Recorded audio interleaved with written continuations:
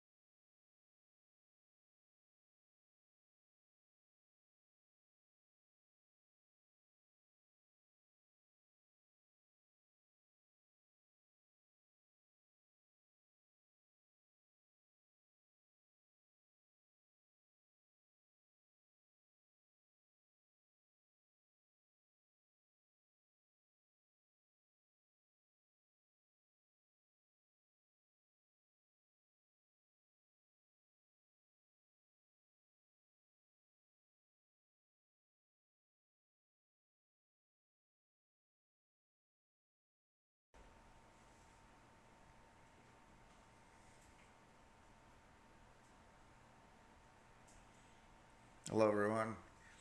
We'll get started here in a moment. Today is going to be a little bit everything um, today. So, Mr. Mr. Professor Game Junkie. what? All right. May I help you? Um I can't think of anything at the moment. Oh, okay. So, because YouTube loves me and likes to show me all the stuffs, we found another chaser video. But this one looks a little bit crazy compared to the last one. So I'm slightly excited. Um, we're gonna have a bunch of like random things today. Yeah, it's going to be a bunch of random things. We're not going to do probably a lot of talking, but we may do. We'll still give our opinions, right? But Look, we're it not it, going to do it as depends. much. Oh yeah, because the pausing. Well, we'll probably save that for the court cases, Yeah, probably. we're gonna do that more for the court cases stuff, that kind of stuff. But for now, it's just gonna be the chasing and probably the narration of that. Um, and then if Well, we need to comment, we will. yeah, we'll see. Because I have a feeling like we're gonna see It looked like from the preview that there's gonna be some crazy shit in this one compared to like the other one that we watched yesterday. So yeah, this is craziest police chases of the decade. So we're probably gonna see some older looking footage too, but We it's may see a okay. couple little bits of footage that we've already seen before. I hope If not. if you have, bear with us. Sorry about that. Well, these things are not, luckily, these things are not long too. No, they're not super The long. chases have been kind of quick, so um, we can't be mad that, everybody finds the same footage Right. and thinks that it's entertaining, right? And again, this is footage all found On publicly. YouTube. It's available Yes. for everyone to see. What he what he said. What he said? What? What? Yeah, what he said. Isn't that what you said? You just said it. So it's what he said. I did nothing. Do I still look tired to you? You look better.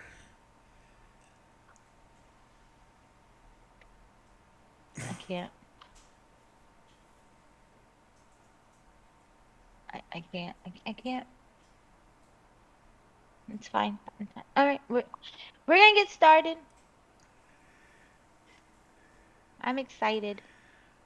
From high-speed pursuits and death-defying pit maneuvers to spike strips, shootouts, and insane canine takedowns, every moment captured by these officers is raw, real, and highly chaotic. Join us for over 3 hours of the craziest police chases ever caught on camera. Don't let the 3 hours scare you. Oh my God. On May 9th of 2024, police in Miami, Florida were in hot pursuit of 27-year-old Melina Logan after she stole a Honda Civic from a car dealership. According to reports, she took the Honda out for a test drive with no intention of coming back. A bolo, or be on the lookout, was issued near the Palmetto Expressway. Meanwhile, a Florida Highway Patrol officer raced to the scene and eventually took the lead in the chase as Logan led police into bumper-to-bumper traffic. Yes. Not only. Order. We make sure Wow. we choose YouTube. when we're in front of Wow. Not only is that the wrong thing to do, but it's also bad to do it during heavy traffic. Not like this.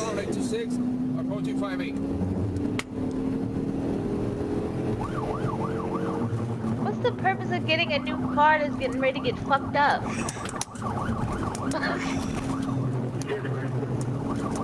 Does she think she was gonna keep it? Because once they T-bone her, she's screwed. Yeah, I'll take the radio.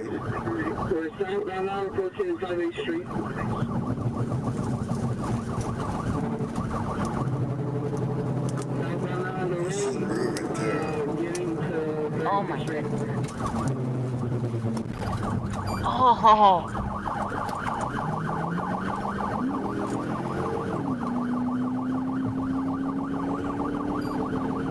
I get so like He almost got nervous. screwed. I get so nervous when people cut through traffic like that.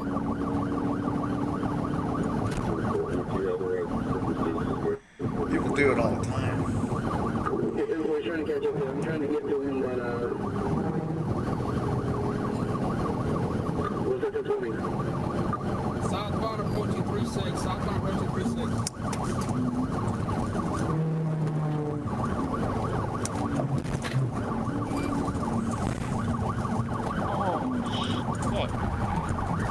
Oh, Hit him.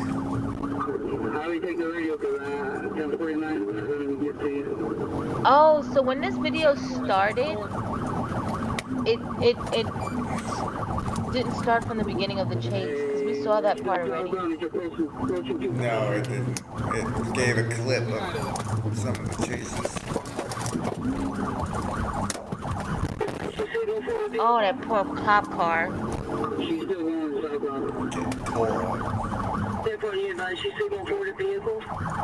Multiple signal 4, multiple signal 4. She's trapped inside the car. Lock her in. Oh, she wrecked out. She hit the wall.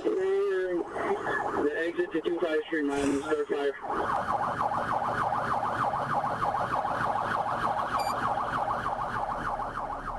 I think Logan she hit didn't that make it truck. very far after her leap of faith. She jumped into a lake off the side of the Palmetto Expressway. Ironically, if you look at Google Maps, the lake is marked with a pin for Parish Bail Bonds, which we believe is nearby. From this image, you can see how far she actually fell. dang. It's unclear if she landed on the edge and then jumped into the lake, or if she cleared the ledge and landed in the water. Either way, the police used that ledge to jump in after her. That's when she kicked several officers in the water and allegedly tried to drown one of them. After a Oh brief my struggle, God. the police were able to pull her from the lake and make a formal arrest. She was charged with grand theft, battery, fleeing, and leaving the scene of a crash. Was it worth it? Hakeem Rich loves running from the police. The 35-year-old from Leesburg, Florida, has a history of fleeing traffic stops. He's also a terrible driver, as his license has been suspended 16 times by 2020. It was canceled indefinitely in October, but that didn't stop Hakeem from getting behind the wheel. On March 10th of 2021, a Lake County Sheriff's deputy clocked Hakeem doing 78 in a 55-mile-per-hour zone. The deputy pulled up on his motorcycle and asked Hakeem to roll down his window. Oh, okay, all right. Hey, Lake County just took off on me. Going out there, won't stop for them neither. Our motorcycle cop wasn't about to risk everything to chase this career criminal. He had Akeem's face and license plate on camera. It wouldn't be long before someone back at HQ could track him down. 19 days later, police tracked Akeem to his apartment complex in Leesburg. With an arrest warrant in hand, they cornered him and advanced on his car. They should have known Akeem wasn't about to go quietly. Turn it off! Turn it off! Turn it off! Turn it off! Turn it off! Turn it off!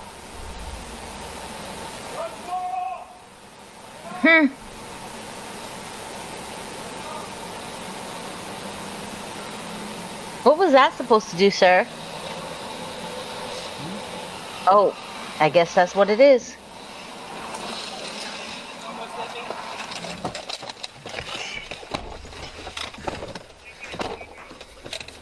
I was wondering why the officer didn't get on his bike and take off. Akeem takes off after nearly clipping one of the officers with his car.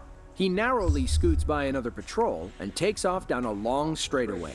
He weaves around traffic and blows through red lights with little regard for anyone's safety.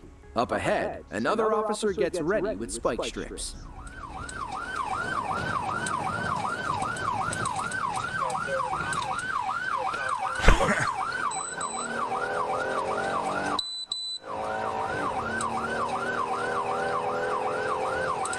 If we don't get him with these sticks, we're going to cancel, so everybody's clear.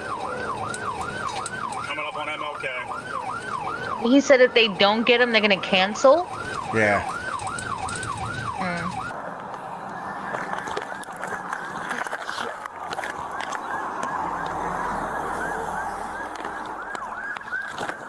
Mystics here. Close, but no cigar. Spiking a speeding car isn't as easy as it sounds. Maybe the other officer waiting up ahead will have better luck. That's code 4 right here, guys. Thomas and Griffin. Actually, stand by. These Burke's going to try to stick in right here. You know what they should do? You know how when you how Fortnite had it where you we could put stuff on our car to hit other cars? Mm-hmm. They should put that on police cars. Okay, that one was a little sad. To his credit, it was a pretty big intersection, and he had no idea which way Akeem was about to turn.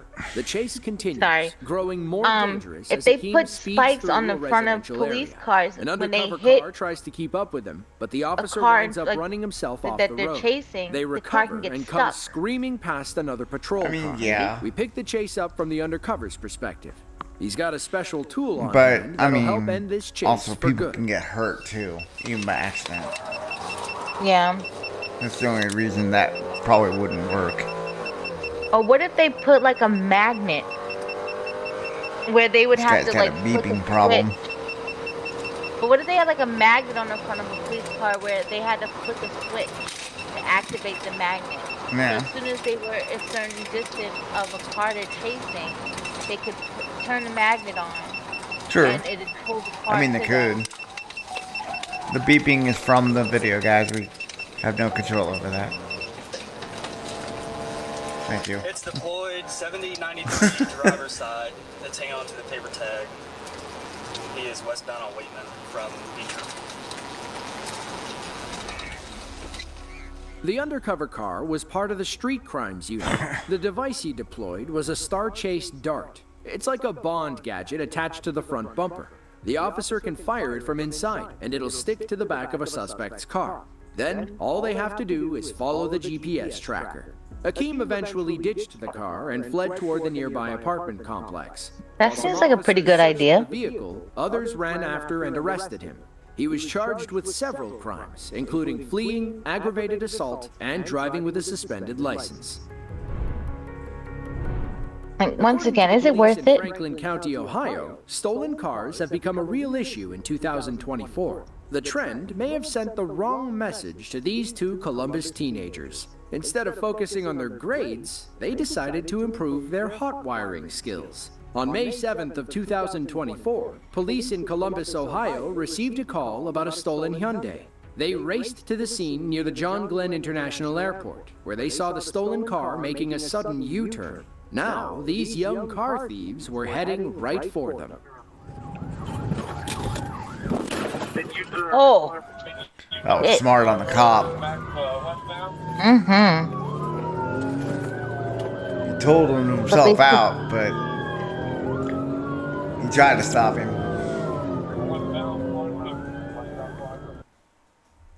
These chases are crazy. And there's so many vehicles involved. According to police, these teens had a prior history of stealing cars and running from the cops. They fearlessly weave in and out of traffic while taking tight, evasive turns. Now, they've already damaged one police vehicle. Let's see how many more they hit before their joyride is over.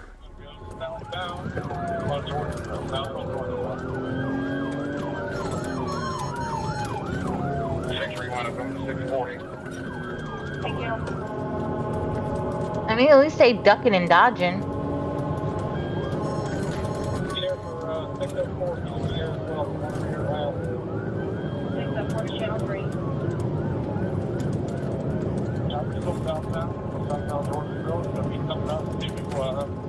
I wish all the videos showed the speed.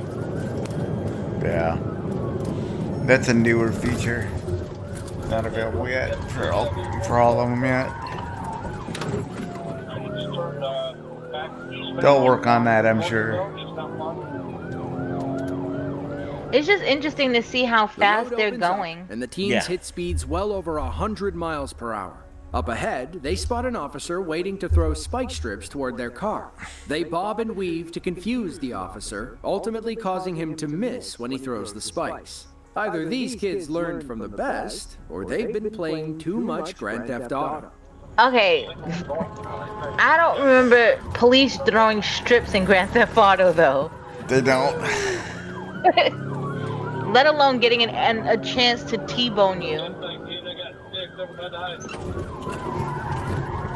Why would you pull into a parking lot? Throw them off. Oh, shit. Took the bumper off something. Oh. That was interesting. Oh, I was about to say, I ain't officer, why done. you put the car? You're done. By our count, they've already knocked 2 officers That's out. out of this chase. Hopefully, the Columbus PD I thought he paid was to hitting have it that for no person's reason. headlight fixed. Police in a different car follow the teens through an active construction zone.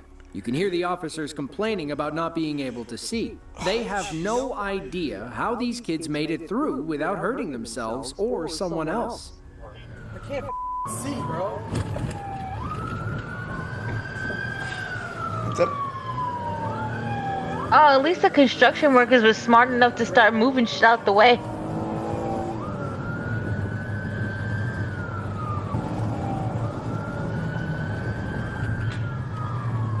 You could tell the officer is young. Yeah. I can't see, bro. Like, how are they driving with deployed airbags? Oh my god. Because the vehicle's still going. You would think. That thing Yeah, looks what's like the it's destroyed. Oh, there's the tree. They should make it to where. Both teens surrendered after crashing into the tree. It's hard to imagine their car could have taken any more damage. The sides were all banged up. They lost their rear Hyundai bumper, and the Elantra passenger is side actually one airbag of the had strongest deployed. cars. Both of them were taken into custody and are currently sitting in juvenile detention as they await their next court date. According to Deputy Chief Dan Kelso, neither teen is worried about going to jail. They've been through this before. Normally, they get out on the same day. Well, maybe you need to stop releasing them on the same day so they can learn something. Oh. Is that another Dodge Charger?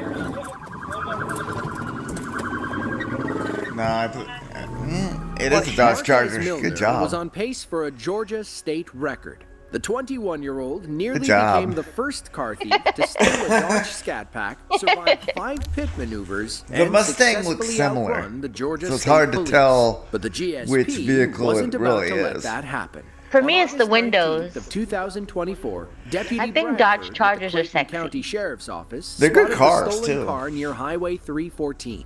He turned around as quickly as They're he getting could all and topped totaled 100 up, miles per hour as he caught up to Marquez. A routine pit maneuver should have ended this chase early on, but this car thief believed he was destined for greatness. Hey, he's coming out at 314. 314 heading towards 138.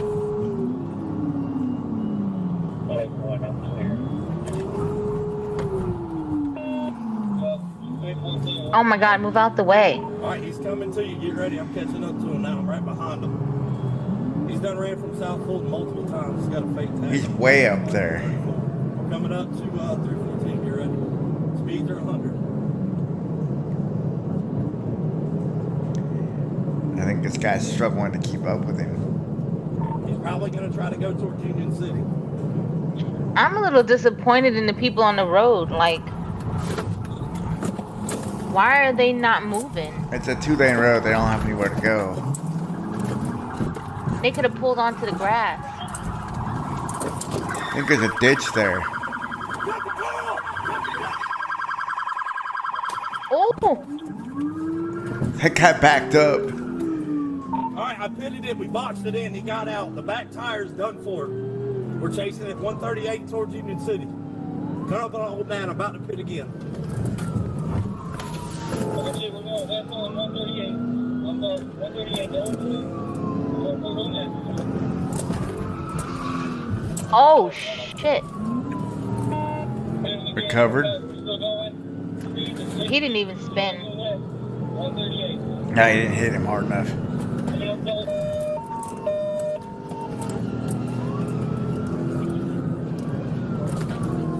I think police cars should be able to go faster than any other car. Just for this reason. A car should never be able to outrun a police car.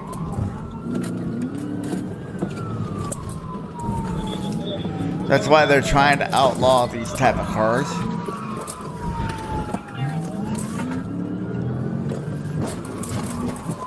Got him.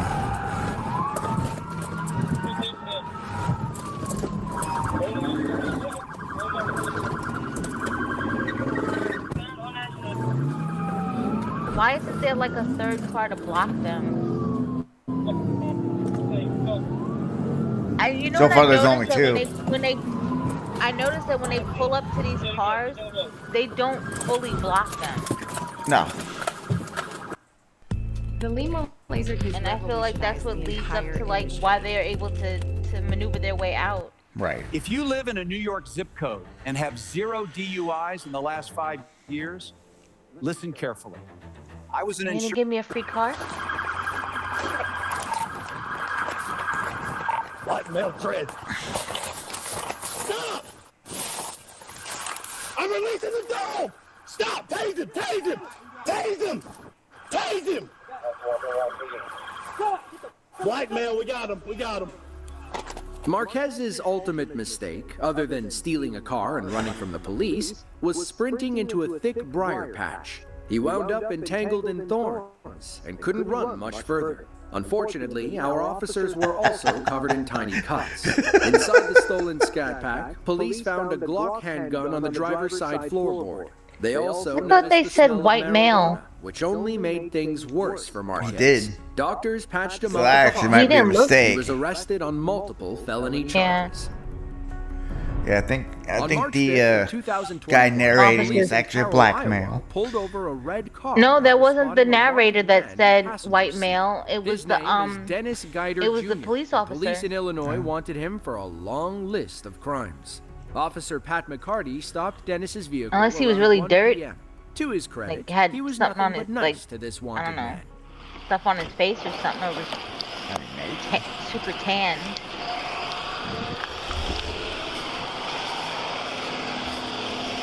How's it going, guys? Hey, Dennis. Hey, hate to be the one to tell you this, but it sounds like you got a warrant out of Illinois.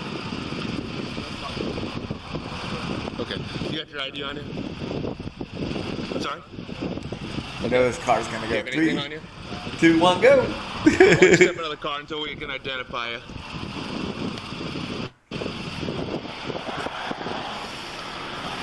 You gotta wonder, like, at what point when they have more than one person in the car do they decide, let's just run? You got anything on you? Any weapons or anything like that? What's up? Awesome.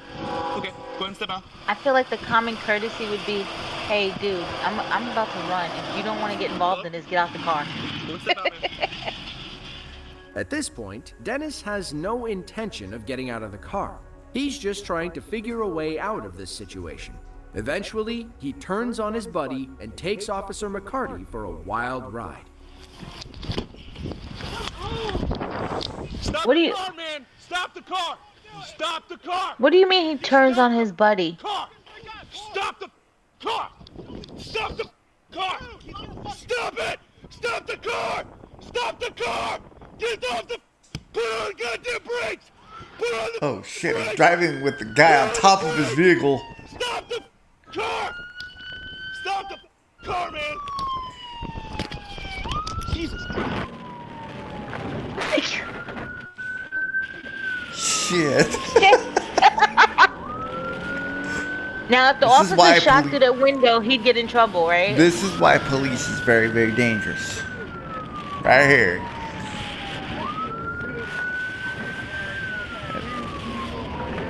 Oh my God. Does he not know that he just...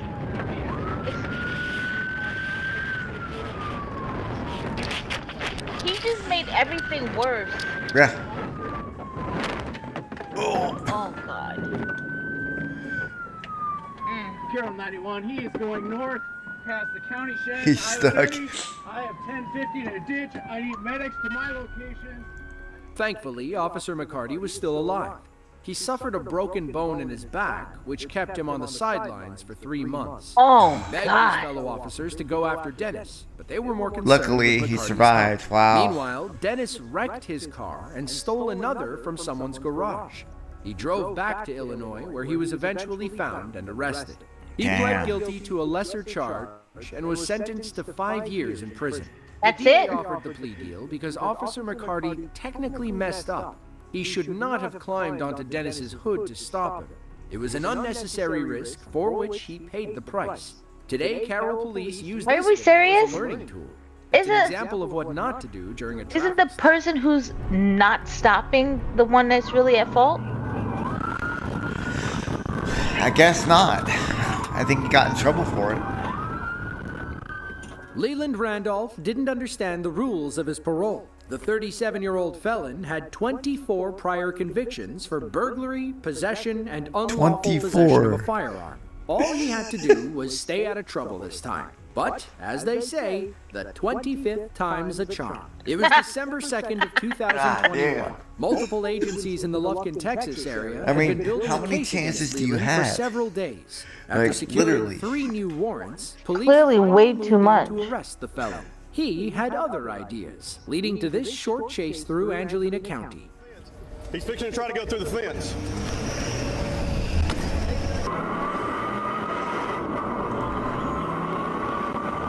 I mean, if you're gonna run, at least be successful at it, right? Right. At least for 5 minutes. Let's hope. He could barely control the Jeep. Right.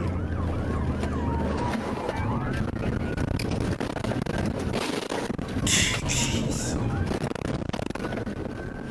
Now let's see that crash again from the trailing officer's perspective. Excuse me. Oh! The whole back axle came off.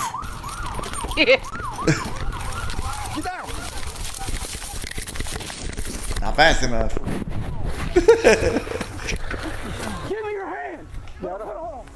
Leland was arrested and charged with unauthorized use of a motor vehicle, felony possession of a firearm, and possession of a controlled substance. 2 women were also arrested after Leland crashed. January Powers and Alice Horton were seen helping Leland load items into the stolen pickup at a storage facility. Horton fled with Leland when police arrived, and Powers was arrested on the scene. When police searched the storage unit, they found several weapon magazines, a rifle, plenty of bullets, and liquid methamphetamine.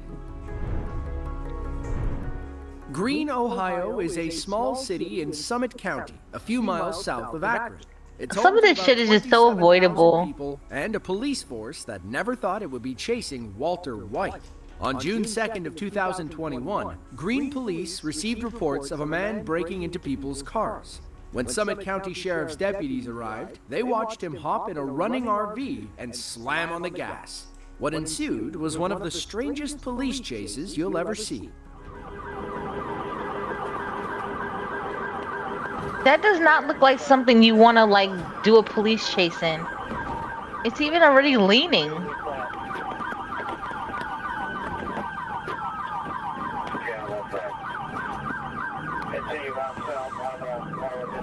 These you have to be a little bit more careful. Like a truck, it has the same rules. Yeah, it's not going down without Nope. some serious maneuvering.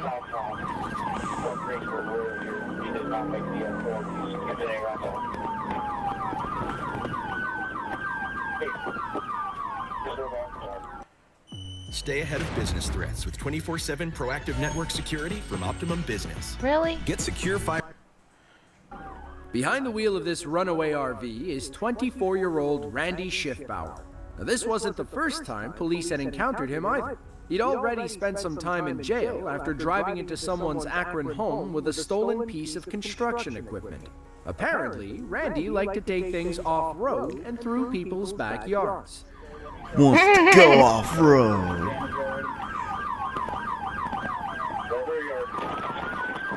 Not a good idea in the trailer. No.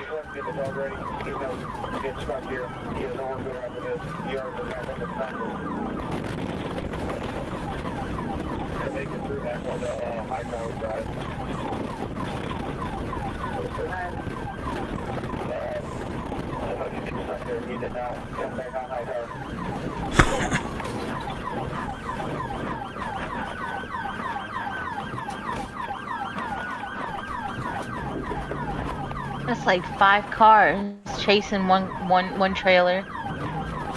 Yep. Because one hit by that trailer can take you out. Leading police deeper into this Akron neighborhood.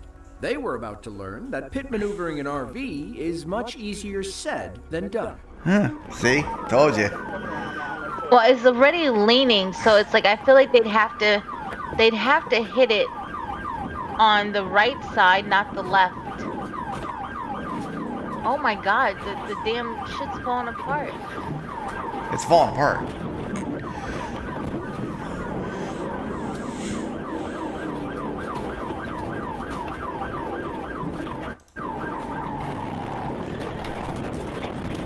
I feel like if you hit it hard enough on the right, it'll fall over to the left because it's already leaning. I don't know how I feel about people driving on people's lawns like that.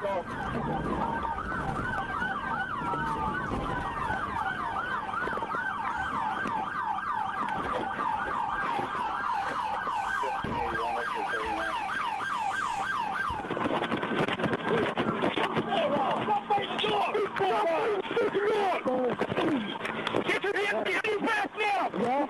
Stop the run! Put your hands down your back! They got him. Ooh, it says K9 unit, stay back. The K9 unit caught up with him. Right. He eventually pleaded guilty to robbery and failure to comply, earning him between 7 and 9 years behind bars. Nobody should ever run from the police. Not a good idea. If you do, maybe drive something faster than a mobile home? Probably preferred. Look, we're not working with geniuses here, right? Nope, we are not. Fairfield Fairfield Bay, Arkansas is a small town nestled in the heart of the Ozark Mountains. If you're into boating and off-roading, then Fairfield Bay might be the place for you. Just don't ride your four-wheeler on the main road. It was December 9th of 2022. Arkansas State Trooper Robert Neese was heading north on Highway 330 when he spotted a four-wheeler driving where it wasn't supposed to. What should have been a simple, "Hey, don't do that," turned into a wild off-road chase that pushed Trooper Neese's squad car to the limit. It's a four-wheeler, though. Stop. You ain't. Keep going. Stop. You. Why? You can't be on the highway. This is you can. Huh? They said you can. Who? The Flipper Bay. They said if you're finishing the trailhead. I was just trying to get past those ditch lines so I can hit this trail. I wasn't trying to cause no trouble, bro.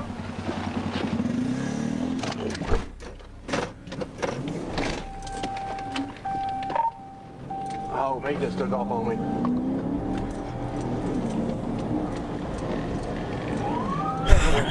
That looks so dangerous. We're going northbound. You ain't got the vehicle to protect you. The traffic's light. Nope.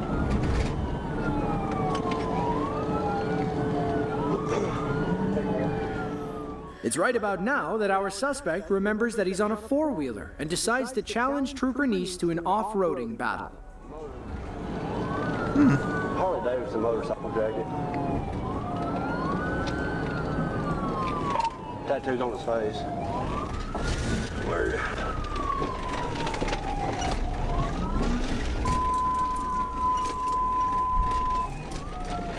We're off the road.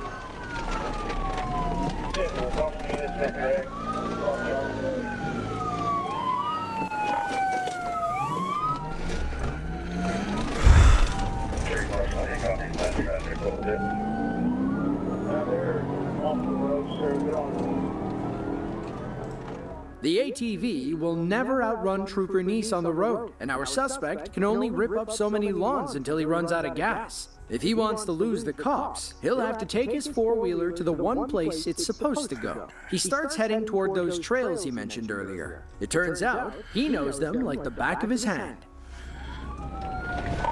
Fairhaven Road, turn right.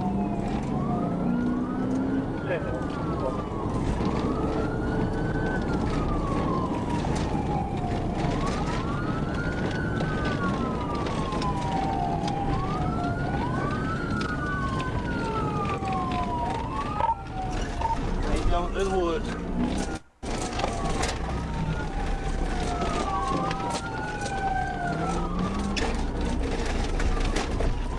Going through the woods.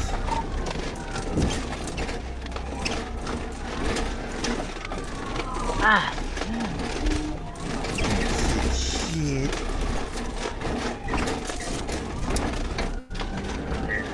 Oh, God.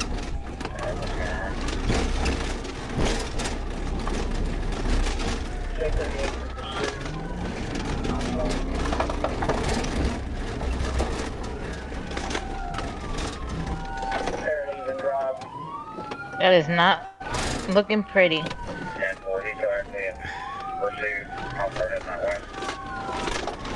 This vehicle's all screwed up.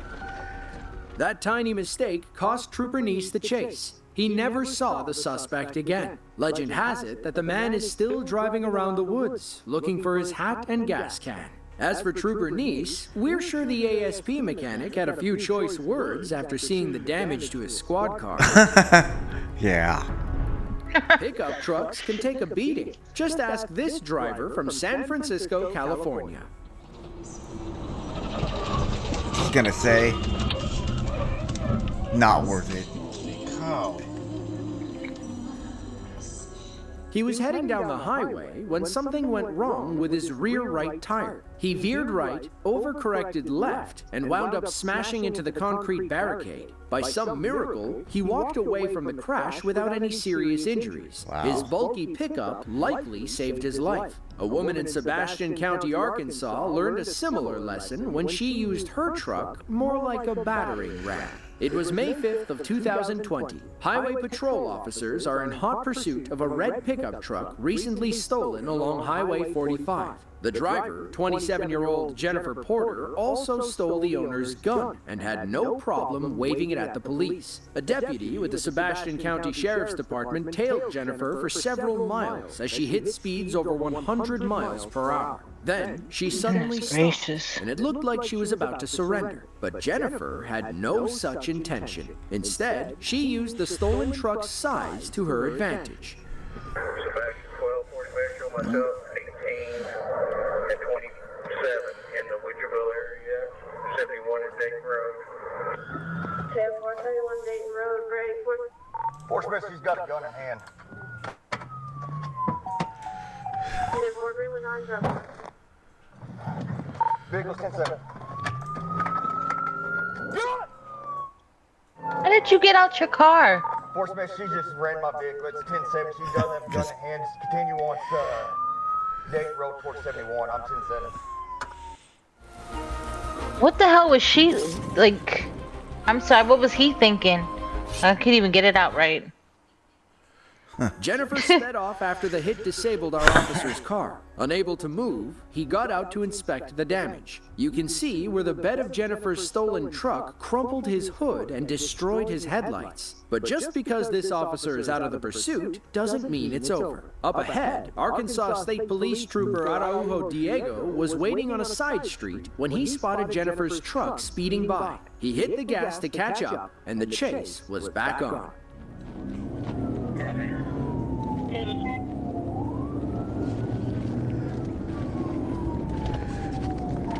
Smith, I'm behind the truck. We're turning north on Browntown. North on Browntown.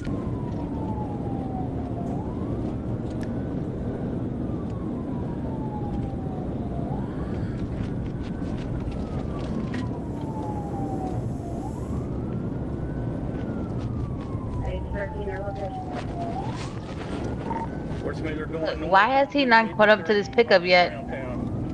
I don't know, because that pickup's going 150 miles an hour. After a few high-speed miles, Trooper Diego finally catches up.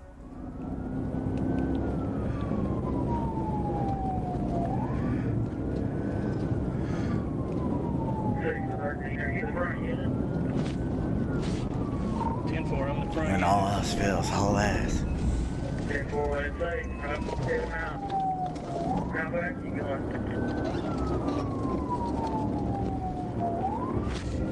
We just made a curve at 70. We're going on north there past the rock ground. As they approach a slow speed zone, Jennifer uses the same rear-end technique to disable Trooper Diego's car.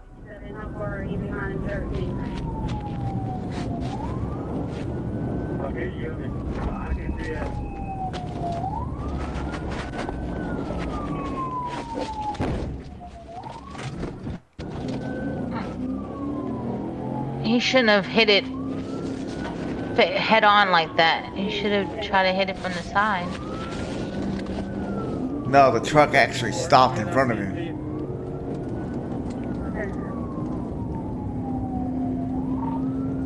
I'm 1050 of rear-ended her. She slammed on her brakes on me. Jennifer gets lucky about a mile later when two cars force Trooper Diego to slam his brakes. She speeds away, and he'll have to step on the gas to catch up. When he finally does, he spots Jennifer taking a sharp right turn. This chase is about to go off-road. This Comer Lane, I believe, is a dead end. She just turned down.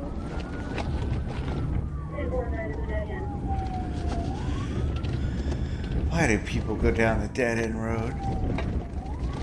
Because they're dead. Dead-end thinkers. What not to do?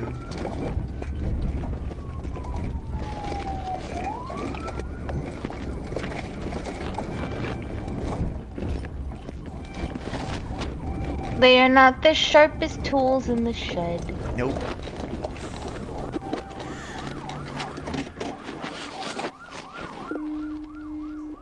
That is the last we'll see of Jennifer for a few minutes. Her stolen pickup can simply go places that are Damn, did he just make that trail in them people's grass? Are forced to turn around and go back the way they came. It'll be several more minutes before police locate her truck. In pursuit time, a few minutes can feel like an eternity. You never know how far the suspect got or who they may have hurt. Thankfully, Arkansas State Troopers located Jennifer speeding down a narrow back road.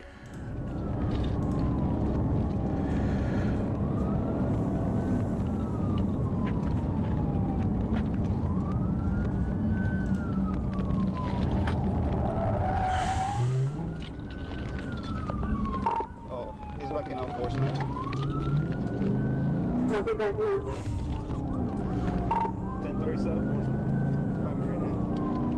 She's like, why won't they leave me alone? Never. Actually, I think this is kind of impressive for a female driver, isn't it? Yeah. I mean, she knows her truck. That's Shadow Lake enforcement.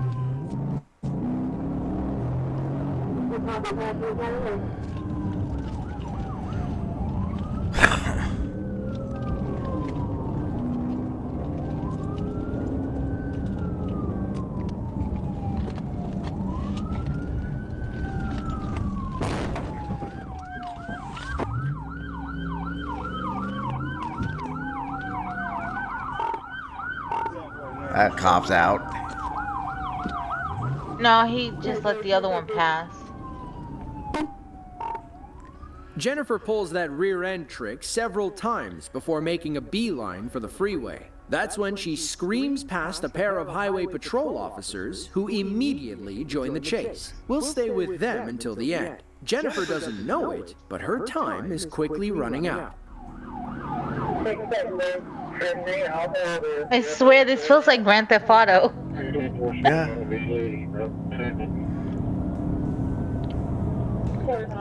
Except the police don't have a limit. They'll chase you forever.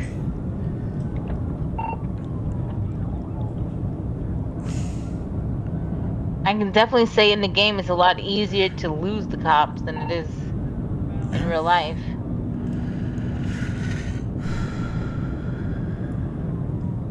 Copy northbound Old Jenny Lynch, 115.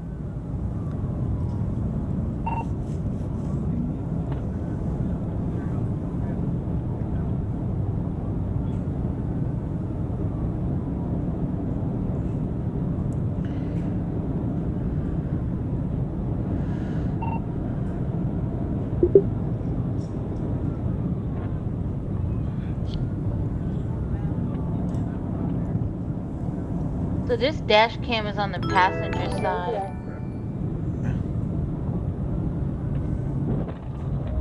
Oh. Thank you for the follow.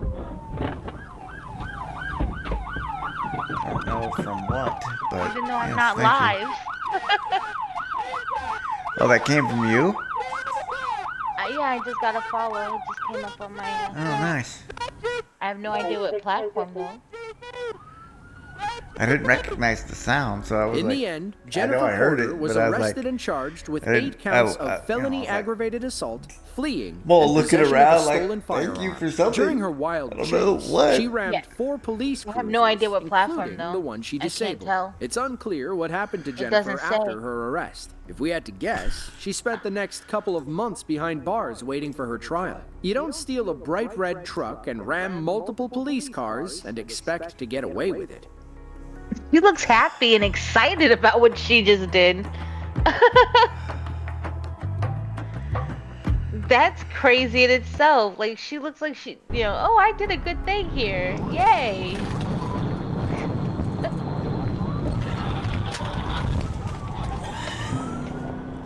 It was February 22nd of 2025.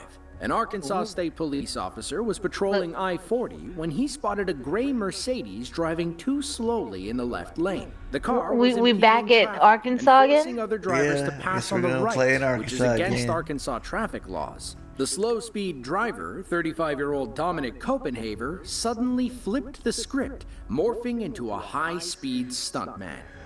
You freaking do it. Take your foot off the brake. Don't do it, bro. Take your foot off the brake. Throw the window down.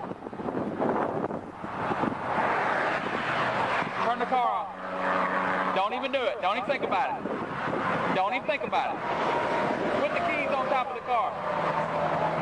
Like he told you not to think about it. Bye. He took up. It's like, officer, you told him not to think about it, but he couldn't help himself.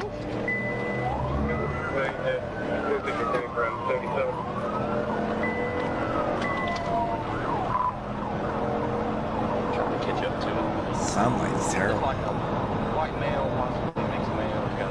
I need police departments to Our clean their initial windshields officer every lost day. sight of Copenhagen Good luck on the with that. highway. That's when ASP Trooper Tanner Crossland heard about the chase and spotted the suspect fleeing down a local business strip.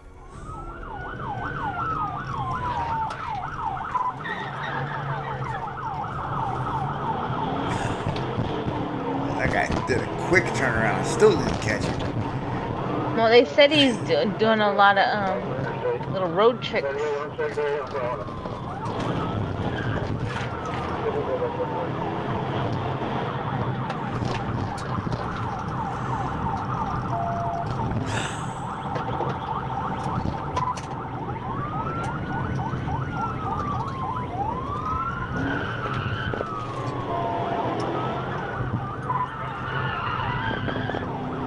Jeez.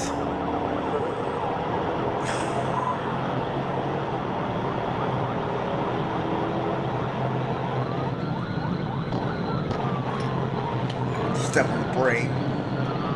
You know, all they need is one of these trucks to just like block the highway, and it's over from there. Yeah. But I know that nobody wants to put their vehicle in harm's way in that situation, especially voluntarily.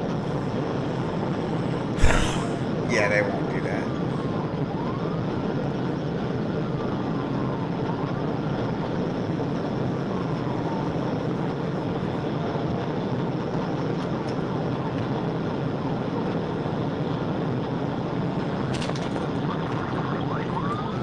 Damn, it's close.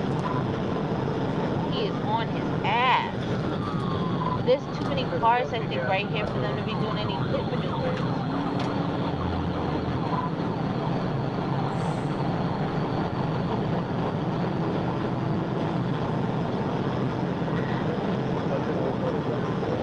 This officer's very aggressive, though.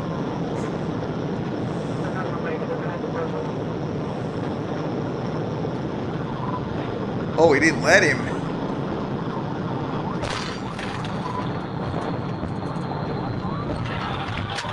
Oh, that'll do it. Damn. Nope. Shit, spun out the officer. Shit.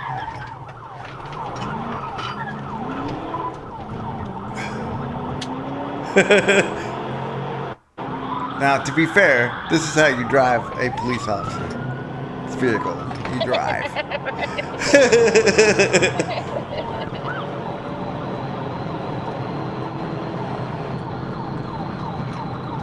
These things will go. Those things will go. Trust me, they'll go.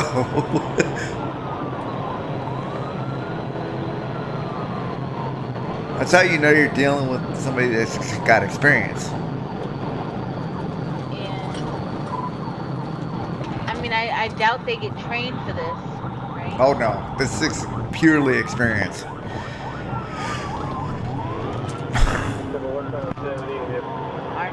It's Arkansas. And he's doing good. People are always trying to outrun the law. He's doing good for Arkansas. Because officer's doing really good for Arkansas.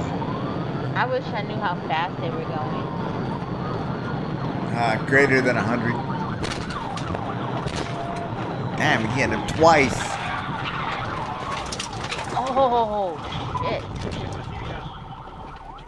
Copenhagen was arrested and charged with fleeing, reckless driving, and criminal mischief, among many other traffic violations. They That's later all? learned about his extensive criminal history in California, Florida, and Arizona. At the time, he was wanted for assault in Harford County, Maryland, and was to be considered armed and extremely dangerous.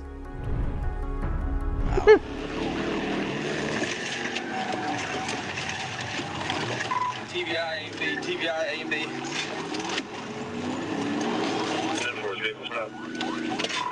I could see like the thrill in On this June 12th of driving that 2025, fast, and ASP Trooper Randall Schwab I just watched don't a want the black Cadillac punishment. speed by his location on I-49 south of Fayetteville. According to his radar, the driver was going over 110 miles per hour with no signs of slowing down.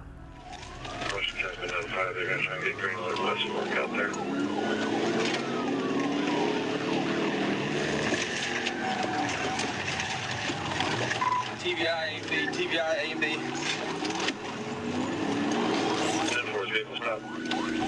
No, he's on the wrong way. This is a little bit more exciting than yesterday. Yeah, a little bit. And the reason for that is because there's not as much narration. The narration for yesterday was a lot. I didn't understand what you said. Nobody cares. Northbound 49 from exit 61 as far as toward the dam. This feels hard.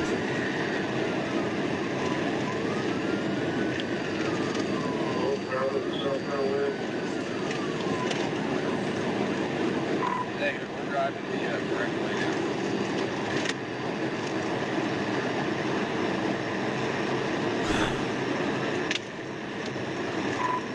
Now approaching the 60, speed 135.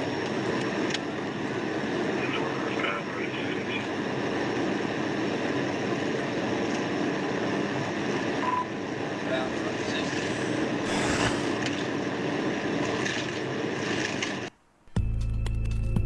Oh my goodness. Things happen here, but no one really talks about it. When did the We have 25. like I didn't put the CC on. The pursuit continued at a steady 140 miles per hour. Thankfully, these Arkansas highways aren't too busy in the middle of the night. 140. God damn. And he kept that speed.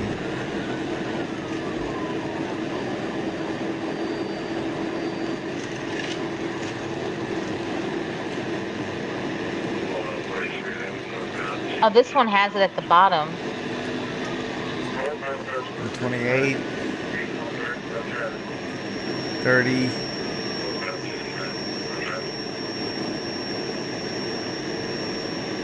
I mean, on an open highway like that, though, it's so easy to get to that speed. Yeah. There's 140.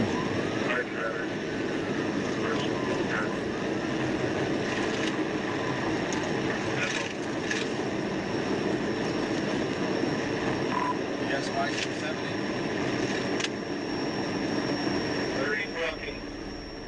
Up ahead, ASP Trooper Marshall Hill was preparing spike strips in the middle of the road. At these blistering speeds, spiking the suspect's car was like trying to hit a bullseye. Inside lane, fast lane. Pretty much. God damn.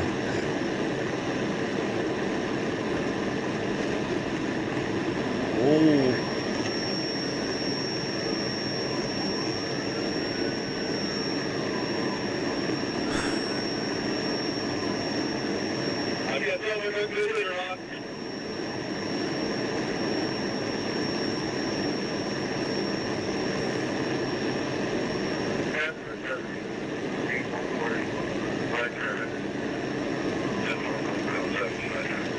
The good part about using spikes here is you can't see him, and he's moving too fast to even maneuver around him.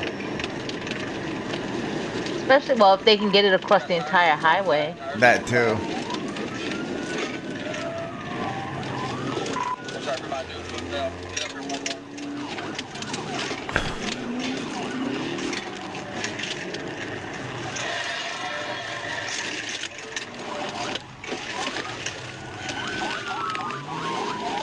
I got a phone call.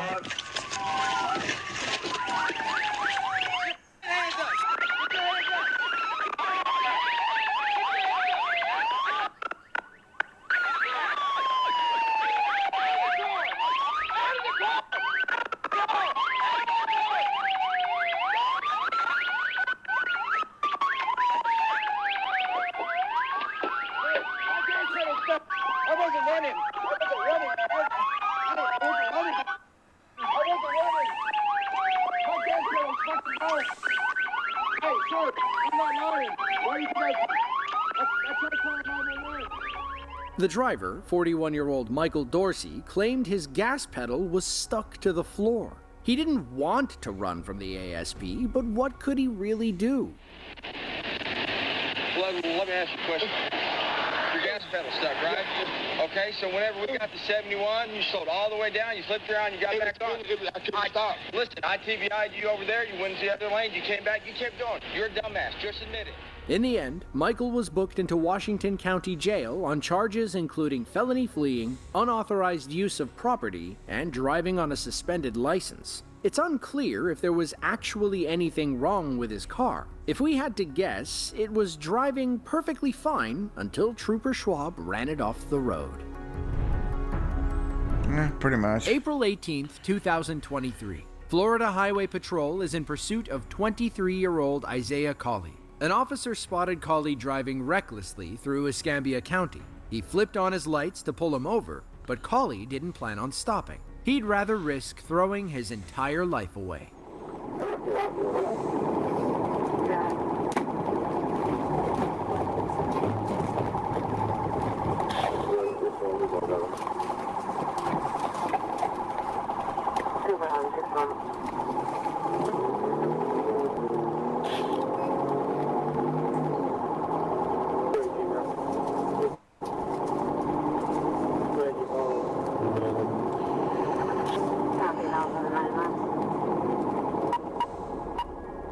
More Highway Patrol officers crossed the median up ahead to join the pursuit. They tried forcing Cawley off the side of the road, but this maniac was able to weave in between them. He whipped around the right side and sped away like Grand Theft Auto.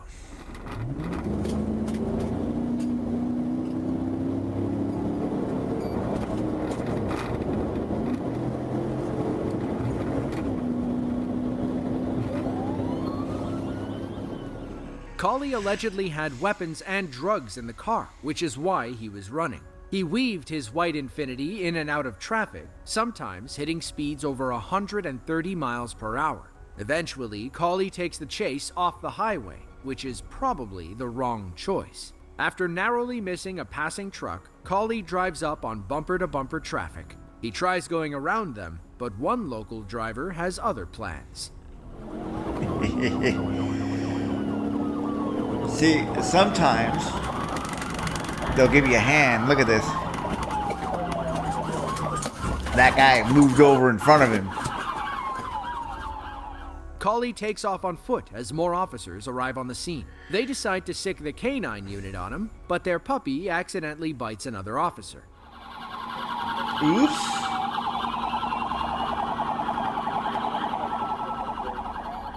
Chaos was the theme of this chase. One officer even crashed into another cruiser while trying to join the foot race.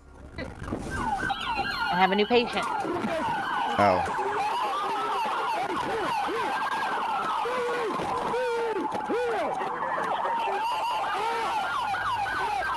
Damn. Sorry, that car trying to get that hill. Cawley thought he'd be home free if he made it across the highway. Unfortunately, he was running right into the path of an oncoming truck. What's up? Oh, shit.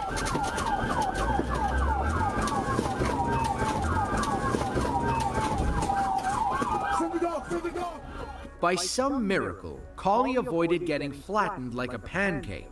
Police had to end this before he hurt himself or someone else, so they tried the dog one more time.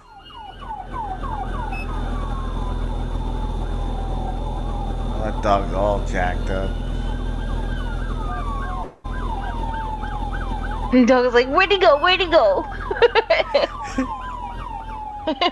This canine needs another year of basic training. Yeah, it does. Officer and ran past the suspect. Luckily, police were able to tackle Cawley on the road. Aww, the dog did manage to doggy. bite his arm once Cawley was in handcuffs. Cawley was arrested and charged with resisting arrest. Yeah, hit and run, canine needs a and little bit of drug work. Possession. He was held on a $67,000 bond, which someone Look, maybe they didn't pay him his kibbles and bits that week. What happens? Took a man's life and went on the run. He was arrested in Georgia for first-degree murder and second-degree attempted murder. It goes to show that police can never be too careful. You rarely know what kind of person you're dealing with, especially when they decide to run.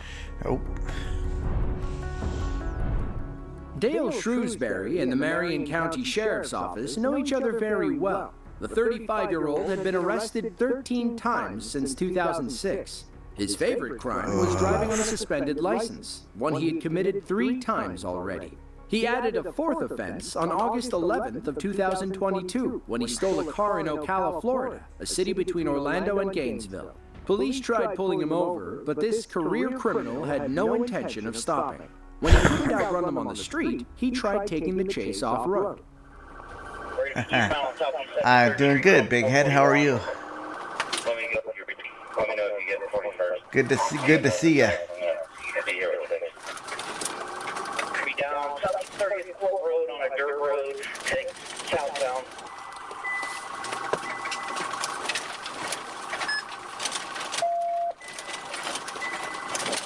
This is just wrong. Now we're going eastbound away from the railroad track. I think they just always hope that they can drive through this shit and then jump out and run and get lost. And worked. The larger police SUV couldn't we're navigate doing well. the trees. Yeah, we're doing Luckily, pretty well. A canine unit was barreling down a dirt path, ready to intercept Dale when he emerged from the forest. He locked on and did everything he could to keep up with Dale, even if it meant driving across people's lawns and blowing through their fences. With the help of Xero accounting software, I've got the right information at my fingertips. So I can take my business anywhere. That's a long one. So rude. Search Xero with an X. And then they make you go through too. It is not Christmas yet. At Jay McLaughlin. Right? Sheesh. I hope you're doing. How has he not been able to take out this car? Damn, Cruiser sounds beat up. Sounds like it's beat up. Yeah.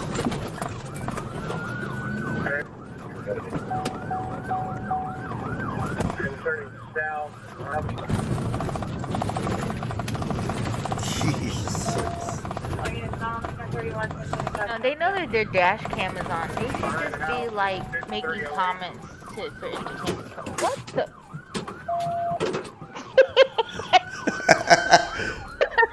Dale almost lost the police for a moment back there, but our canine unit quickly caught up. The dog waiting in the passenger seat was getting eager to take up. Yeah, they go to jail for a long time. Dale Shrewsbury. And he just, you know, it's a canine unit. Did the dog bite him in the ass? On March Probably. 6th of 2022, Or is there something police hidden in in there? Pinellas County, Florida, were in pursuit of 27-year-old Kenneth Lunford. Lunford is a homeless man that was just trying to buy some drugs outside a motel, but got into a fight after the deal went wrong. Unfortunately for him, things only kept going downhill from there. He wound up stealing the dealer's car and led police on a high-speed chase through several towns and cities. Why would you Thankfully, steal the the Pinellas car? County Sheriff's Department Look, had he'd their be eyes on the safer in sky. police A custody helicopter because the followed dealer's Kenneth probably as he looking to burned kill down him. Streets, blew red Or lights, get him, and whatever. weaved around Right. traffic. All this clip needed was the wanted level stars from Grand Theft Auto. He just needed the notoriety. Through 8th Avenue Northwest. Oh, he was on pretty close to that motorcycle. Oh my gosh, yes. We gotta get his sticks ahead of this guy. He's gonna kill someone. Yep. Through 4th Ave. Do we have squad 3 units on here?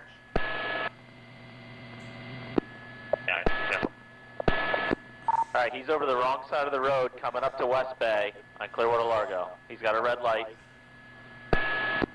Oh He my ran the red god. light. I think he just signaled forward into this van. He's now westbound on West Bay. It's unclear if the driver's side door is damaged or if Kenneth is leaving it open on purpose. Maybe he's gearing up for a bailout when the police finally catch up. But at this point, it doesn't look like any cops are nearby. The only thing keeping this chase alive is the helicopter overhead. It watches Kenneth drive on the wrong side of the road and narrowly hits several civilian cars. He earned another wanted star when he tried to carjack a Corvette. Alright, wrong side of the road around that deputy. Still continuing high rate of speed. Are we sure this person's in a helicopter and not using a drone? You missed the spike, 28. You missed it on the crap. All right, continuing south past 24th.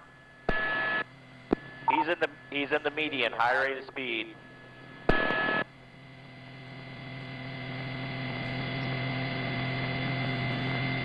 So if there's no cops following him, Slowing down at 18th. what is he speeding for? Looks like he's gonna bail at 18th. Oh, sure. He's coming to carjack a Corvette. Black male, blue shirt, blue jeans. Rocky, can you get up there? All right, that car just sped off. He's back in his red car, taking off southbound. It looks like the door is broken. It is broken. The Corvette owner was like, "You're not getting my car." 31, you just went southbound on 18th, you said, go forward? He is southbound on the Gulf Boulevard, high rate of speed, 12th Avenue. We need to get this guy stopped. The Corvette driver wasn't about to let this maniac take his car. But, as the saying goes, if at first you don't succeed, try again. Right. Just ran the red light at 5th. This guy has no regard for anybody else on the road. On the pedestrian path, just signal forward, in front of Krabby Bill's 4th Avenue. Out of the car, running southbound. He's trying to carjack another Mustang, a black Mustang. Sorry, I'm getting a little amped up here. You're good. Oh, and it's two. All right, he just carjacked this Mustang. Taking off in a black convertible Mustang. Oh, look, and they didn't help him close the doors either. Now it's already damaged. In this. Ram it if you have to. I'm right behind it. It looks like that car was involved in the Signal 4, so he's got the back left tires gone. Now, Kenneth may have upgraded his ride, but he's lost the back left tire. It wasn't long before he lost control, and deputies were able to come up behind him. He fishtails, hits another car, and then nearly takes out someone on a bicycle. He smashes through an apartment complex fence and winds up nose first in the Florida mangroves. He takes off on foot, wading through the swampy area before ending up in the Gulf of Mexico. That's when police surrounded him with their weapons drawn. Either he can swim to Mexico or let the police take him in. In the end, he did the smart thing. Police hit him with 31 charges, including carjacking, DUI, and leaving the scene of a crime. His mugshot showed him with several cuts and bruises on his face. Thankfully, nobody else was seriously injured during his joyride. Yeah, exactly. For 20-year-old Cameron Jenkins, April 15th of 2019 was getting off to a bad start. He had just gotten into a minor fender bender while heading westbound on I-71 near Cleveland, Ohio. An officer arrived on the scene and spoke with Cameron about the accident.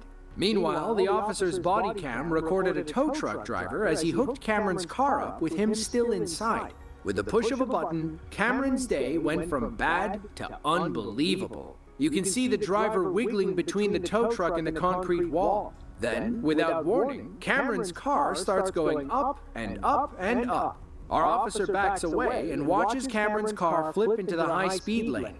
Thankfully, nobody was coming, or else Cameron would have been toast. Cameron said nobody ever asked his permission to hook his car onto the tow truck. He was simply talking to the officer, and then the next thing he knew, he was staring up at the sky. Meanwhile, the tow truck driver claims the buttons to lift the boom had been sticking recently. Management allegedly knew about it, but hadn't fixed the situation. Still, it's unclear why he decided to lift the truck while Cameron was still inside. According to Cameron's lawyer, he suffered a severe concussion that still has lingering effects today. In the end, they sued the towing company for $50,000. Wait, what did that have to do with a chase? Yeah, that one's out of place.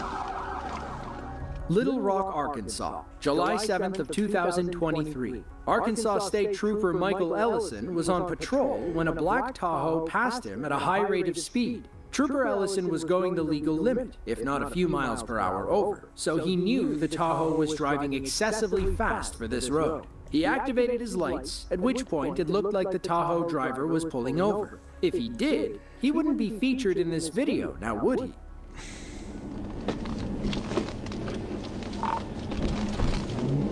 On Asher, coming up to University, 650 Zero North Charles. 650 ZNC, it's a black Tahoe. Passed me at about 90. Still rolling towards University. Oddly, our driver still obeyed traffic laws while running from the police. He even sat at this red light while Trooper Ellison was behind him with lights and sirens.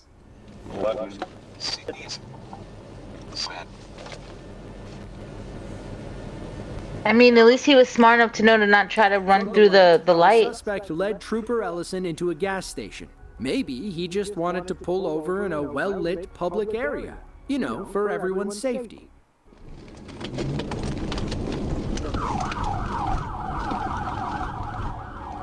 Guess not. Our driver, later identified as Marvin Jenkins, took Trooper Ellison onto the main road. The wide lanes gave him enough room to perform a pit maneuver. The execution was perfect. The result, however, was unexpected.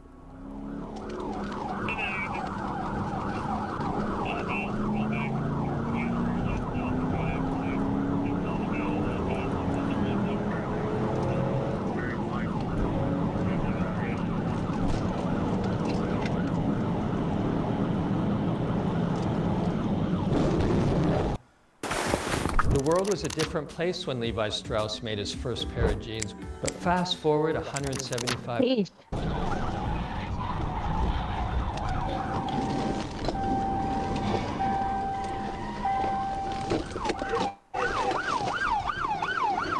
They go to get out way too soon. His car's pretty disabled. Like,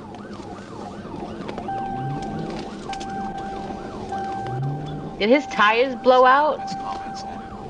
It looks like it. Yeah, something's wrong with that right It looks like he's driving on rims. There's no traffic on our side.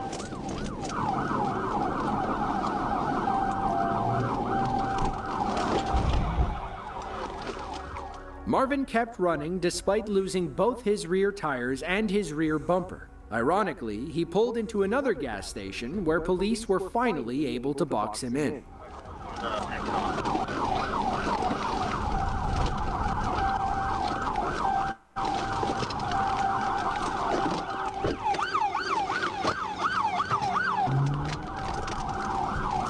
he's still trying to drive. Where is he? Next on.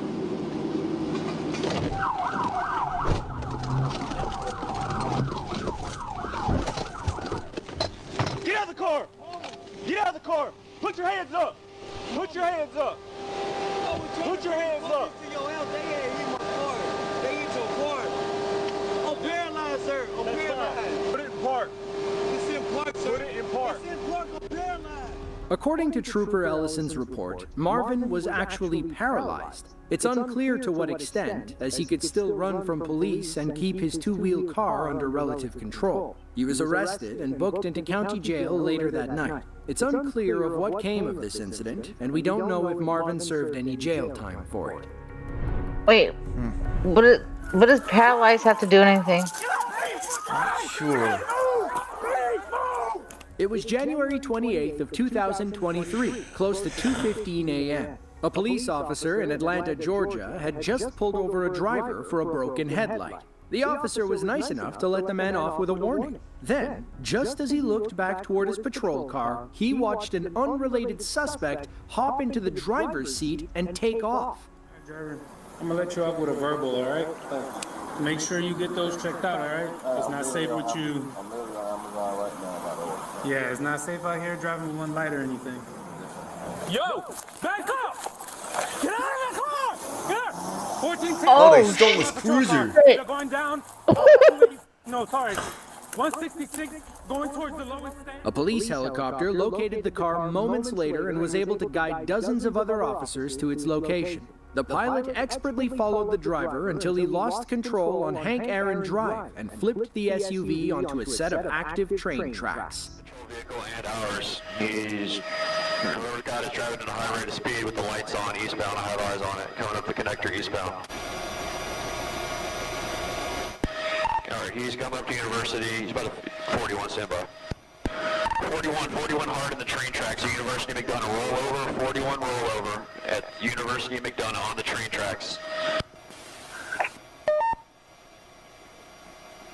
Oh my goodness.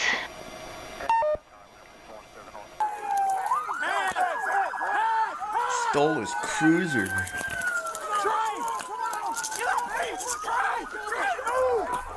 Why would you steal a cop car? And why is there a train coming? I'm so done. Now let's see that near miss one more time from the helicopter's perspective. Oh. The patrol car. Struck the patrol car. I believe they may have just got the guy out of town. The car thief, later identified as 29-year-old Michael Parker, was arrested and charged with stealing the patrol car and causing damage to public property. Thankfully, police pulled him from the SUV in the nick of time, and nobody was seriously injured when the train pulled through. As for Michael, he only suffered a few scrapes and bruises during the crash. In That's it? hindsight, stealing that police No, car they're could pretty have been safe the cars, last thing he honestly. ever did. Around midnight on March 20th of 2018, police in Tulsa, Oklahoma pulled over 36-year-old Angie Frost after they saw her driving a stolen vehicle. While in handcuffs, the woman explained that her friend Steven had lent her the car as she had to move some stuff. She didn't know it was stolen. While officers searched the vehicle, another stood with Angie to hear her side of the story. That's when she flipped and told officers she'd be willing to work with them as an informant. Y'all get out there. I cannot believe this. Please, can I work with you? Well, like I said, I know where drugs are going on right now. if it's Stephen Kurt, well, that's what you're working with us on the other stuff, right? No. Are you saying you're a CI for somebody over 11th and Gwinnett? Is that what you're telling me? I told him things. I mean, I don't know if that's the correct term. Are you in regular contact with somebody, a detective, or are you just talking about you've talked to patrol officers before about stuff? No, it wasn't patrol officers. Okay, so it was some detective or something? It was the one in charge. Oh my god. I don't know what they're called. In charge of what? Over it was the police station. She looks like she's high. Garnett, or no, 11. Might be. Yeah, that's Mingo Valley. Okay, Mingo Valley. The sergeant or whatever. It's lots of sergeants. Lots and lots of sergeants. I'm trying to do the best that I can. Okay, that's fine. That's fine. She's either making it all up or she's got a terrible memory. Either way, Tulsa police aren't about to let her walk away so easily. In fact, things only got worse for her from there. It turns out that Angie wasn't legally allowed to drive any vehicle, let alone a stolen one. Another officer says she's going to jail, at which point he puts her in the passenger seat of his cruiser. Then they sidebar, and new information about this stolen car comes to light. I don't understand why they do put people in the passenger side of their cars sometimes. You would think their cars would get stolen more often doing that. At Principal Asset Management. Yeah. Is Steven listed as the suspect on the EMV? Yeah. See if she can give him to us. Yeah. And you see how he's blocking the other officer's view? Right. He's Well, listed he's as blocking suspect. our We can view. Take her for what? No DL? This ain't gonna stick since he's the listed and she I borrowed have no idea why this is saying on she this, doesn't know. this but if she can have him meet her or tell us where he's at, we can go get him. Well, this is craziest police chases of the decade. I think she's willing to do what she needs to do. Do you have anything better on her other than the You gotta read the traffic? report says that mom, I guess, found her keys. It was yesterday's date, so Yeah. Thursday. Just not very long ago. So I think it was like 3. Said that found her keys were missing. Found out that son took the car, and then when she talked to son, he said that she stole a car from him without permission. Oh, he said she's involved. You want to read the report? Yeah, yeah. Well, I don't have to. I didn't know she was involved. I mean, that way I didn't know she was on the report. I thought he took it, which would sync with her story. Pull up on there and read it and see what you think. Inside the cop car, Angie goes on and on about other crimes in the area. Apparently, she knows all the ins and outs of every black market in Tulsa. When that doesn't work, she turns to desperate measures. Keep an eye on Angie after our officer shuts the door. I'd say maybe try to give Stephen a call, and she'll give you a number. But the other officer, whoever took the original, couldn't get a hold of him. I don't suppose we're going to be able to either, and I don't feel like spending the rest of my shift trying. I think this is all going to be a bunch of BS anyway. I think that's probably the best bet. Is this all gonna? They'll figure it out.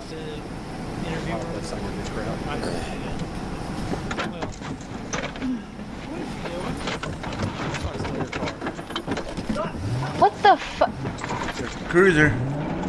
Oh my god.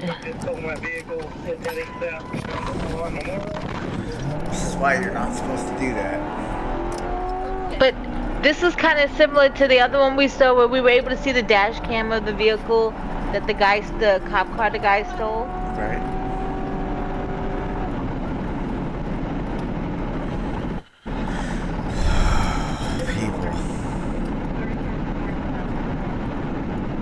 Look, no one ever said these people were smart, right?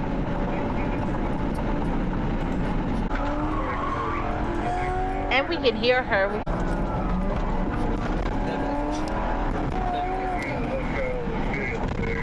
Actually, it's interesting to hear commentary from the.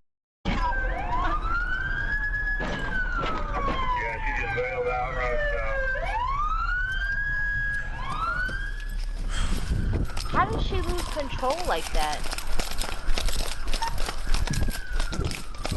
Where'd she go? Is that her right there? Officer, you should say it out loud.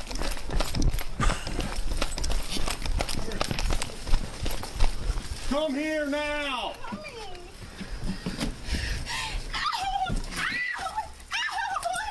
Get on the ground!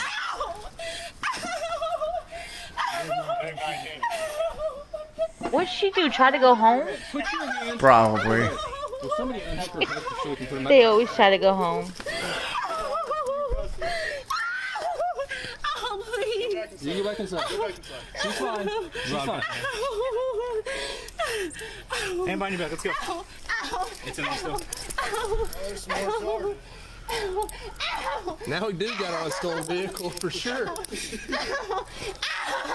All right, stand up. Ow. Ow. Ow. Anybody got a cage? She's wired. Apparently so. His car is right there. I told you guys I didn't steal that car. You just stole a police car. No, I'm going to jail for over. You stole a police car in front of 3 police officers and eluded. Ow. Ow.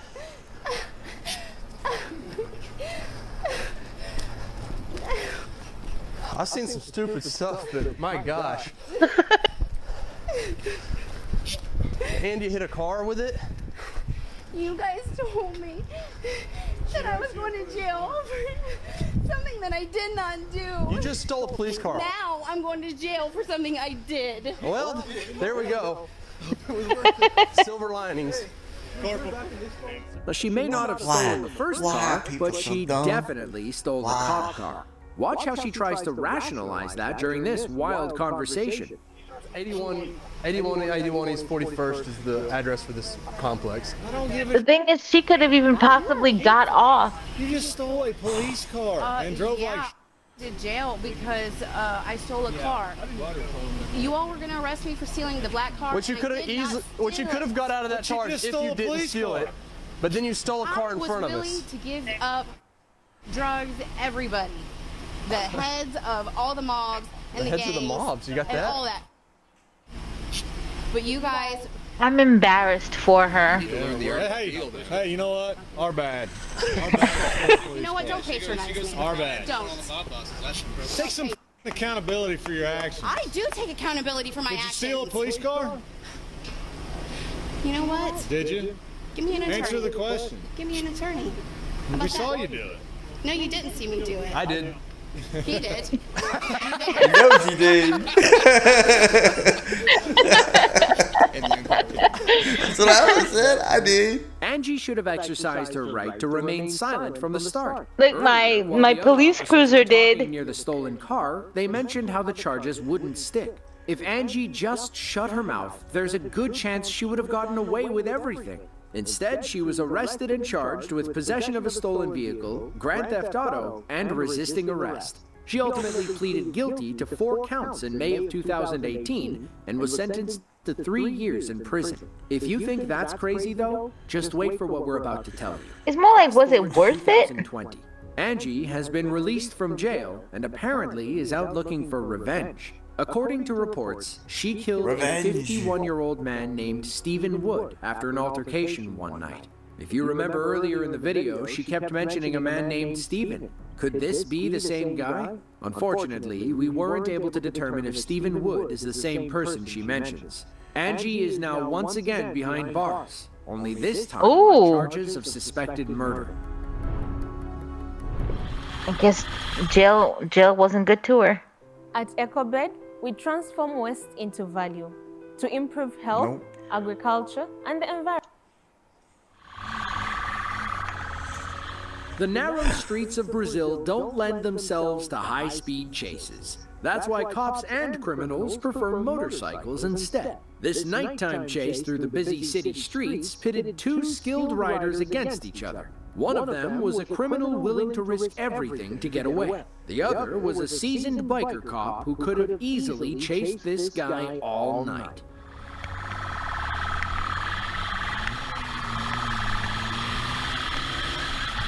Well, at least if a bike pits you, right?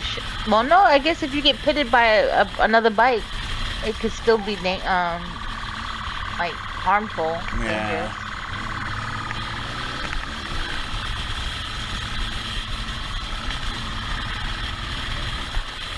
And the thing in other countries, like well, at least the ones I've been in, they drive horrible.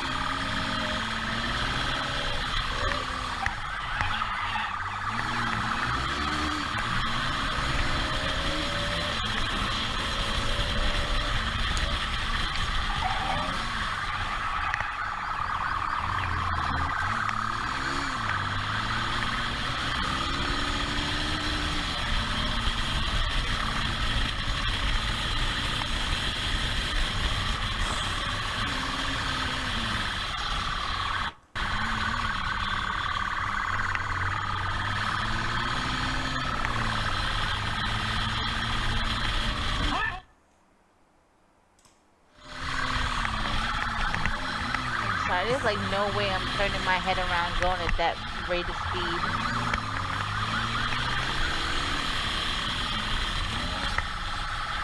Are they going in circles? No.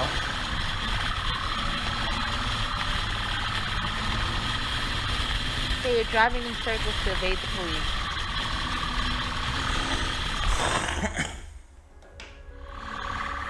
The Hollywood-style near miss almost let our biker slip away, but this cop was relentless. From here, we couldn't decide which parts to show or skip. So, enjoy the next 5 minutes of non-stop, heart-pounding action through the narrow streets of Brazil. Thanks for the warning.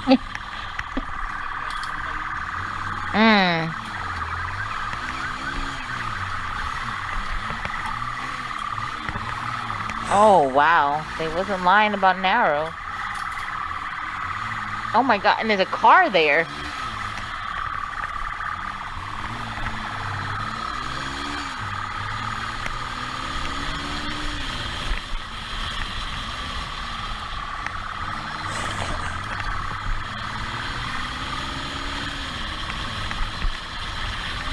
That other one we were watching, the cop didn't want to do a chase.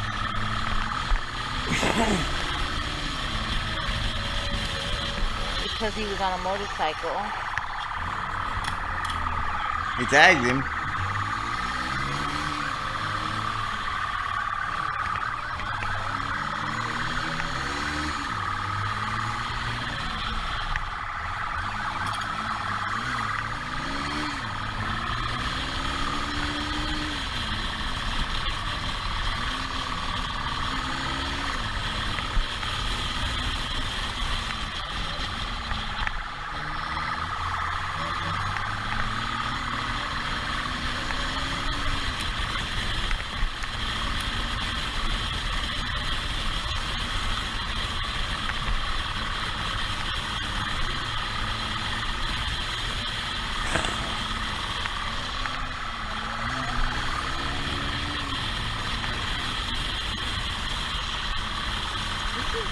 scary.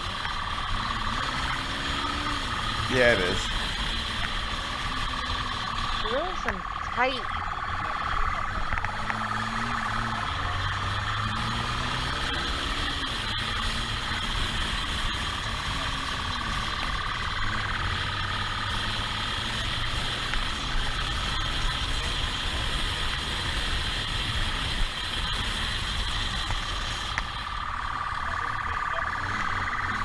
Does he think he's gonna get away though? You would think that after like the first like 2 minutes, he'd be like, you know what? I'm not getting away from this guy. I can hear him behind me.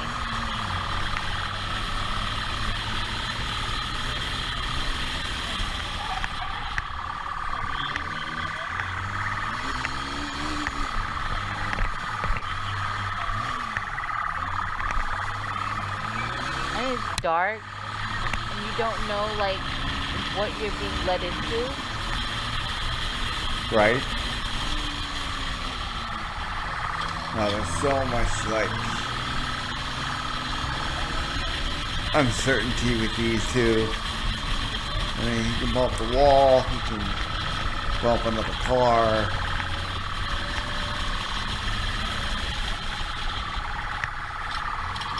All you gotta do is cause another a motor vehicle to panic. Yeah.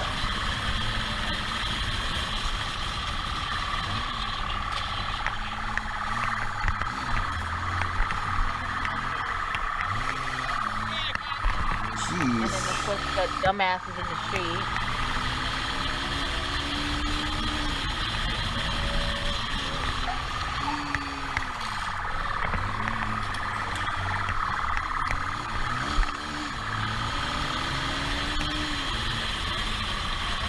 There's dumbasses everywhere.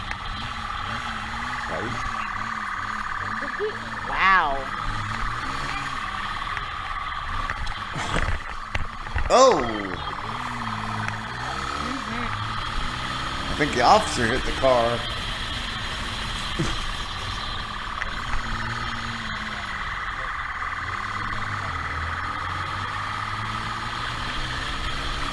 You know, all they need is just someone to open their car door. Dunk. He almost got hit there. Right. The safety for the officers is the hope that if something happens, it happens to him and not, you know, him first.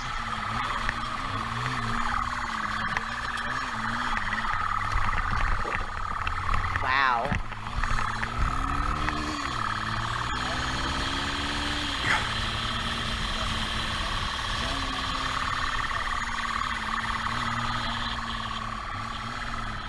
It's unclear why, but the biker finally stopped and surrendered to our officer. Perhaps he felt his luck was running out and figured the chase wasn't worth his life.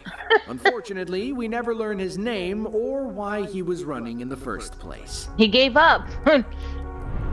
Guildford is a small neighborhood in Surrey, British Columbia. Most locals go there to shop, as it's known for its long retail corridor along 104th very edge of Avenue Canada. and 152nd Street.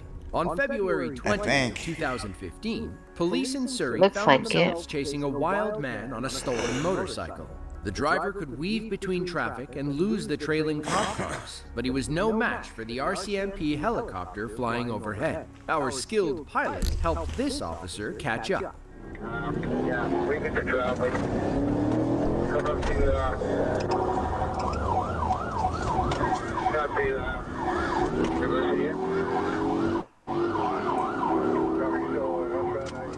Ooh, it looks The so. helicopter kept Don't eyes it on look the so nice and suspect as he clean? blasted down main roads.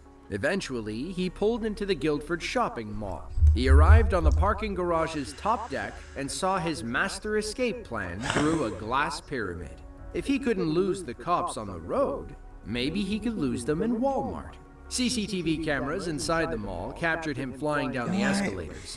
It's unclear if those are police or mall security guards running behind him. Somehow, the suspect makes it through Walmart without hitting anybody or crashing into anything. He squirts out on the other side without a single cop. I'm mad he said squirts out. Walmart Flanagan's Veterans Day sale is on now with savings up to $1,000. Get $1,000 off the game. I give him The credit for helicopter not hitting follows as he anybody or burns down anything. pedestrian footpaths and arcs over bridges. That's From hard what to we can do. tell, he escaped and is still on the But run he said in British sport. Columbia. According to reports, the RCMP didn't release this video on purpose. It leaked from the Surrey police station and made its way to YouTube. To make Oops. matters worse, the bike's owner woke up to find over $13,000 worth of tickets and fines in his mailbox. Police impounded the motorcycle, but there's no word on if they caught the driver. Oh. It got away. Get out of here. Tell me get out. Take passenger if they fail.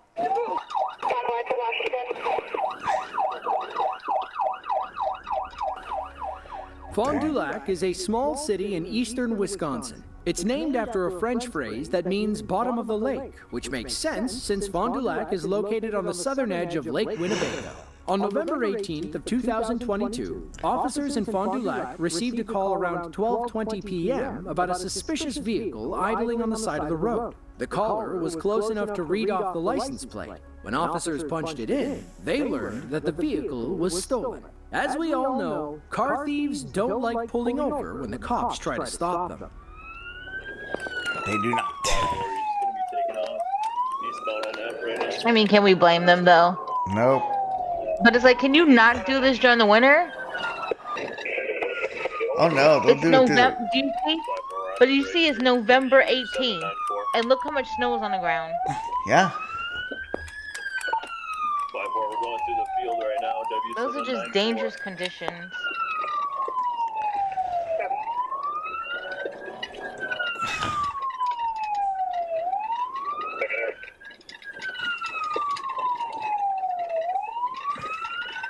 You're just leaving a track for people to follow.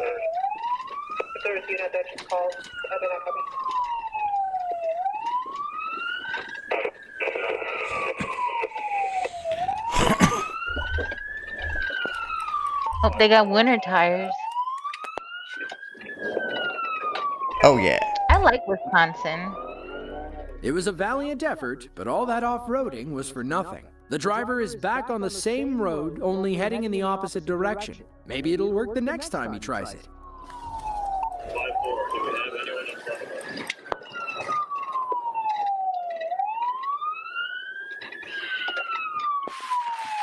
5-4, Eastbound Airport, going through the field right here in the corner.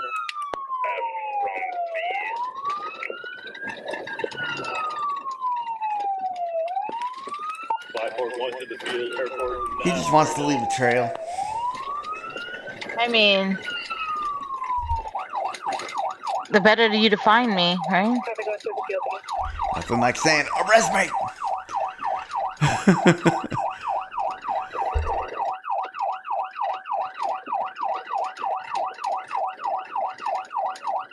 good? Yep, good.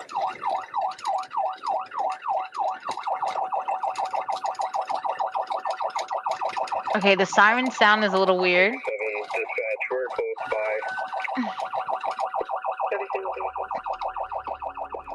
Just like before, the driver is back where he started. He stays on the road for a few more miles and manages to put some distance between himself and the police. That's when he gets the bright idea to try off-roading again. This time, his passenger bails out. He probably felt safer in police custody than with this maniac. That's actually funny. 5-4, slowing down, going into a farm field here on the south end.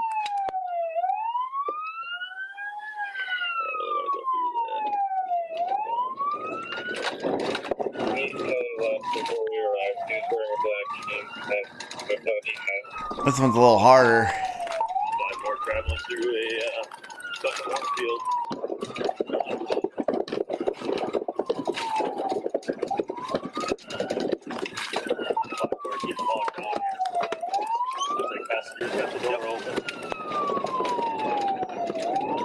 So what's the valuable lesson here? Don't do a cop chase in the snow. Get out, get him in cuffs, get him in cuffs. When police asked what they were up to, the passenger offered an innocent explanation. As unlikely as it sounds, the story checked out. They were just getting the mail. The passenger just didn't know that they were doing so in a stolen car. Meanwhile, our lead officer stayed on the driver's tail. Wow. 5-4, we're going back out on the F. We're going through the farm right now. Did he not realize that something was wrong when they were not stopping for the police? I guess. At least he realized it, I guess. 10-4.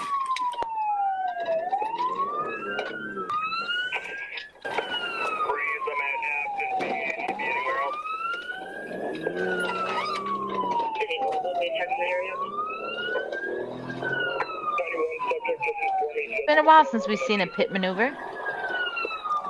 I bet he just tagged him though.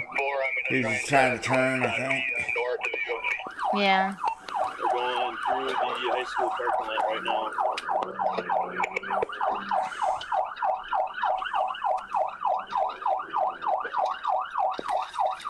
Down on the backside of the school.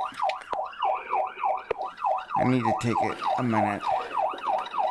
Huh? I need to take a minute. We are by the walking. All right. I'll be right back, guys. We will all take a minute.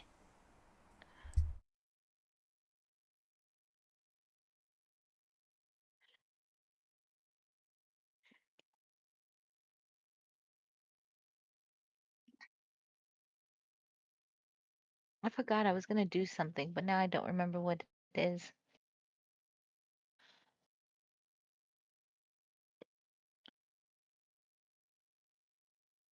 What was I going to do?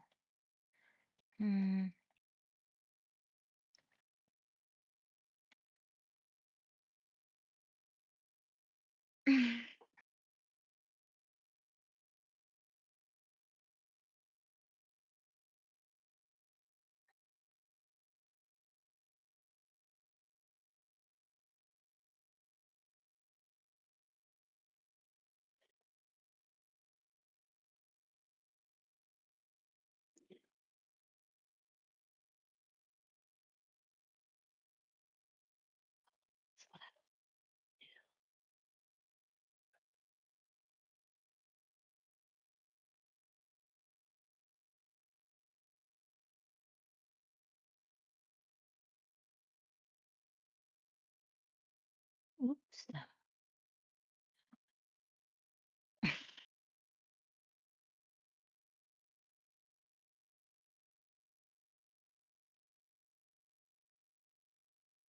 Oh.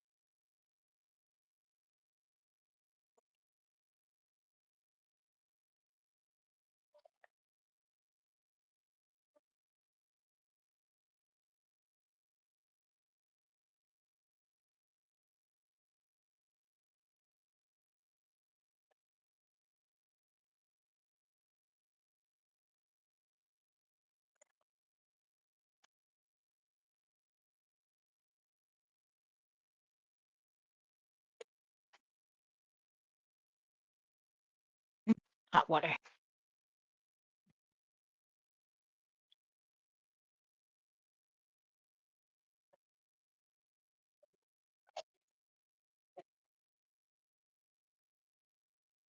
It feels funny on the side of the.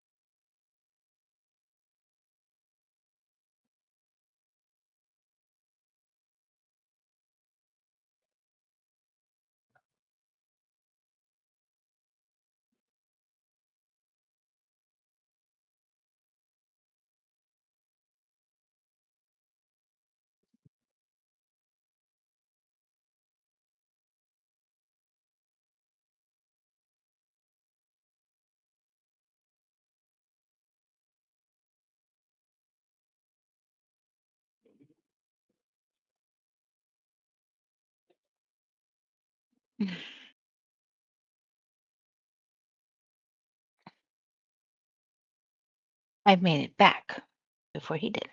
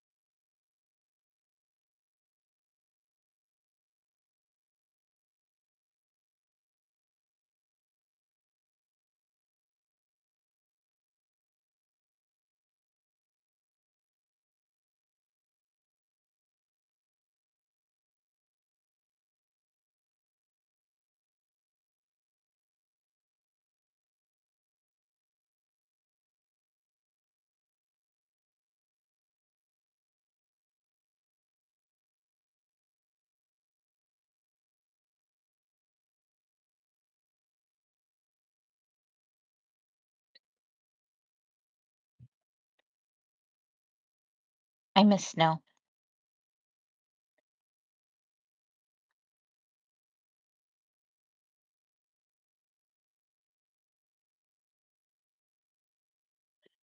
I haven't seen snow like this in years.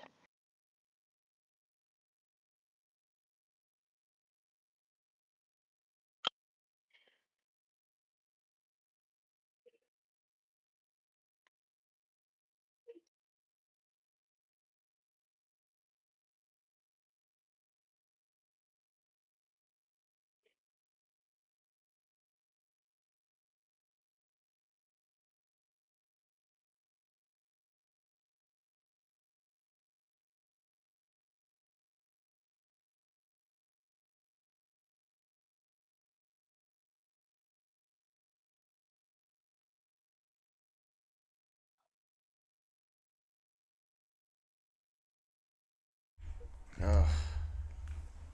Okay. Welcome back. That took me a while. Sorry. You're fine. I know exactly what just happened. While you were gone, I got creative with a cup of milk. Nice.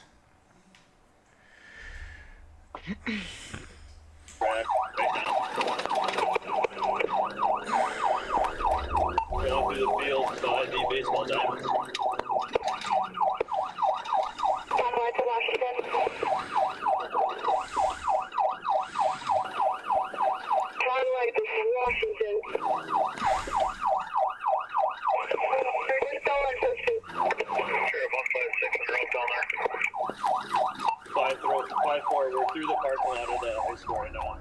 That was the last time police saw this Fond du Lac car thief. They called off the chase after he entered a high school parking lot. Catching this guy wasn't worth the danger. According to police reports, the passenger identified the driver and warned police about the gun in his lap.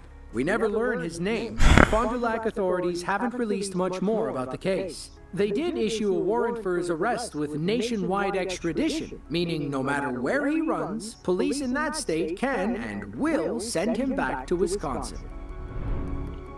Wow. Got it. Take it. He got away. Watch out. Left. September 3rd, 2024. Police officers Sounds like he has a in Columbus, backseat Ohio, passenger. are in hot pursuit of two armed robbery suspects. Jolyn Rutherford Right. and Onday Sullivan, both 21, had just robbed somebody at gunpoint. They took off in a black sedan, and it wasn't long before the police were hot on their tail.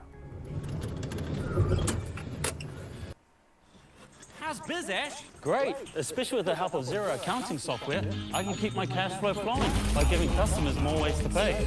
Oh my god. Search Xero with an X! That was a somewhat weird It's commercial. happened here, but no one really talks about it. We have 25 to... Getting off at Maywood, Cellmate 71. Was it a dead end back here?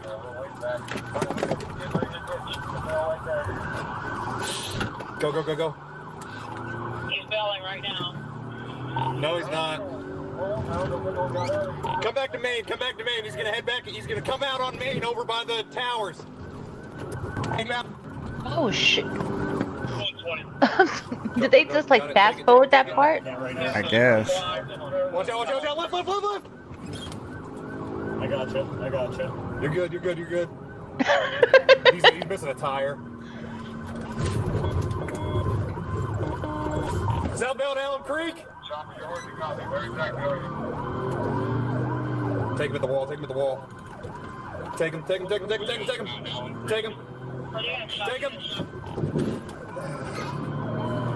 Southbound Allen Creek still. 3 male black striper hat on the Gonna go for it. Male black is the one with male black white hoodie has a gun. Maybe when you're doing a chase, you should just be driving by yourself. Good. Go. Right. You're good. Because you do not need someone on the side talking you through it. That's 11, he just lost the wheel. We're still southbound Elm Creek.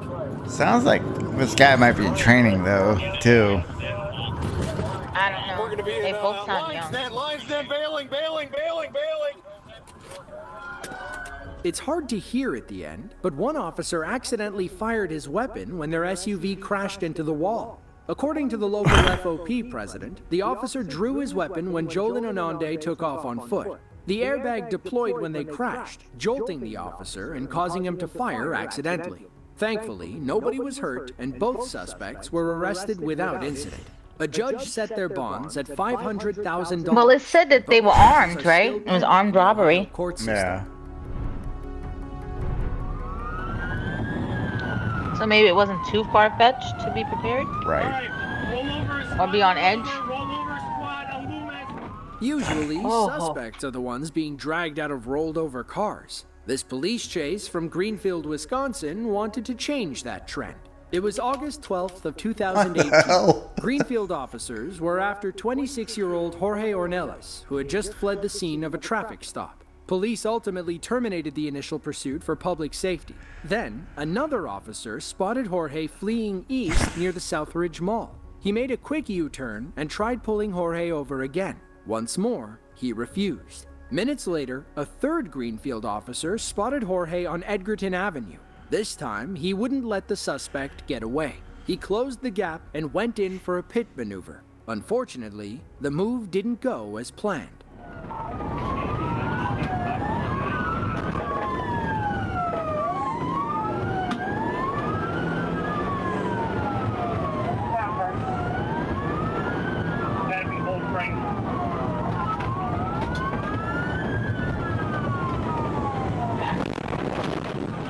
Oh. Now let's see that one more time from another officer's perspective.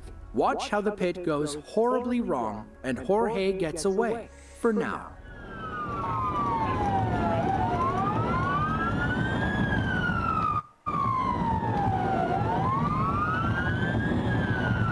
Oh, shit.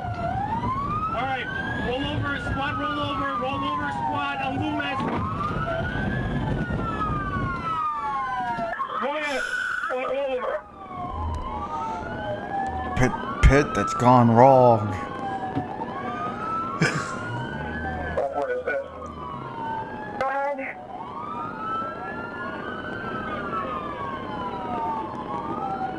Ouch. According to reports, Jorge's rear left tire bumped the median during the pit maneuver. Instead of spinning out, he bounced back into the police SUV, effectively pit maneuvering it on his own. Thankfully, the officer was okay and only sustained minor injuries. Doctors cleared him and he was released later that day. Other officers eventually caught up with Jorge and he was arrested shortly after the chase began. He faced felony counts of recklessly endangering safety, eluding an officer, and causing bodily harm. August 16th of 2016. Police in Chattanooga, Tennessee are in hot pursuit of a stolen Chevy Impala. The driver, 20-year-old Cordarius Caldwell, was wanted for assaulting a woman at gunpoint in Nashville. He fled the city after stealing the Impala, which he found at a gas station with the keys still in the ignition. Police from both cities and the Tennessee Highway Patrol got behind Caldwell as he raced up I-75 north. It was raining, and traffic was heavy. Other drivers didn't hear or see the sirens until they were right behind them. The chaotic chase led to 15 car accidents that day, including this near catastrophe when a highway patrol officer lost control and slid off the road.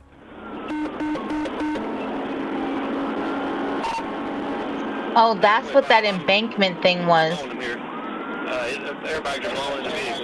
Yeah, because he hit the bridge. Slid into the bridge.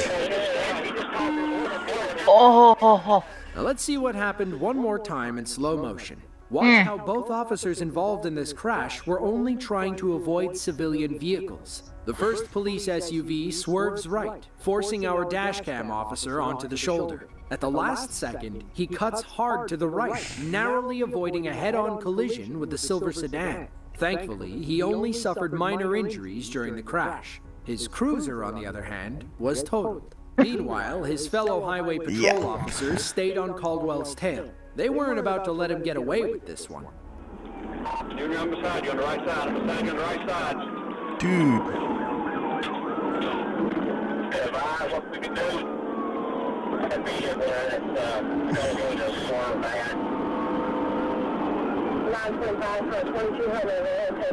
I feel for them doing these chases in bad weather.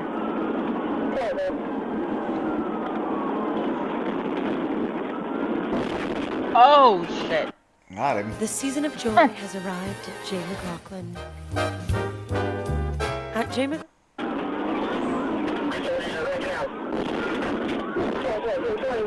The fact that they had to do shit like that on the highway is crazy. Right. I'm gonna back up. I'm gonna back up.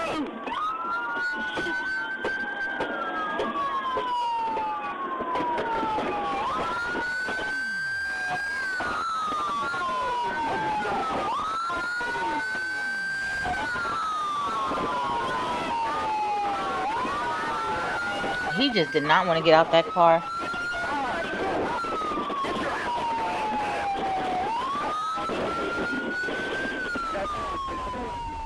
Caldwell was arrested and charged with assault, false imprisonment, vehicle theft, and evading arrest. According to the police report, he struck 15 vehicles, including multiple cop cars, between I-75 North and I-24 East. Thankfully, nobody was seriously injured. We believe Caldwell served some prison time for his crimes, but was paroled several years later. In 2023, he was in trouble again for allegedly trying to kidnap an 11-year-old girl from her East Nashville home.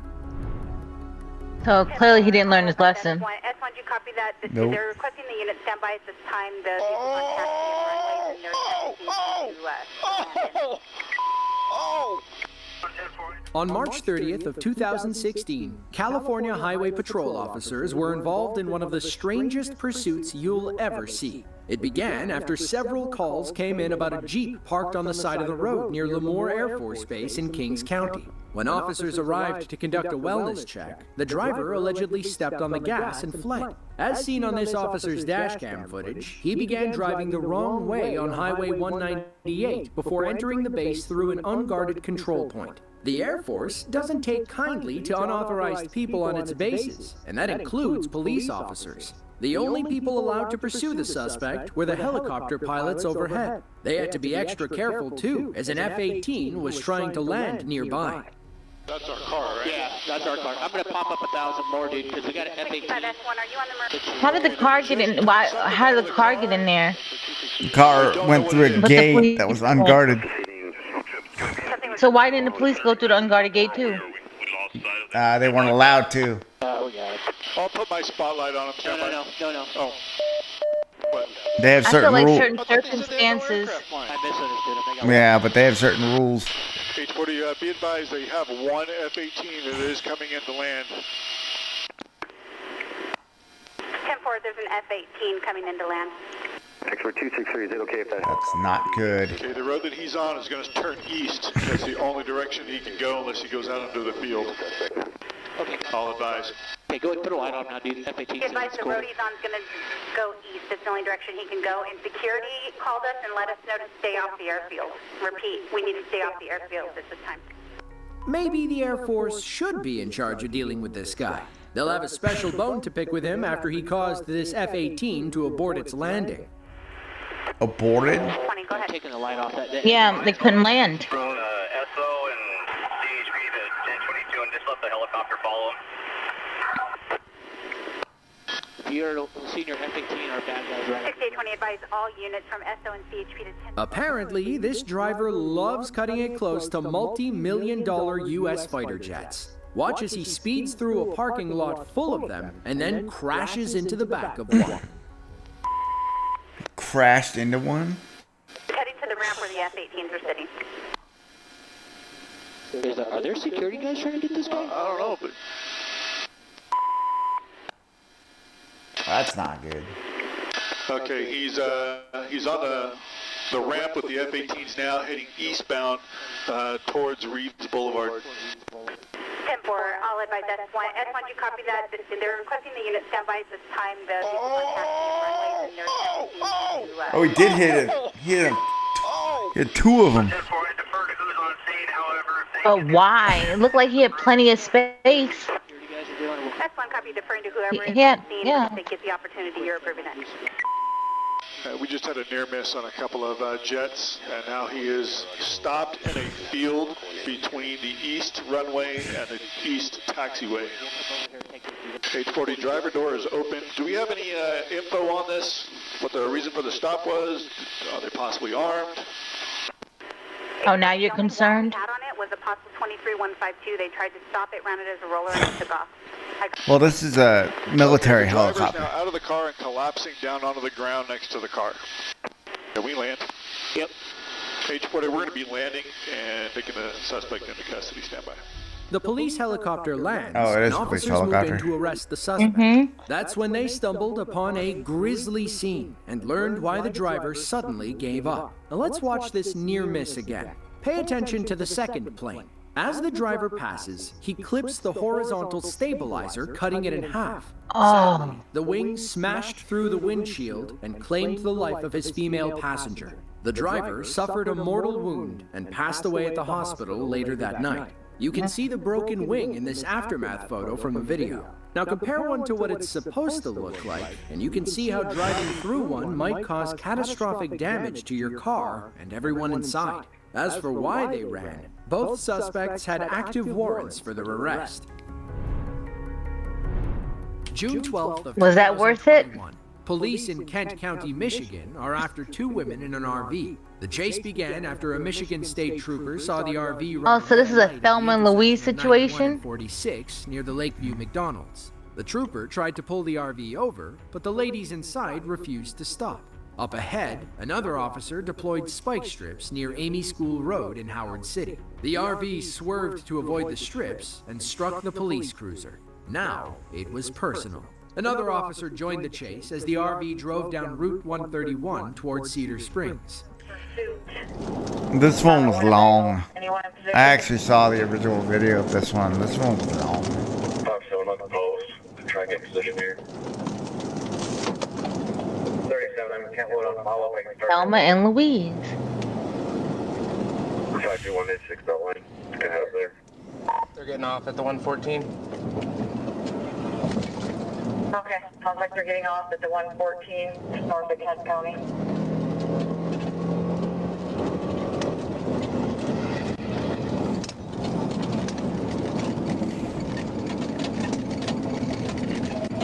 I'll roll north, just in case. Clear.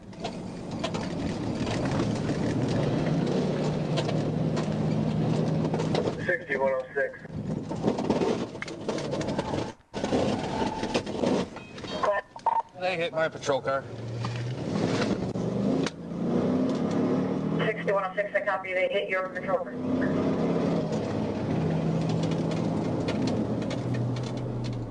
The RV, now driving on a missing tire, refuses to stop. Our officer tries getting in front to slow it down, but the ladies keep ramming him. They eventually spin around as another officer joins the chase. Now, our ladies are heading back toward the highway, only this time they start driving up the wrong side.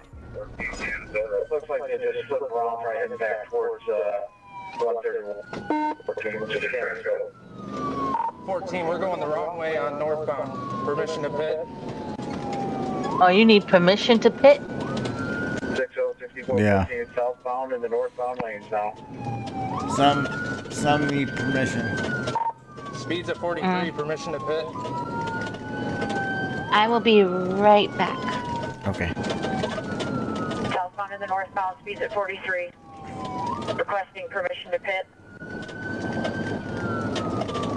Highway. 6614, whatever you have to do, this thing stopped.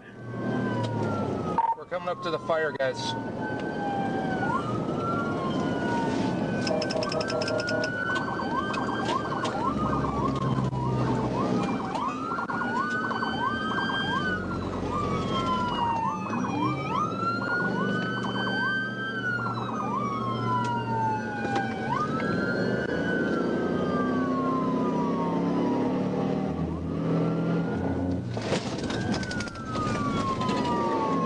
Still southbound, speeds at 45.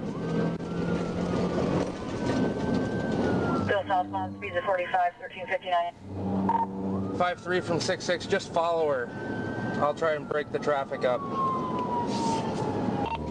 Still southbound in the northbound lanes. We're on 6-0. They've hit 2 cars. Also, there's a PDA northbound at the 112.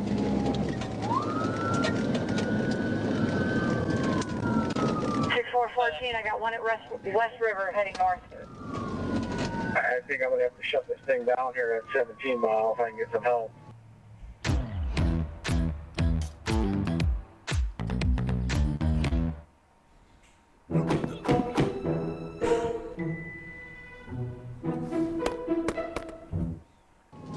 Cutting across. We're going to be southbound in the southbound lanes. 5-3, move out of the way. Cut across southbound in the southbound, 1402. 6414, clear.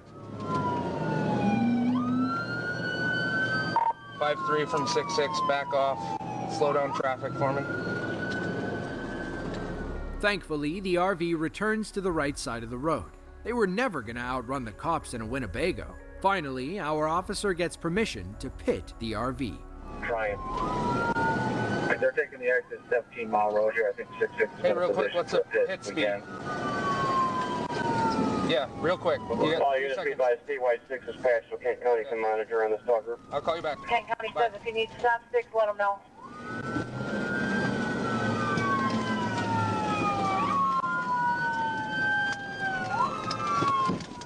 Looks like County's at 14 Mile. I'm heading northbound past them. Kent County's got the freeway shut down at 12 Mile.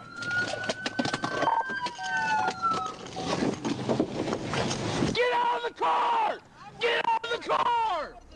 Get out of the car! Linda Mankel and Alexandra Anderson thought they were Thelma and Louise. They'd just robbed a bunch of TVs from Walmart and were driving toward Grand Rapids to sell them for drug money. Inside the RV, police also found several empty bottles of alcohol. Given her criminal history, 49-year-old Mankel could spend the rest of her life in jail. Anderson wasn't charged with anything related to the pursuit. It's unclear if she played a role in stealing the TVs.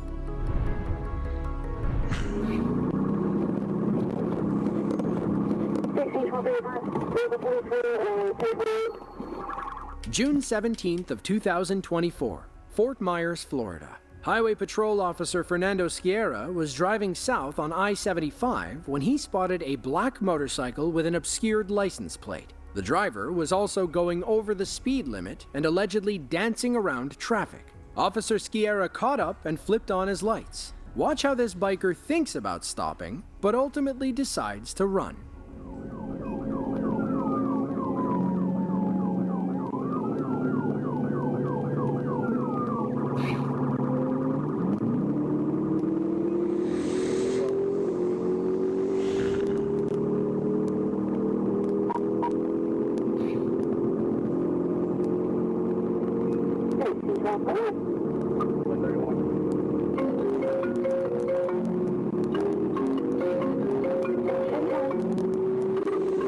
Really bad time to get a phone call.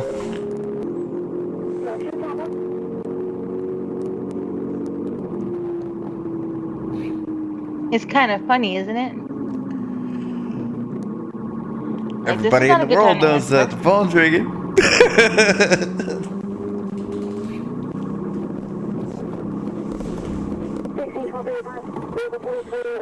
Ouch. He wrecked himself. Our biker, identified as 21-year-old Joseph Owens, claims he wasn't trying to run and was on his way back to work when Officer Sierra pulled behind him. In his mind, driving over 120 miles per hour and weaving through lanes with a police officer behind you doesn't equal running. Something about that equation just doesn't make sense. He was definitely running. But the real question is why? Joseph didn't have any drugs or weapons on him, and we don't believe he had an active warrant for his arrest. By all accounts, he was an average guy who made an incredibly dumb decision.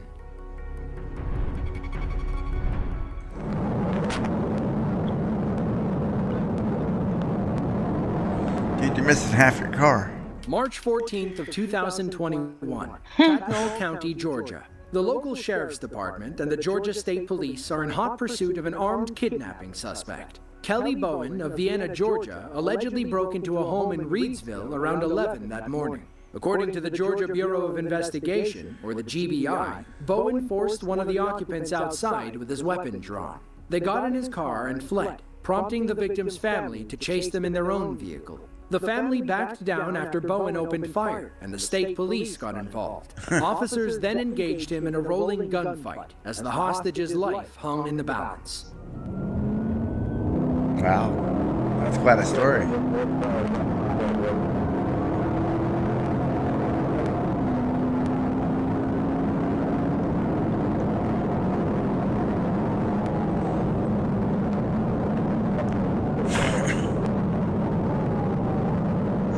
Level of crazy. Right.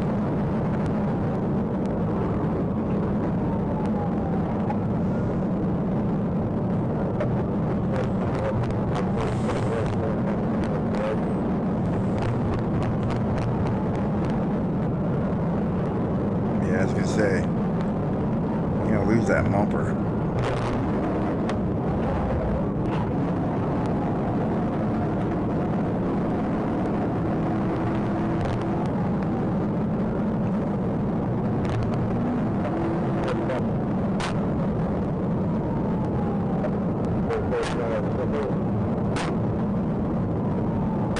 Why is he not catching up to him?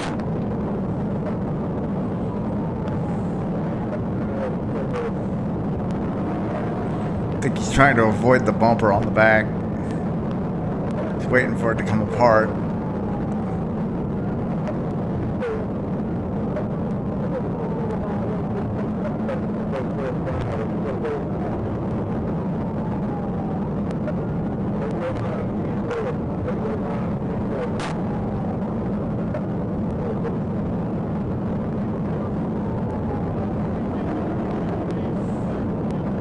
Car has a tail. Right. Gunfights are dangerous. We make a pair of pants that you can do anything in. Getting dressed shouldn't. Gunfights between two cars at highway speed are even worse. It was only a matter of time before someone got hit. Unfortunately, that someone was our state trooper.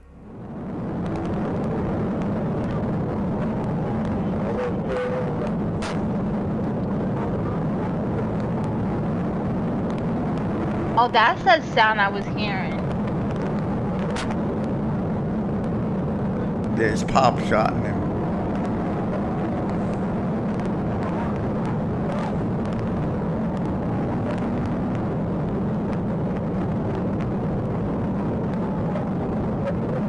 I thought that was like the sound that was coming out of the vehicle. I didn't realize it was gunshots. You heard that right. One of Bowen's shots grazed our trooper in the side of the head. 1 inch to the right, and he wouldn't have lived to see the end of this chase. A miracle saved his life, but he wasn't about to waste the opportunity. He stays in the chase, gets right behind Bowen's car, and tries multiple times to pit him off the road. Wait, he shot and still doing this? Yeah.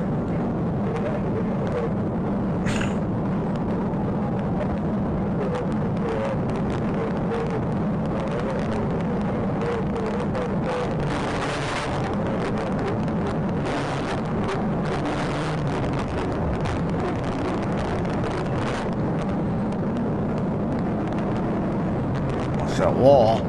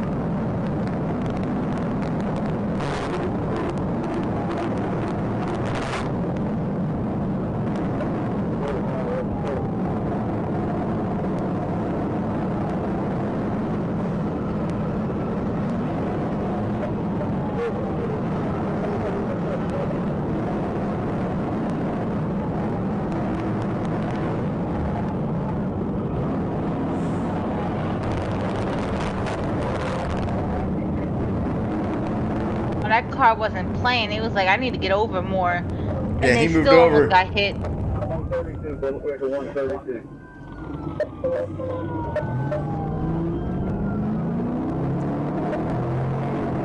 I think he finally lost his tail.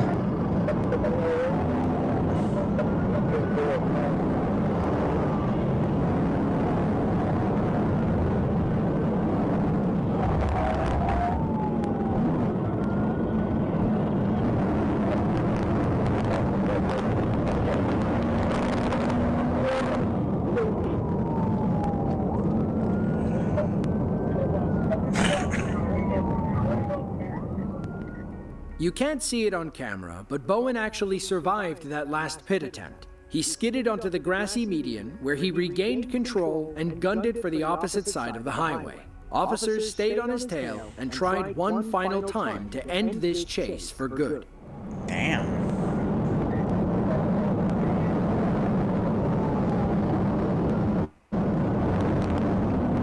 You know what I haven't seen them do to like have like blockades? Like you kind of see in the movies. Yeah, they don't use those. It's not a usable tactic.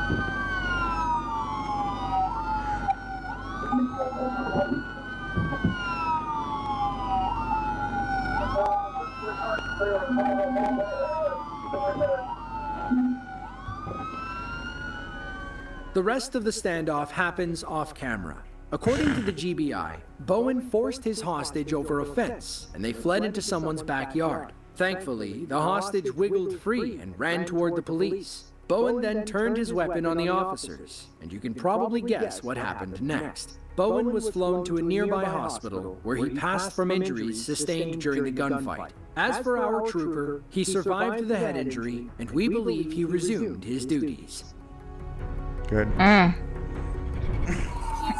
Speeds are 20. They're going to have to hop the curb to get up here. 768, hop the curb, going eastbound through the lot. It was August 8th of 2023. A loss prevention officer at Kohl's in Glendale, Wisconsin, spotted suspicious people filling up carts indiscriminately with merchandise without looking at sizes nor prices. According to the officer, the SUV these people arrived in was waiting outside with the engine running. It didn't take a master's degree to realize this was a grab-and-go robbery. Police arrived to spot 29-year-old Lil Cherry Gallion fleeing the store with over $2,300 worth of stolen merchandise in her car. She loaded it into the SUV, driven by 27-year-old Robert Hill, and the pair tried speeding away. That's when their smash and grab turned into a demolition derby in the mall parking lot. Hit another spot. Stop now! Stop now! 768 up behind me. We're going to be exiting on the Bayshore Drive. ASU 5215 going through the Washington parking lot. Male black driver with a white wife beater. He's got a flat tire going around past Chubby's Cheesesteak. Speeds are 20. They're going to have to hop the curb to get up here. Oh, shit. Hop the curb going eastbound through the lot. Now let's see that one more time from the ramming officer's perspective. We'll continue the chase in their squad car until they accidentally take themselves out.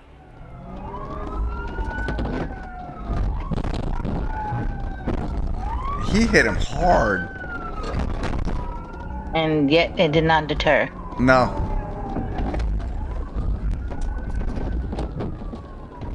Now let's hop back in our female officer's squad car to see what happens next. Still in the bank lot, still in the bank lot. Going through gas station. They're gonna go back. Evasive maneuvers, evasive maneuvers. No kidding.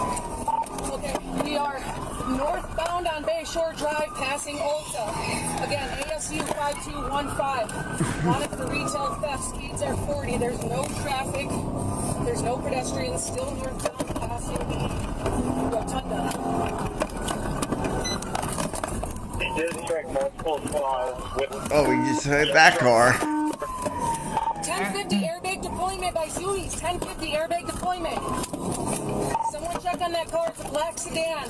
It's going to go southbound on Port in the wrong lanes of travel. Southbound in the wrong lanes. Thankfully, our officers kept pace with Mr. Hill as he drove on the wrong side of the road. The SUV was rolling on 4 flat tires and extensive damage. It was only a matter of time before it failed on our would-be robbers.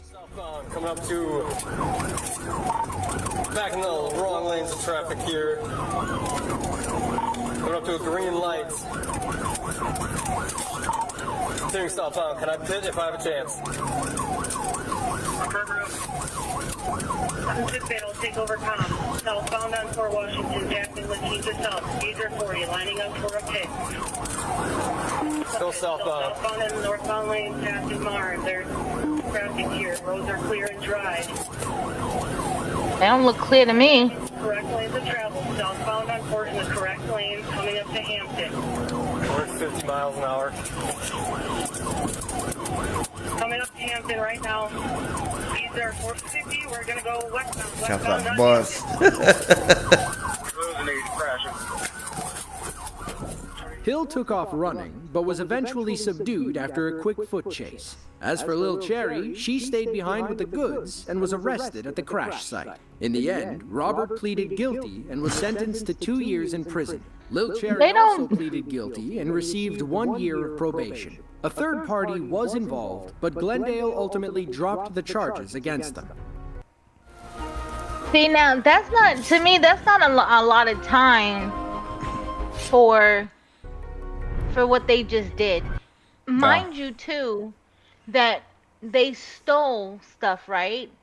So you stole stuff and you did this police chase and you only got 2 years?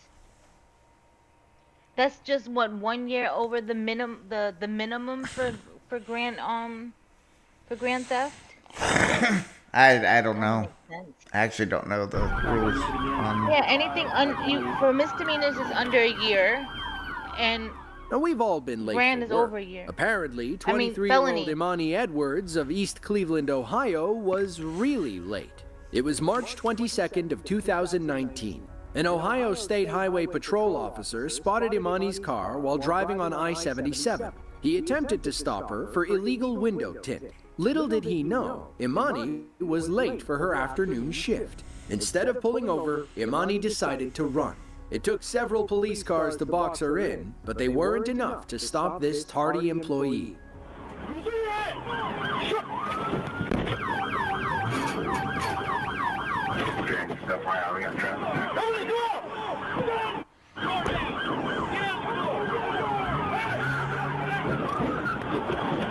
Damn.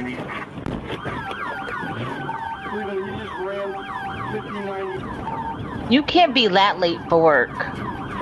You are now. She got pitted. Damn.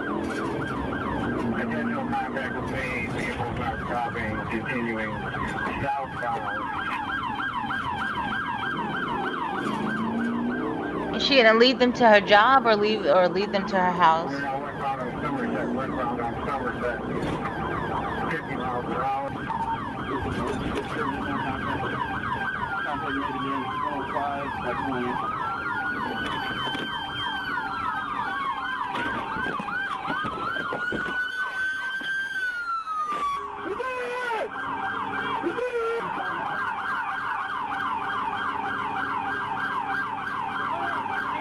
That trunk is messed up.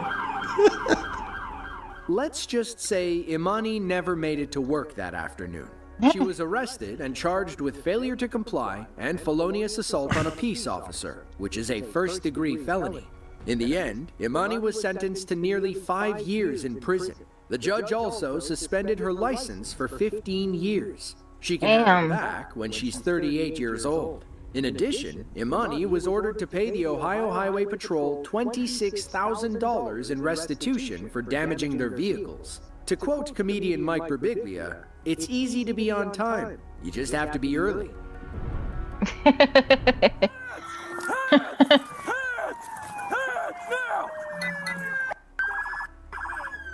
June 1st of 2023, Dayton, Ohio. Around 10:48 a.m., a fatal double shooting was reported on Center Street in Dayton. A woman had called 911, claiming that 57-year-old William Hefner had just attacked her boyfriend and another man. He escaped the scene, and the police were unable to find him. Then, on June 7th, a Dayton officer recognized William's red pickup. He followed close behind, leading to this wild chase through the city. Continuing north on Anna, Jan F7481, red Ford F-150.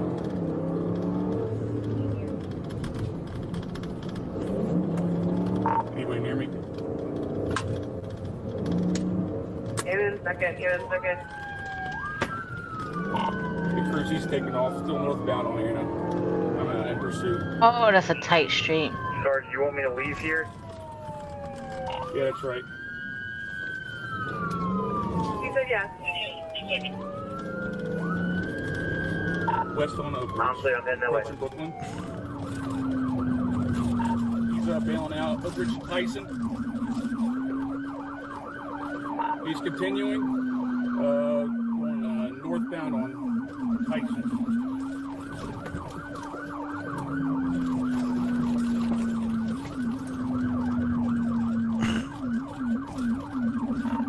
Eastbound on Hoover.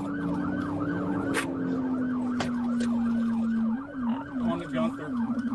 North on Gunther.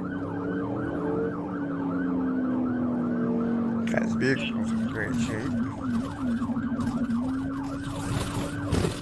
Oh!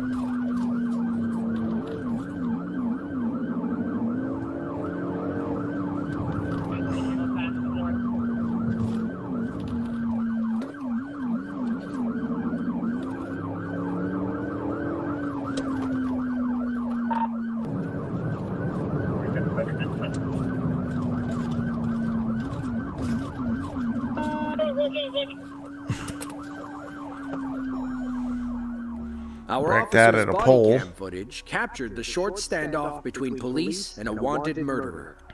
Show me your hands! Do it now! Show me your hands! Show me your hands! Don't you move!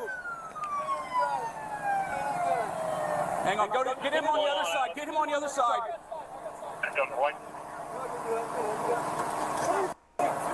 Pull him out. All right, slow down.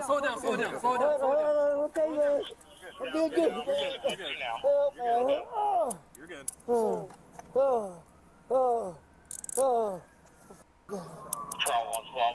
start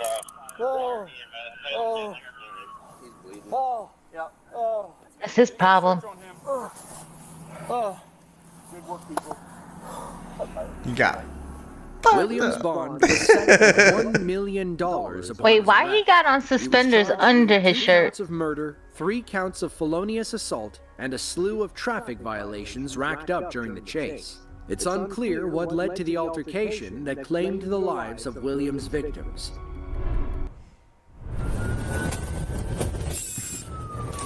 Oh shit! Second attempt failed. He's got flat front. May 12th of 2023, Ionia County, Michigan. A Michigan State Police trooper was patrolling the Lakeview Post area when he spotted a suspicious blue Ford F-150. He radioed into dispatch, who confirmed that the truck was recently reported stolen. The 31-year-old driver stepped on the pedal when our officer tried catching up. He would ultimately lead police on a multi-county chase that ended with a trip to the hospital. Just the hospital? All that to go to the hospital? Well,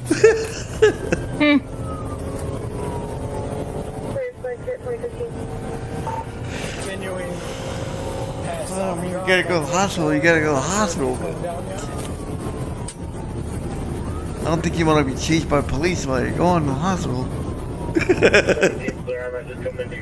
It's usually not a good thing.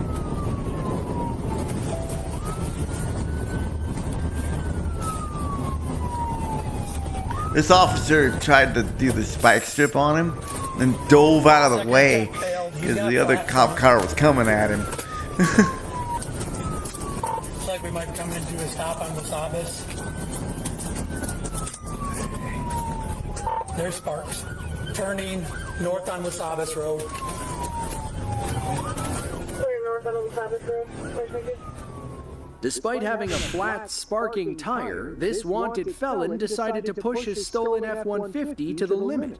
If he can't beat them on the main road... Remarkable growth. Commercial. With a strong foundation. If you can't beat them on the road, commercial. We build... Maybe he can lose them in a cloud of dust.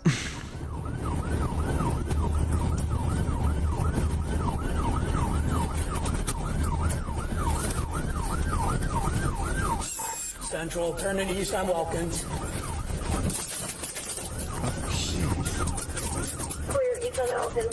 I feel like they should make it off. There should be another way for them to communicate where they don't have to take their hands off the wheel. No traffic. Yeah. Speed is about 60. Like maybe like a button on the wheel itself.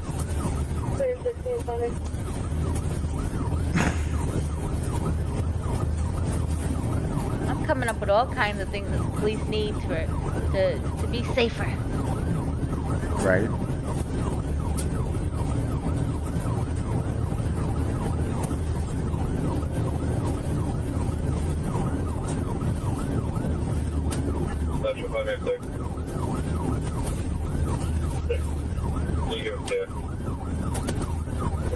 I mean, it's not like the radio is not already connected to the car. Right.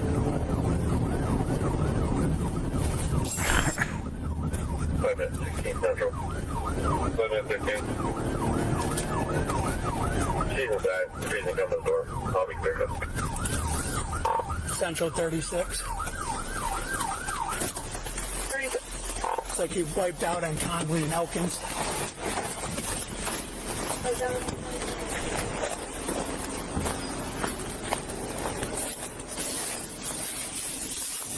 Where is it? I don't know.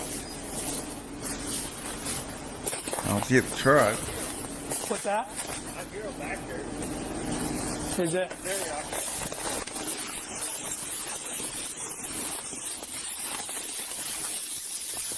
Central 36 down in the ravine.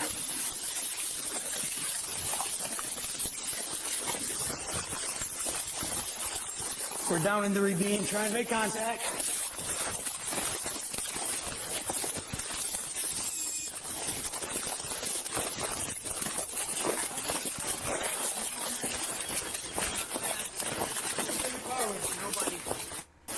Oh, damn. I gotta make a quick phone call. 36, can you start EMS this way? Okay. You the only one in the vehicle? Yeah. Why are you running? I got felony warrants. So? According to police, the driver was a convicted felon with multiple felony warrants. He lost control of the truck and sailed down a hill, striking every tree along the way. He was ejected and was in critical condition when police found him. Thankfully, his puppy was okay. Wait, are you having chest pain, difficulty breathing? I'm having a problem with difficulty breathing. Okay. Where do you feel your leg is broke? And my forehead. Okay. Yeah, you can't move them. Your right leg? Yes. Okay. Can you feel your Oh, leg? she didn't answer. As for the suspect, he was taken to the hospital and was treated for serious injuries. Michigan police have yet to release an update regarding this case. Not to be rude, but you're a white male. So anytime I see a white officer, I get scared for my life. I'm peeing on your seat. Right now? Yes.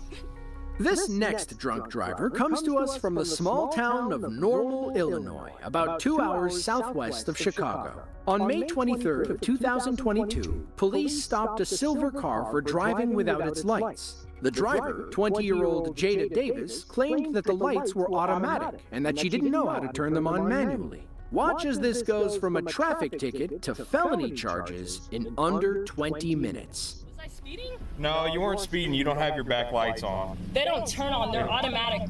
These are auto lights that come on. Mm-hmm. So that's what's on right now. Okay. It only, You don't have any way to turn them on?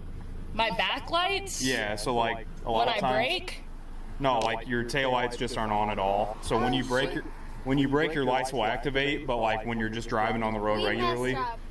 These are just auto lights. I don't really know how to fix that. Okay. It sounds like if you twist it over. Then my brights are on. Yeah. So. Yeah. And I don't know how to fix it. I don't think I'm allowed to have my brights on when I'm on the main street. Every car's different. Yeah. You're not. But there's got to be a way to have your backlights on. I don't know. Can you go ahead and put the car in park? This is a rental car. This isn't even mine. If you looked at my plates already, this is a rental car. Okay, that's fine. Do you have your license on you? I have a state ID. Okay. Can you put your car in park for me? Okay. And do you have your ID on you? I have a state ID. Can you hand me my purse? All right. And have you guys been drinking? No. No? Nobody's been drinking at all? Okay. She just got off at Jim's. Okay. It smells like alcohol in the car. That's why I'm asking. Okay. So we don't have any alcohol in the car. I know. I'm saying if you have been drinking, it smells like somebody's been drinking. So that's why I'm asking. Okay. All right. So you haven't had, none of you have had anything to drink? We were at a party. Okay. Okay. All right. Well, just give me 1 sec. I'm going to be right back with you, okay? Okay. Okay. They were just, you could tell that they're the ones in the one in the back seat's drunk for sure. And I tried to explain to the driver that I was like, somebody's been drinking in this car. And they're like, no, we haven't been drinking. So. You know, you got to drink a lot to be able to think for it to be able to be smelled. Telling me a bunch of stupid information that I didn't need to know, and the chick was like, "Oh, well, I don't have my ID." I would assume so. So she gave me her name and date of birth. Yeah. And then it's like dealer plates. She's like, "Well, this isn't my car. That's why the lights weren't on." And then she stopped like this. So. Okay. So I'm just gonna. Yeah, I'm just gonna see if she'll do some tests for me. All right. So, Jada, you said you had nothing to drink tonight, right? No. Okay. Would you mind just doing a few tests for me? None of us. But you pulled me over for lights. Isn't that a warning? No, it can be a ticket.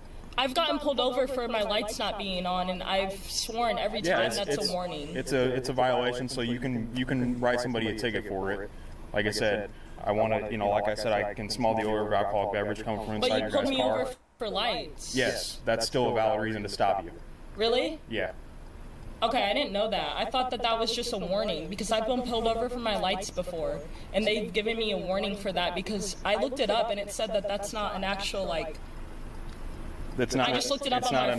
I just looked it up on my phone. Okay, what is it? I can show you. Okay. It just said that that's not an actual. I haven't been to police training. I don't know the IBC or anything. Can I show you? It just told me that show me what it is. It says you have to have 2 lights activated, 2 in the front, and 2 in the back.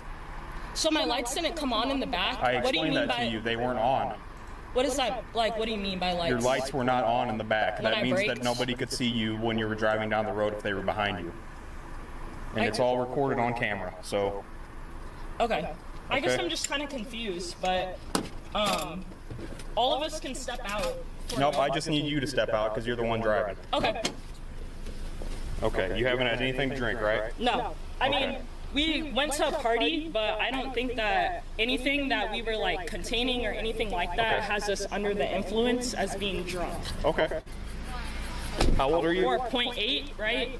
108? Yeah. Yeah. And you're how old? 20. 20? Okay. Jada's field sobriety tests went surprisingly well. She followed our officer's finger, walked a decently straight line, and could balance on 1 foot. The problem is that she admitted to drinking and being under 21. That means she had to blow 0.00 to walk away. Nope. Since you're under the age of 21, okay, you admitted to drinking to me, okay? You know you have to blow absolute zeros to be able to drive, right? So, I don't think, basically I said everyone in this car has drank. I did not say to you that I have drank. You literally just said that you drank. I said everyone in this car, because they wanted me to admit to you that they had drank, because they thought that you were going to breathalyze all of us. You just told me right over here that you drank at a party. Yeah. Yeah. But I thought you were asking for everyone in And the I'm car. noticing- I don't know my rights, if I'm being completely honest. I thought you were going to breathalyze all of us. No, I'm going to breathalyze you right now because Okay. I'm noticing indicators of impairment and I want to be sure that what I'm seeing from our tests are accurate. Okay. Okay? As our officer prepared the test, Jada's nervous bladder began acting up. I'm very nervous. I just peed my pants. Okay. Is it possible I can go to the bathroom or just pee behind my screaming, guys? There's no restroom open. Okay. Just hang out real quick, okay? Okay, Jada, this is a brand new straw, all right? I'm going to put this on here. I'm not going to touch the part that you're going to use, okay? All right, so do me a favor. All right. I'm sorry. It's okay. It's all right. I really have to go to the bathroom. It's okay. All right. Can you just blow into this until it clicks? No, hang on.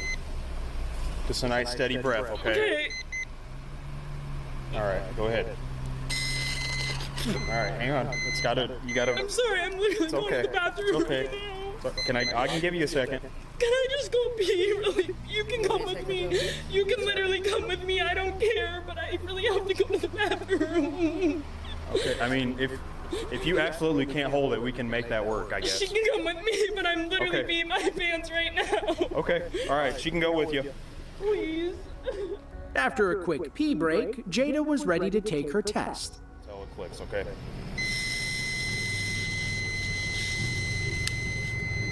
Get click. Yep. So how she end up peeing in the back of the police car?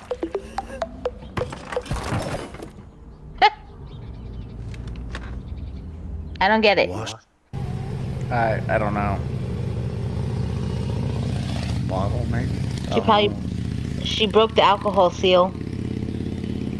Get you every time. We're at a .103.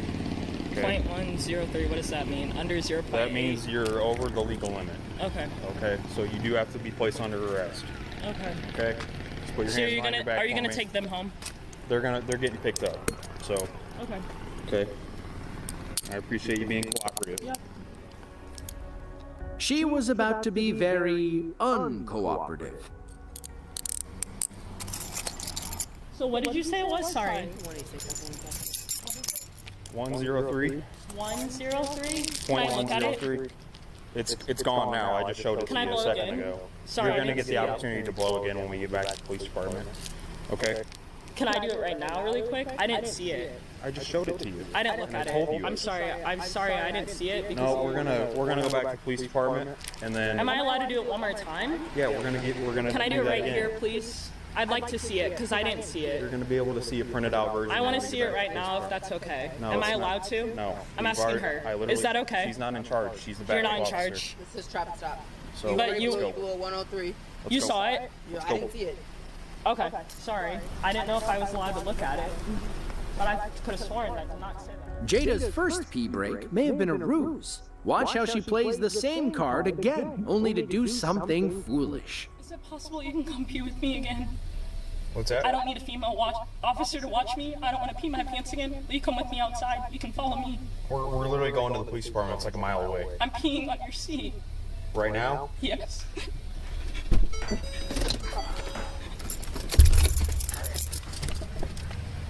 Hang on. Don't get out. Don't get out. There's a car coming. She's peeing again. Why is she in the front seat? Stole a vehicle. Oh my god. Stop! No! Get out of the car! Get out of the car! Stop! Hey, 6, we got one taking off on us. She's trying to drive away.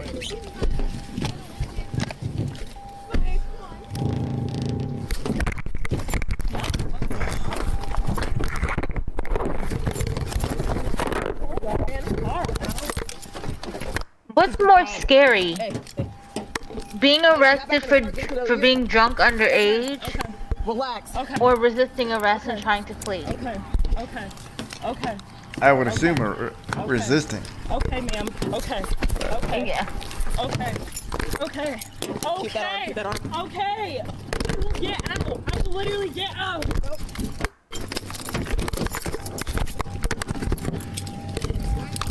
If you're not resisting, there's no reason for all this like Out of the car! crazy shit going on. Stop. Still can't get her out of the car. Get your hand off! Get out of the car!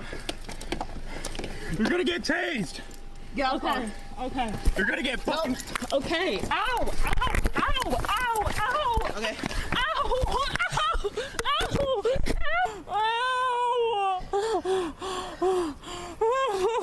Was it worth it? I don't know. Face full of cement. That Not was really. pretty dumb, wasn't it? Worth it? I hope so. And he was trying to be nice. Can I have my hat? No. I'm not allowed to have my hat? No. Why?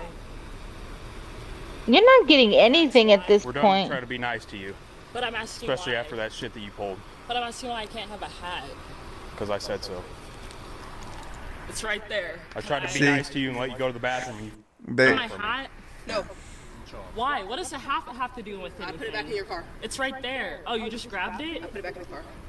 But that's going to the rental company. You realize that? No, it's going. It's getting towed. It's getting towed. You're towing my car? Yes. Huh? Are you injured anywhere I else? said my arms, not my legs. Okay, did I it said feel my better? chest and my arms are numb. Wow. Is your chest Still. still numb? Yes, Are your still. arms No, numb? I didn't say my chest was numb. I said my arms Your were arms are numb. numb. Yes, Okay, I are they cannot still feel numb? them. It's probably the mixture of the cold and the fact that you slammed me down. So yes. Well, you yes, tried to ma'am. take us off on us, so. I realize that. And But put your yes, car in ma'am. drive, so that's on you now. Yes, ma'am. I And you've been a realize police that. officer, so I realize that, but another charge. I'm telling you, yes, that they are still very numb. Now, anything else injured on you? Because Rusty's gonna ask. What? I said, is anything else injured? My head hurts a little bit. Head hurts Probably a little gave me a concussion when you slammed my head. Your head wasn't slammed. And I know you have a body cam, so yeah, due to the force, my head hit the floor. So if you guys could do the concussion test whenever this ambulance get here, it'd be great to know that you gave me a concussion. Right enough. That'd be awesome to know. what's that? I'm really just trying to cooperate. Like, I hope you know No, that. I you're know you not. already looked up my file. I went to U-High. I'm a good kid. I'm not You literally I'm not bit trying a to play police officer. around because you tried like literally pulling me out of the car, Because and you I tried know to all run. about police brutality. I'm scared for my life that you're gonna shoot me. That's what I'm scared about. okay. That's why. See, Not to be rude, people but you're a think white that. male. So anytime I see a white People officer, think that I all the get time. hella People scared think for that my they're life. gonna get That's the only shot thing that or I'm whatever the ever case may worried be. about. Okay. Well, unfortunately, it happens to It does, it but- happens to African Americans, so what they do you have do a when it gets here, legitimate when you fear. walk over there, do Yeah, not I'm try to gonna run tell because them. you will I'm get not tackled. gonna try to run. I'm gonna tell them exactly I will what. tackle She's you not if you using run. that as Because you're a white. as an Yep, that's right. excuse Yep. in the Notice how moment. she said she wasn't gonna tackle me, and she's a female. Weirdo. You're literally weird. Just She's like that, just Jada talking went from a shit, minor but there are traffic some people that ticket do to have that DUI fear. and felony assault charges. I You mean, don't resist especially for their arrest kids. and bite an officer To be and perfectly expect to honest, get away police with don't it. use that Ironically, tactic unless they articles about absolutely Jada's have. case led with headlines such as Yeah, but there's a "Normal lot. woman There's been accused of cases where biting that's police not the officer." case. After So this body cam video, we can people have a safely say legitimate that Miss fear. Davis was anything but normal. Lathrop, California is a small city in San Joaquin County, about 58 miles south of Sacramento. On January 27th of 2024, a 911 call came in from a woman who was concerned about her friend. A man named Juan Valdez was threatening her and apparently tried to harm her the night before. Damn, that Police corner arrived house on the is scene huge. and ushered the ladies to safety. They tried talking to Mr. Valdez, but he wasn't looking for friendly conversation. He led the police on a short chase, but then stopped like he was having second thoughts. Let's see if Juan does the right thing and surrenders. we already know the answer to that. Copy, southbound Jasper.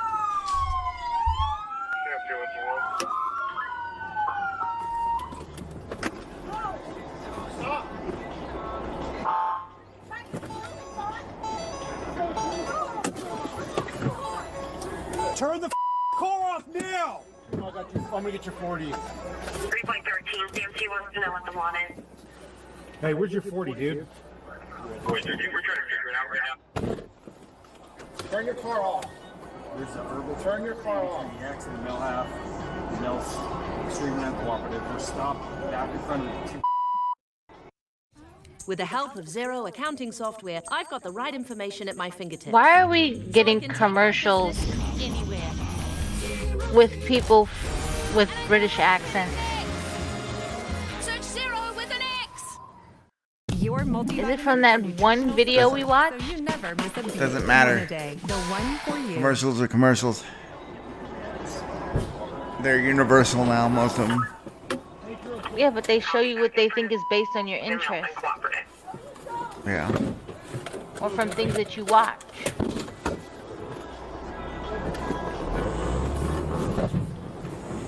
Boy 13, we're taking off again. We're going westbound on Shadywood. Copy, westbound Shadywood. Juan takes off. He eventually escapes the residential area and winds up driving on the wrong side of the road. When he tries to turn around, our police officers go in for the pit.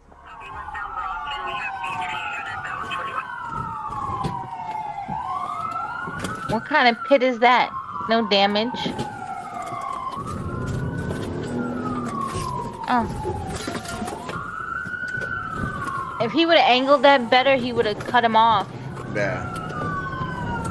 Poor angle. 245, Boy 13 with this vehicle. We're going to be on southbound 5 on-ramp from... With the amount of chases that we've That didn't seen look like lately, much, but the pit was it enough seems to like damage they always Juan's got back cars right in tire. the shop. He tries taking police onto the highway, They but do. his busted-up car can't handle the high speeds. Where are you running, homie? Cross towards the meeting, trying to carjack somebody. Why are you trying to carjack with the police right there? Oh, this fool doesn't care. He's trying to carjack a victim vehicle, holding on. Oh shit, did the cop hit him? Due to YouTube's content policies, we aren't able to show you the next part. We can tell you, though, that Juan was a threat to the other driver's safety. Our officer drew his service weapon and shot Juan twice in the arm and upper torso. EMS code 3, R5 South, just south of Louise. Thankfully, neither wound was life-threatening. Officers were able to provide first aid on the scene thanks to the emergency kits they kept in their cars. Juan said that his son was a Marine, thinking it was some kind of excuse. He said he was just trying to get away and didn't know why the police opened fire. In the end, he was booked on 5 felony charges, including carjacking and false imprisonment. He was also out on parole, which only made things worse. As for the officer who shot him, he was placed on paid leave. It seems like the whole situation is still under investigation. Gainesville, Florida, August 23rd of 2022. The Alachua County Sheriff's Department is in hot pursuit of a stolen box truck heading north on I-75. Oh boy. The driver I'm gonna is take a 34-year-old 3-minute away. Brandon Baker. I'll be right He back. woke up that morning Are thinking you want me to lived in pause or Vice no? City. His Go ahead crime and spree run. began with an early morning carjacking in Tampa. Minutes later, he broke into a home and forced the owner into the stolen vehicle. Luckily, the victim was able to escape, and Brandon took off running. About an hour later, Tampa police got a call about another stolen vehicle. This time, Brandon hijacked a white Isuzu box truck. Little did he know it was equipped with a GPS. It didn't take long for police to find him fleeing north from Tampa to Gainesville. They flipped on their lights, and the chase was on. Getting off at 384.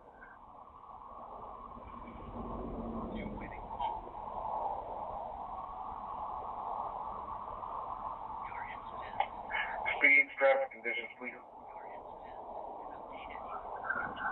Normal parking road traffic coming up to the light. Gonna turn westbound. Next, Brandon tries an extremely reckless maneuver to lose the police. He starts driving up the exit ramp, heading back toward I-75. Only this time, he was going the wrong way. I'm not sure the unit in front of me yet. Just at Oak Park, I'll put the stick here.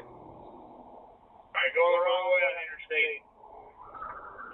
On the southbound off ramp. The trick works for a moment. It's too dangerous for all those cop cars to drive the wrong way on the interstate. They get stuck in traffic while Brandon turns around. Luckily, another officer is there to pick up the chase.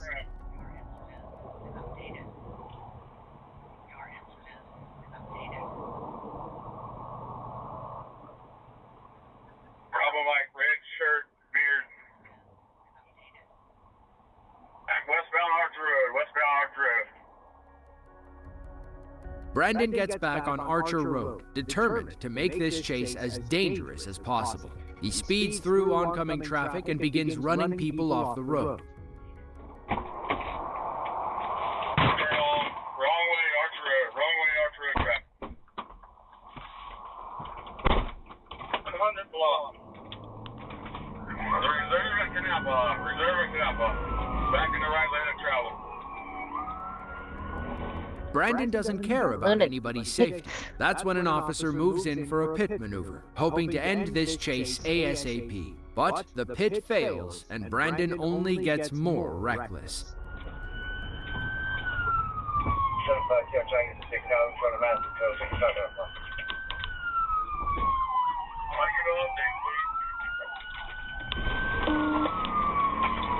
We're eastbound. Or past the Burger King eastbound. Y'all, when I'm calling from BSO, eastbound.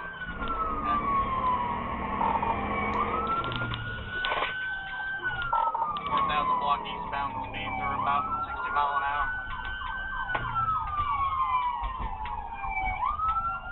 Okay, so units 2300 Archer. The chase eventually takes them through a Best Buy parking lot. Northbound into the new Butler Plaza. Northbound 37 Boulevard.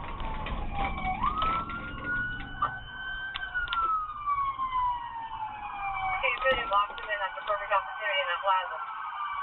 Hey, pulling into the Best Buy.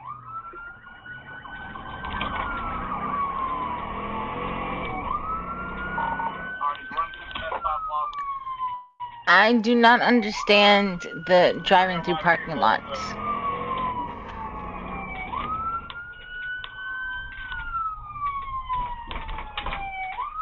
Dance is more than just using your body. So much of dance is in your expressions. Sprinting has likely contributed. Alright, we're back on Archer Road. I am now the lead vehicle. Oh, signal 4 into a ASO K9 facility bound to Lake Brandon leads them through another parking lot and smashes a cop car on his way out. Then, for some inexplicable reason, he decides to bail and run on foot. He doesn't last very long. The Pink again, coming back out on the 34th Street. Going back southbound on 34th.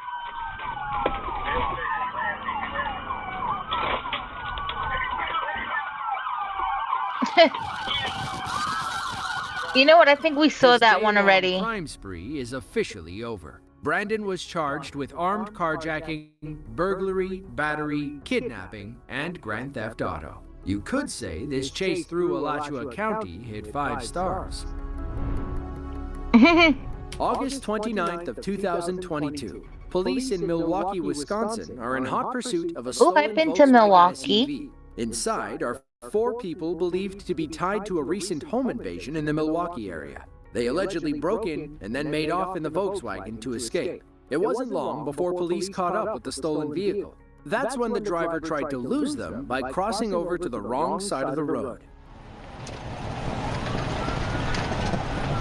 Driver's got a more cat on. Stopped up ahead. Alright, it's going in the wrong lane of traffic at Hampton. And looks like they're going to bail.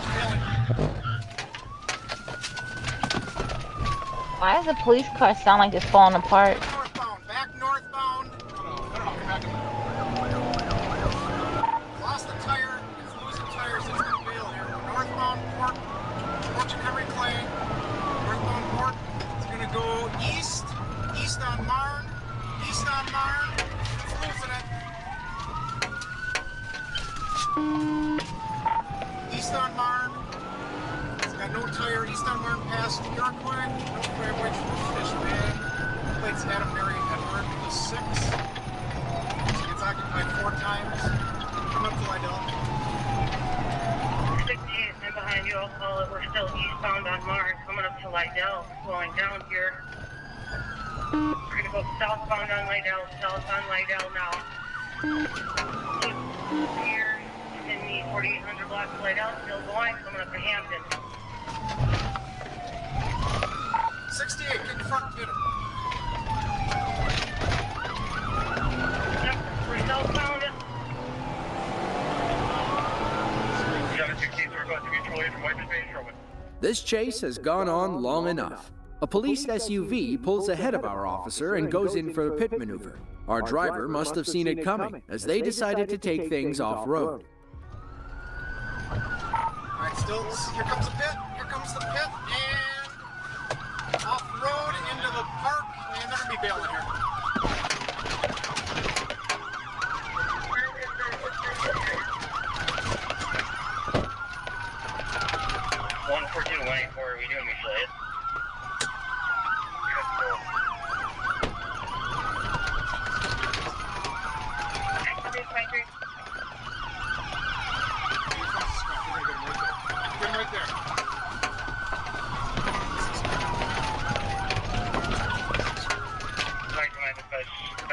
Alright,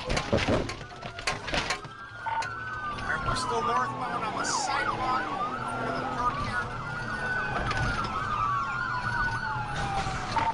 Hit a pole. We're going to be coming out onto Hampton. Squads coming out onto Hampton.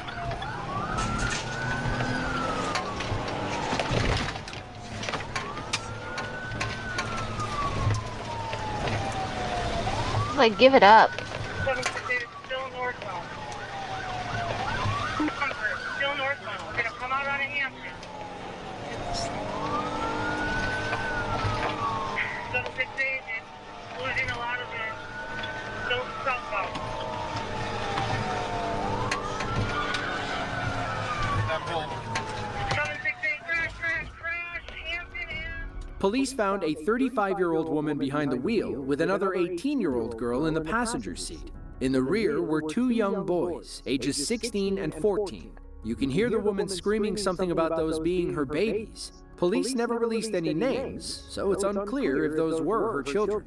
If they were, this woman might just be the most reckless mother in Wisconsin.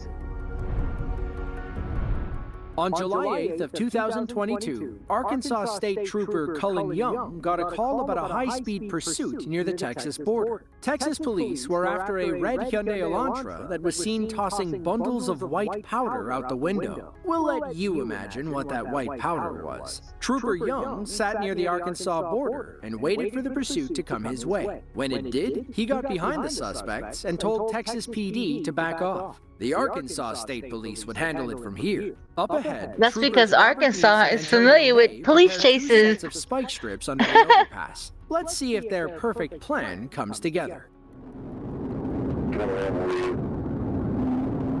I'm going over the bridge. We're setting up the spikes. I'd put yours over there. Draw that string all the way out over here.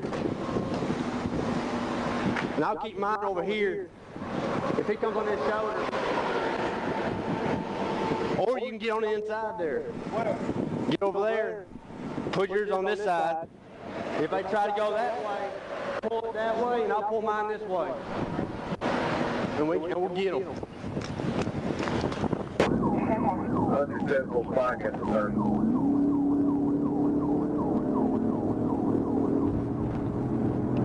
Ooh, I just knocked my glasses off my face. Going down to 31 right now.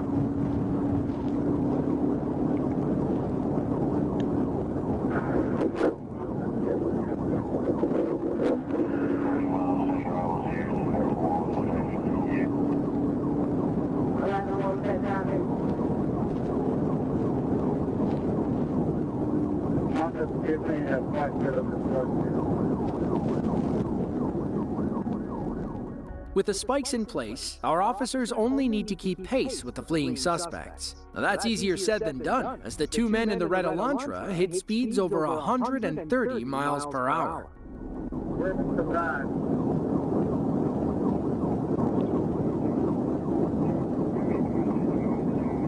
That way we can cover both sides of the road. We got hard cover both sides.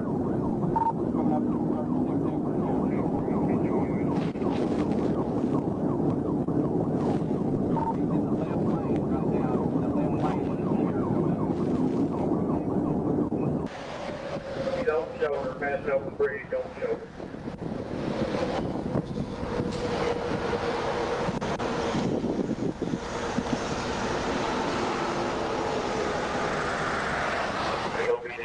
Get ready for the spot. Here he is, left back, left back.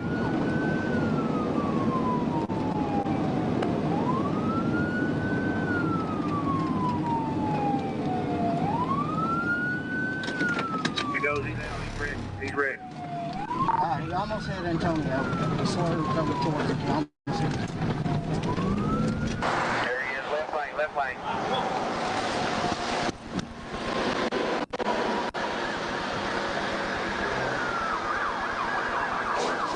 He's stopping.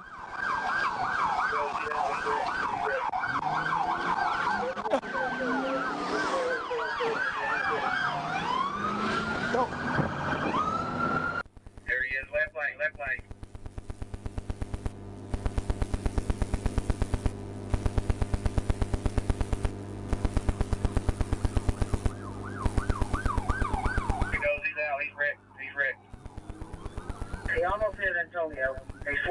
coming towards us. They almost hit it.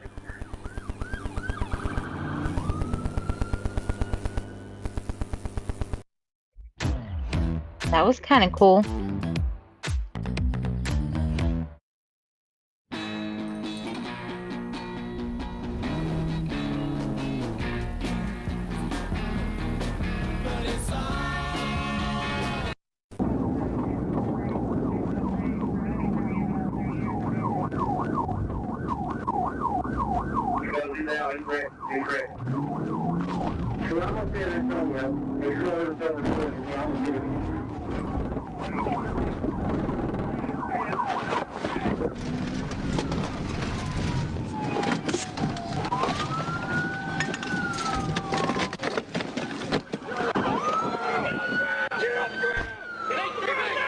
Stay back! Hamilton, come back!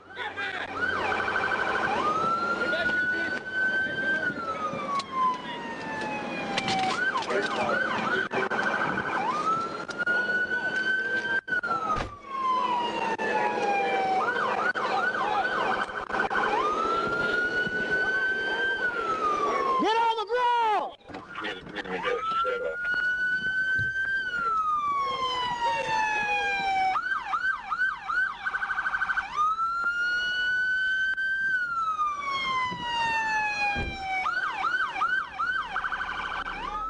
L'Oreal Pope and Kendrick Bailey were arrested and charged with different crimes. As the driver, Pope got hit with fleeing, possession of a controlled substance, and aggravated assault for trying to hit Trooper May with his car. Police charged Bailey with multiple counts of possession. At the station, Pope allegedly told the booking officers, "I should have thrown everything out before we made it to Arkansas." Maybe he shouldn't have been driving around with all that white powder to begin with. Now going on the turnpike, signal 4 versus a truck, and we got a rollover. August 1st of 2024. Police officers in Miami-Dade County, Florida, were looking for a black GMC Denali stolen from Broward County. Ooh, Denali's are nice. Golden Glades interchange, an officer spotted the truck and initiated a traffic stop. That's when the car thief and driver, 35-year-old Joseph Giannino, decided to take him on a short yet destructive chase.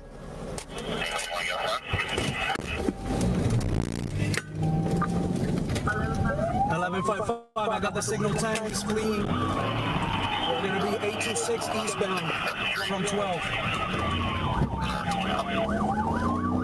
826 eastbound from 12, is he on foot or signal 10? I'm behind a signal 10, black GMC Denali. It's gonna be a 28 of 47 Bravo, Zulu, Romeo, Quebec.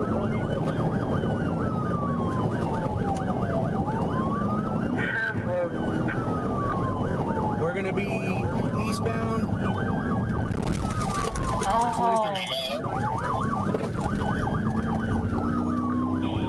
He hit the truck. 23. I believe he's signal 4 the vehicle right now. Alright, towards the turnpike.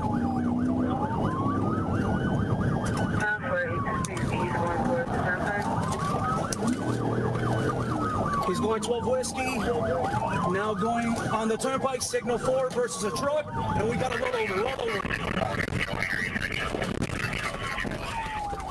After all of that, Joseph still tried to run away. Thankfully, police wrangled and arrested him in a ditch near the exit ramp. His short demolition derby damaged 4 other vehicles and flipped a box truck onto its side. He's lucky that nobody was seriously injured. Once they had Joseph in custody, they learned he was currently out on probation for fleeing and eluding. The new felony charges landed him behind bars permanently until the county can set a new trial date.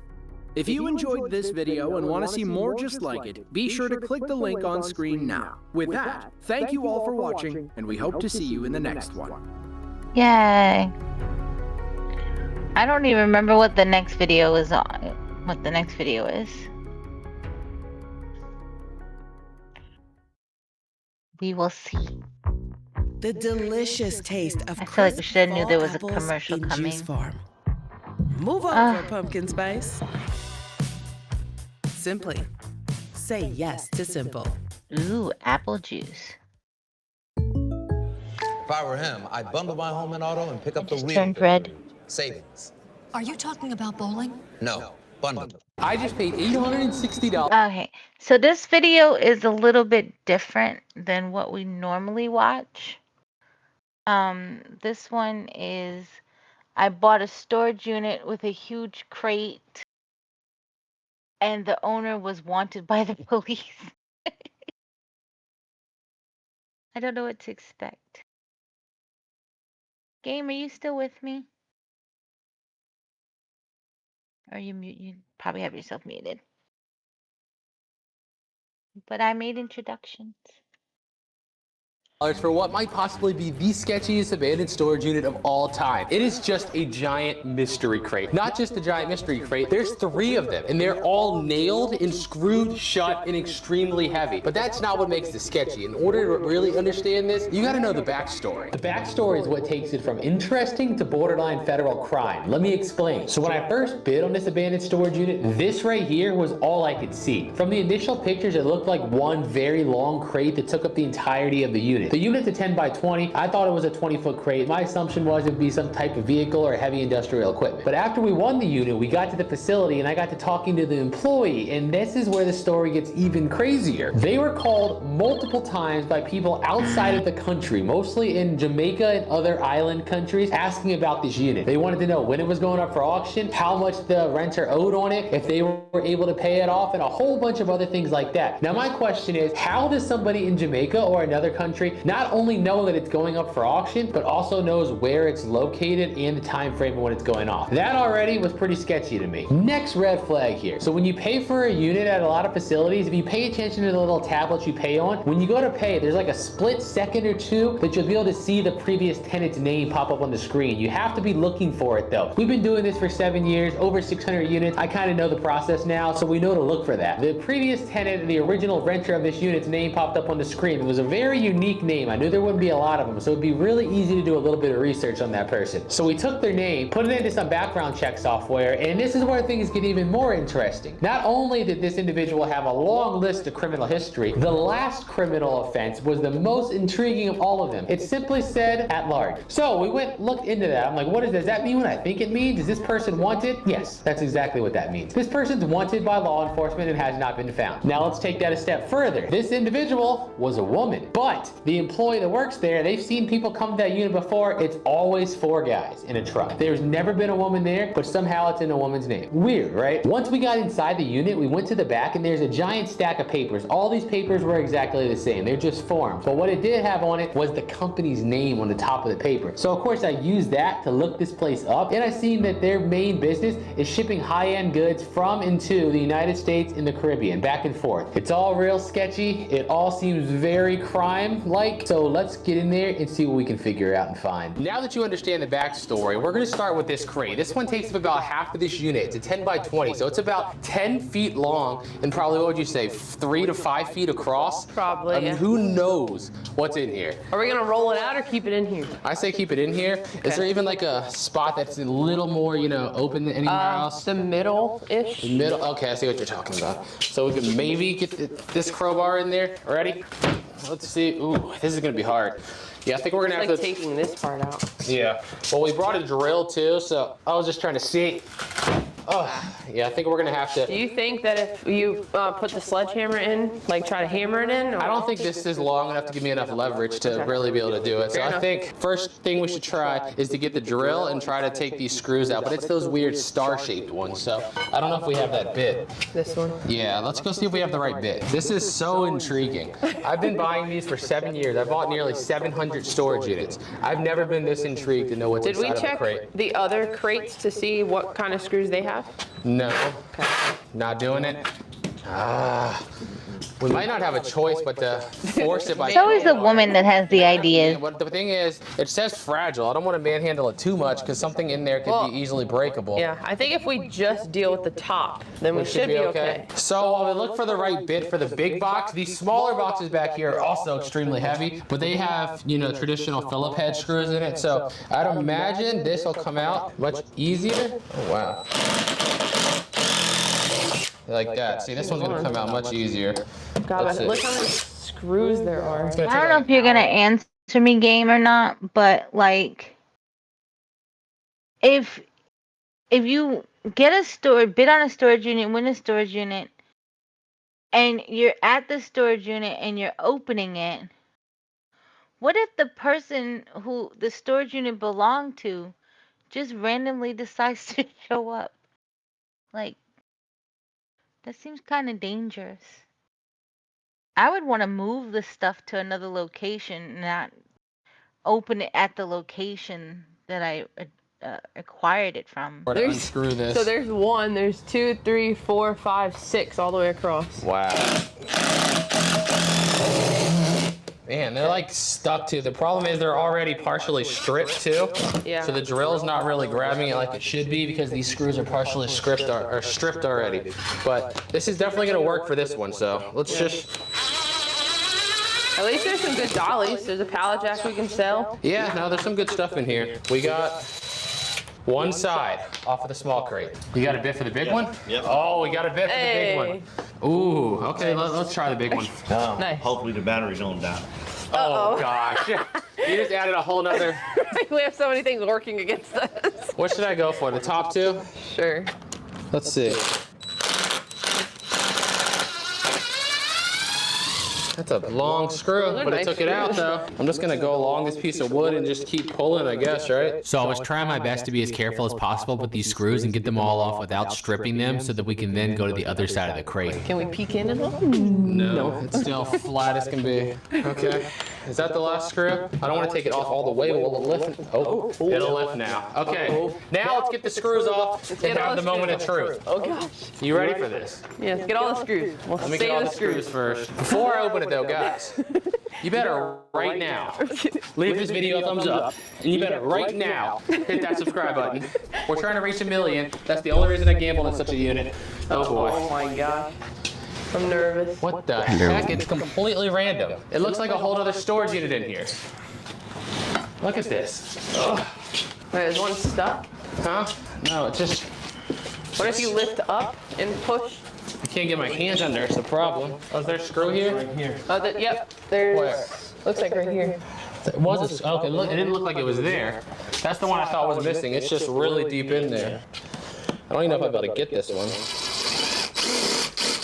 Yeah, this one's the reason you see it's completely stripped. There's no middle, so we're gonna have to pry this one open right here. All right, crowbar. So this is so interesting. One of my fears was it's gonna be one giant thing like a hot tub or something, and then there really wouldn't be nothing to explore. Let me see this, or you try it, or I'll try it.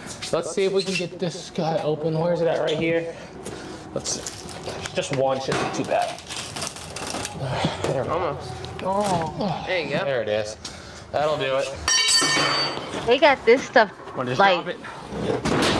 Okay. Huh. This is about as random gets. Like you said, it's just another storage unit. Looks like packed in here. I know. This is so strange. It just got even more interesting now because I thought it was going to be, like I said, one big thing like a tub or something. But now it's just a whole bunch of randomness. Let's just take a bag out of here, I guess, and see like what's packed in here because that could mean something or prove or show something. Is it literally just clothes? Like just, what the heck is this? We got, okay, I got a bunch of yarn. That's kind of strange. Other than that, we have a hammer, and we have like the thing to a deep fryer. What? This is so strange right now. Nothing really in there, actually. It's just nothing. There's something in the front, though. Let's see what's in the front. Nothing. Okay. There's something right here. We see this? Oh, there's another zipper. Hi, buddy. Hi. There's a little book. And there's another book. So random. I don't know what to think right now, but definitely stranger than I thought it would be. Let's just start pulling stuff out of here. Like, I don't really know where to go from here. All of that stuff, like regular stuff. So random. If It's you gave me like sellable. 100 guesses what the inside of this was going to look like, this it would be is. on there. This is just a chair. Okay, that's nice actually. Put that aside. My question There's still got to is be something something hidden in nefarious, here. like is this used as hidden. like a cover-up kinda to, you That know, is true. I didn't think about very that. possible. There's Yeah, a that's what he just said. potty right there. No, thank you. Let's see. What is this bowl, like food bowl? If I can get one of these boxes, they're so stuck. Yeah. Huh. Let's see. What the fuck is the pipe doing in there? I like this song.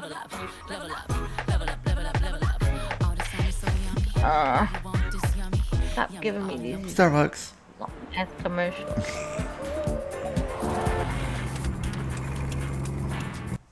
Like, what does this even Part go of to? trampoline, it looks like. Is it? Oh gosh. What? Trampolines are big and annoying. This, nothing. What is this? Oh, come here, you. Like a, what is that? Looks like a used one. Like rice, smells good. Let's see. Buried in here is, well, shoot. Oh, what is that thing? What is this? Gosh. What is Power that? distro. Okay. Oh, there come the cops. You hear them? They're here for me. So when I was going through this, I didn't think anything of this little blue guy, right? But now that I'm home, I image searched it and see that they're selling for a lot of money. Even pre-owned, these guys in 24 amp variants are going for over $300, which again reignited my interest as to what could be hidden in here. Definitely interesting. You but touched okay. the crate. I guess so. What about this bag here? It's like more crafting and eyelashes, that kind of thing. Oh, this right here. What is this?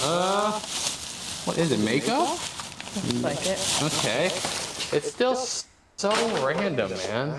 Let's see. This here is another drill. Okay, still have a little bit of juice. Then I see shoes. Then I see a deep fryer, and then I see a vacuum cleaner. That's what's in that box. That is like so random. Let's see if I can at least get to this bag out of here. Is that a deep box like this one? That's a medium shipping box. I'm intrigued right now. This is all just making no sense. So there's more stuff. And then we got, what is in here? This is like school stuff. Literally just school stuff. Huh. Hey, hold on. What is that? Come here. Aw, I thought it was a Game Boy, but it's a fake Game Boy. Based on the background of this abandoned storage unit, there's absolutely no way this is all just household. I 100% believe that this was used to smuggle something into the country. Now, whether that's large sums of money, gold or silver, or other items used to pay for illegal substances, we don't know yet. But we're not going to be satisfied until we dig through every single box in this unit, because I think it's covering something up. After moving a few things around, I have started to notice that all of these top layer boxes right here are on top of something down there. That's a really big, like, red box. I don't know what it is. And the fact that there's these straps here, they're holding something down.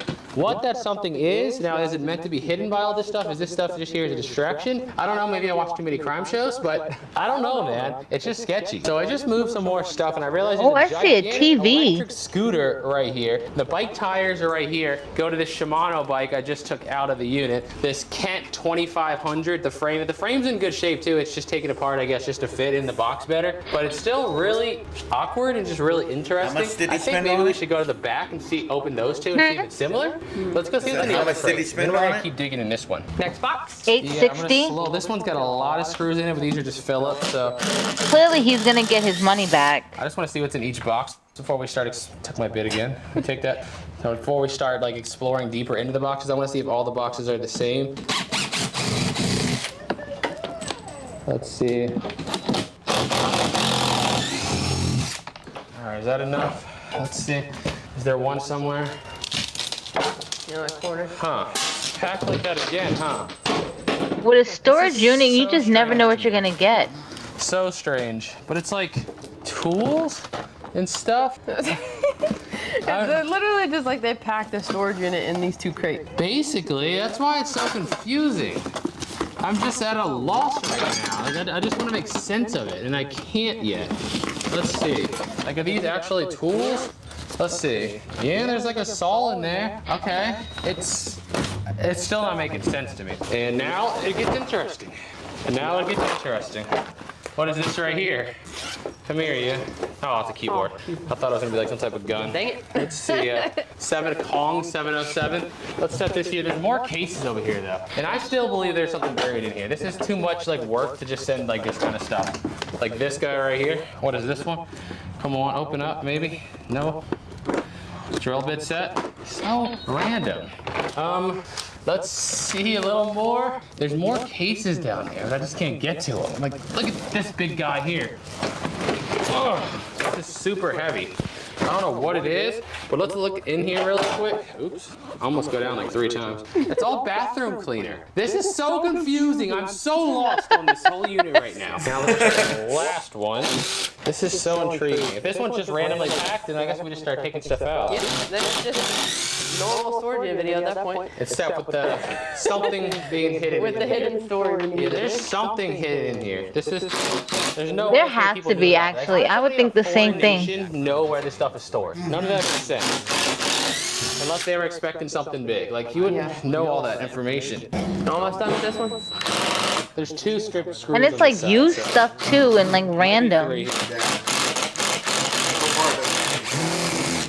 This thing's starting to get hot. Or I'm using it here.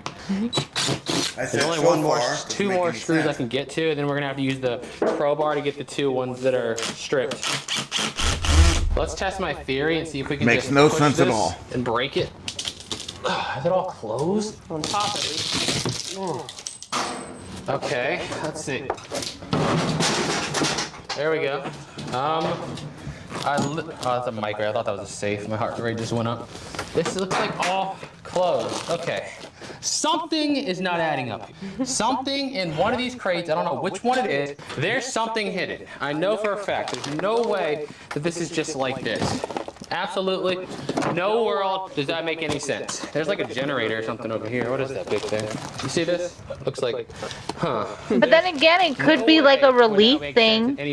You know, maybe they were sending stuff. This might help us. Ready for this story to take another turn. This ID card belonged to somebody completely different out of New York. No relation whatsoever to the original renter of this unit at all. The worst part about it, this guy passed away 6 years ago. This is starting to make less and less sense the more we go, and I just know we're gonna uncover something. If we just keep pulling from this side, I'm just gonna kind of go not around wrong. with stupid stuff like this. I'm gonna throw it in this U-Haul right here, and we're gonna just keep reaching down and try to find the cool stuff in here. This is just a single hard hat. Okay. I thought it was a Halloween ball. Yeet. It's that time of year. Today we're filming this. Tomorrow's Halloween, so we're in the Halloween mood Halloween right now. Eve. Hey, you want a elephant book? Save the babies. For Broly? Sure, Broly can read it while we're here. I still want to figure out what that hyper tough box is down here. Here's some tires. We're gonna scoot these tires out of the way too. Just yeet them on in. That's how we're doing this today. I'm kind of concerned about how he's throwing shit in there, because Oh, there that we go. stuff We is kept all the little resellable. pan. We were hoping to find a top, and there it is. Let's see. What is this? Love. Goodbye, love. Let's see. I want to get this scooter out. Taking the time to savor Thomas's crunchy yet soft bagels. Thanks, Tom. It's Tom, actually. Right, Tom. Tom. You doing that on purpose? Tam. Tam. How have we got to town? Huzzah! A toast to breakfast. There's a quiet luxury in the way nature moves. Lord have mercy. Light, shifting tide. Scooter. Okay. Oh, it's heavy. Well, it's a motor scooter. Huh? Motor scooter. Oh, well. Sure, we keep that with it. Its tire Take it apart. is not attached, but yeah, I don't think it's actually broken. Where's the handlebars? Oh, is that what I just tossed in there? Is that what this is? Right here? Or no? That's part of a shelf, isn't it? Yeah, that's part of a shelf. This thing right here? No, that curved ones that I was talking about. It's not gonna be that big. It's gonna be like maybe like this far apart. Let's see if there's a bunch of like nuts in there. You see this? What is this? I don't know. This unit, is this what this is? No. No. This unit's just getting weirder and weirder by the moment. Like I'm just really. Maybe over here somewhere. We don't know yet. Let's just keep looking. That's not it. That. Set it aside for now. Yeah, let's set it aside for now. Oh. Okay. Okay. This is very heavy right here. Let's see what's in this bag. It's another drill. So we've been finding a good amount of tools right in this unit. The Hyper Tough drill. We got some drill bits, some socket wrench pieces, and other tools in here, so that's not bad. This bag is ripped. I think some type of, there's a nice cast iron pan. Okay, we keep those. Those sell well. There's more metal in here too, and I don't know what it is exactly. It's like another can. Is it? I'm gonna set it right here. Let's see. I mean, that literally could have been like, that could have been Looks like part of the relief stove. stuff Yeah, looks like grill grates. to griddle for maybe goes people on to the have, stove. you know, Okay, to- I'm telling you, to, I'm gonna put this story together. It's gonna make sense. like donate It has items or to, right? something. Right. Hopefully, please. Hopefully. Let's see. Ironing board with no legs. That's what we call garbage right there. I want to work my way this way and get into some of these actual boxes. So let's see. Yeah. These kind of things we just give away for free at our yard sale. This right here, I don't even know what that is. Just some metal, I guess. But maybe now I can get to this medium box here. We haven't actually got to open any of the taped up boxes, so I'm curious to see what's in one of them. Heavy. It's You want to really put it on heavy. the end of the truck? What? Put it on the end of the truck? Yeah. Let me see here. Oh, I think it's upside down though. Whatever it is. Okay. He's just manhandling shit. Okay. Let's see what's in this guy. Chaos, chaos. That's the storage unit world for you, baby. It's never a normal day in the office. That doesn't exist here. And that's why it's so fun. Let's see what's in here. Is this all kitchen? Let's see. It looks like kitchen. What is that? Brand new, whatever it is. An air compressor kit with a rubber air hose. That's brand new. We'll keep that. Let's see. All this other kitchen stuff, just random. This is brand new. You want to open it? Sure. All right. Brand new. I mean, we can replace our other ones. I was about to say kitchen, not brand new. What is this? This kitchen? This is a projector. Dude, okay, this unit right here. A projector in the box with the kitchen stuff. It's just, it's throwing me for a loop, like hardcore. Just more. Little thing right there. Hyper tough. That's a little saw, looks like. I'm so lost at this point. This is just a combination of random tool pieces and random kitchen stuff. The tool stuff sells well. Used kitchen, not really so much. So that stuff will go out to the yard sale, I guess. You really can't like make these boxes up. This has a bag with 2 DVDs in it, a pot, a giant thing of Hershey's syrup, and a vacuum cleaner. That's what's in this box. That's so weird. Somebody please explain to me. I'm so confused right now and I'm really trying to figure it out. Let's bring this one to the truck really quick. Oh, heavy. Heavy, heavy, heavy. I don't think I can get more random than the last one, but I am intrigued. I'm intrigued. Every box is just intriguing at this point. What is this thing? I don't even have an idea. Okay, there's this. Empty.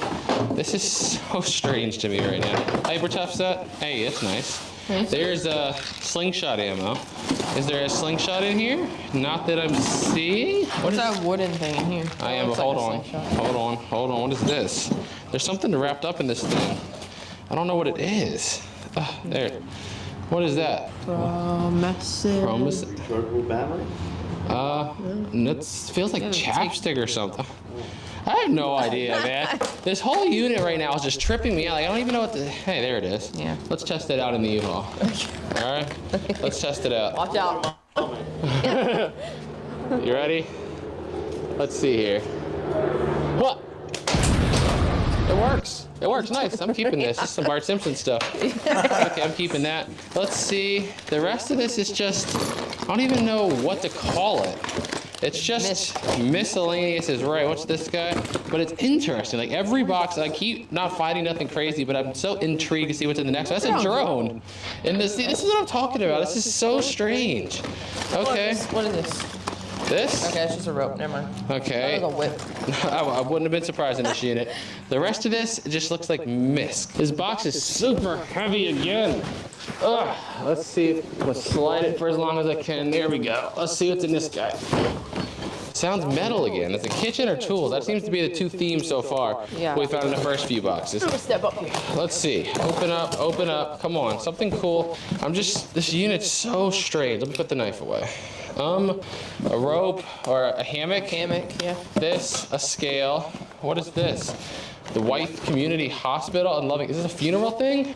Oh, yes. It's a baby box. Okay. But you know what's weird? I would have thought that would have been like a baby that passed away, but this name, unless they named another baby right, there's a picture I took out there with a certificate for kindergarten graduation. It's that exact same name that's on this bear. So I don't know if they lost a baby and then named the next baby the same thing, or they just put the baby stuff in the box and it's just really weirdly coincidental. I don't know, man. I'm trying to make sense of this the best I can with no inside information, and I'm struggling. Yeah. There's more DeWalt tools. We'll take them. Let's see. Random. Milk. A freaking gas mask.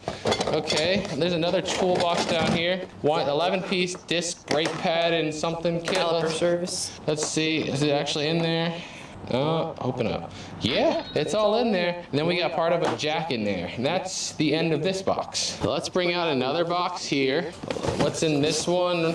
Well, Christmas bulbs. No, just Christmas stuff, huh? Okay, this one's just your typical Christmas stuff. We're just gonna slide this one out the way. I don't even remember if I showed you guys this from the last time. So we first got this unit, that was 3 weeks ago, and then we just came back. So I'm kind of like don't remember, but if I didn't, we got a Ninja blender. I'm trying to get all the stuff off the top of here. This is actually, it looks like a almost perfect, if not new, massage table. These go for like 50 to 100 bucks on Marketplace, so that's not a bad find. Another one of these over heavy boxes. Like the boxes are packed so tightly, man. Let's see here. Open up, and this looks like it's gonna be all books. Let's see what they are though. Lots of kids books. Stuff on top. Yeah, that's what it looks like in here. A bunch of, look, there's Sesame Street. There's that. What are these? Are these textbooks? I can get one out of here, that is. Looks like something like that, huh? Okay, so it's some school books in this one. Let's see if this air compressor is actually in its box. We also just moved a Craftsman saw right here. Really nice. Let's see if this air compressor is actually what's in there, if they just reused the box. That's new. That's a brand new air compressor. Let's see, does it have a model number on it? It just says 6-gallon Hyper Tough air compressor, brand new. I'll take it all day. Let's get the next box from here. Oh, this one's heavy, but not as heavy as the other one, so I don't know what's in this guy. Let's get this knife out and find out slowly. Hair. Let's see. Yeah, this thing has like. We got randomness. What are all these things? Microfiber pillowcases. They're. Huh? Say that again? A lot of that stuff isn't counted in that total value at all. Like, it's miscellaneous shit. Yeah, but at least he's already gonna get a return on what he paid. Yeah. So. New though, like it just. There's cases in here too. Like, look at this right here. There's a whole new like drill bit case. I'm so lost. I like to make, my brain's not comfortable until it can make sense of things, and it can't make sense of this at all right now. I really am. With the background we know of this unit and how we've been finding stuff so far, none of it makes any sense. None of it does. It really doesn't. There's a hairdryer, is that in there? No, it's just pieces of it. That just looks like kids and bathroom stuff. Well, this one's pretty self-explanatory. We have a 6'5", nice height tree right there with lights and everything on it. So at least it is October. So I mean, it's about to be November. So these right here will be really good. Let's get this heavy monster right here out of the way. Man, these boxes are packed so tightly. You don't understand. There's a nice little electrical thing right here. We're gonna set that in this box. We're just putting together a box of tools and pieces over here. And getting in the truck? Yeah. Let's see. This right here. What is this? Home collection. What does it say though? Arctic North Down Home Collection. Okay, I can't read it upside down. It's a bunch of beady stuff, kid stuff. Craft? Yeah, kinda. Okay. This is, like I said, my brain's hurting right now. My brain is hurting. Let's see what this one right here says, or is, not says. See, I told you it's hurting. Just some dress shoes, adults dress shoes in the kids' bag. This right here is full of a bunch more tools we're just gonna add to our ongoing collection right now. Same with this wrench and whatever that is. Let's see, clothes. There's more just tools under the, look at this. Like, it makes no sense right now. We got this Hyper Tough right here. I'm trying to get this kid stuff out the way so we can get to the tools. Something crashing down. There's a wrench down there too. I'm making sure we don't have no Snap-on or nothing crazy. This would be the unit where you'd find some crazy stuff. There is something crashing down here. Let me get all this kid stuff out the way. It's just so random, man. So random. Let's get this out the way. Like, the whole bottom of it's got tools in it. Look at this. The whole little Craftsman kit with a bunch of different things in it right there.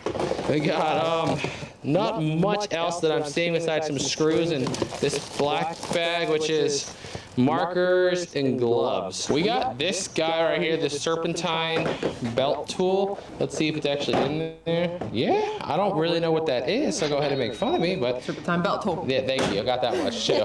But whatever it is, it's in there, so we'll add it to our ever-growing pile of tools. At this point, what is this?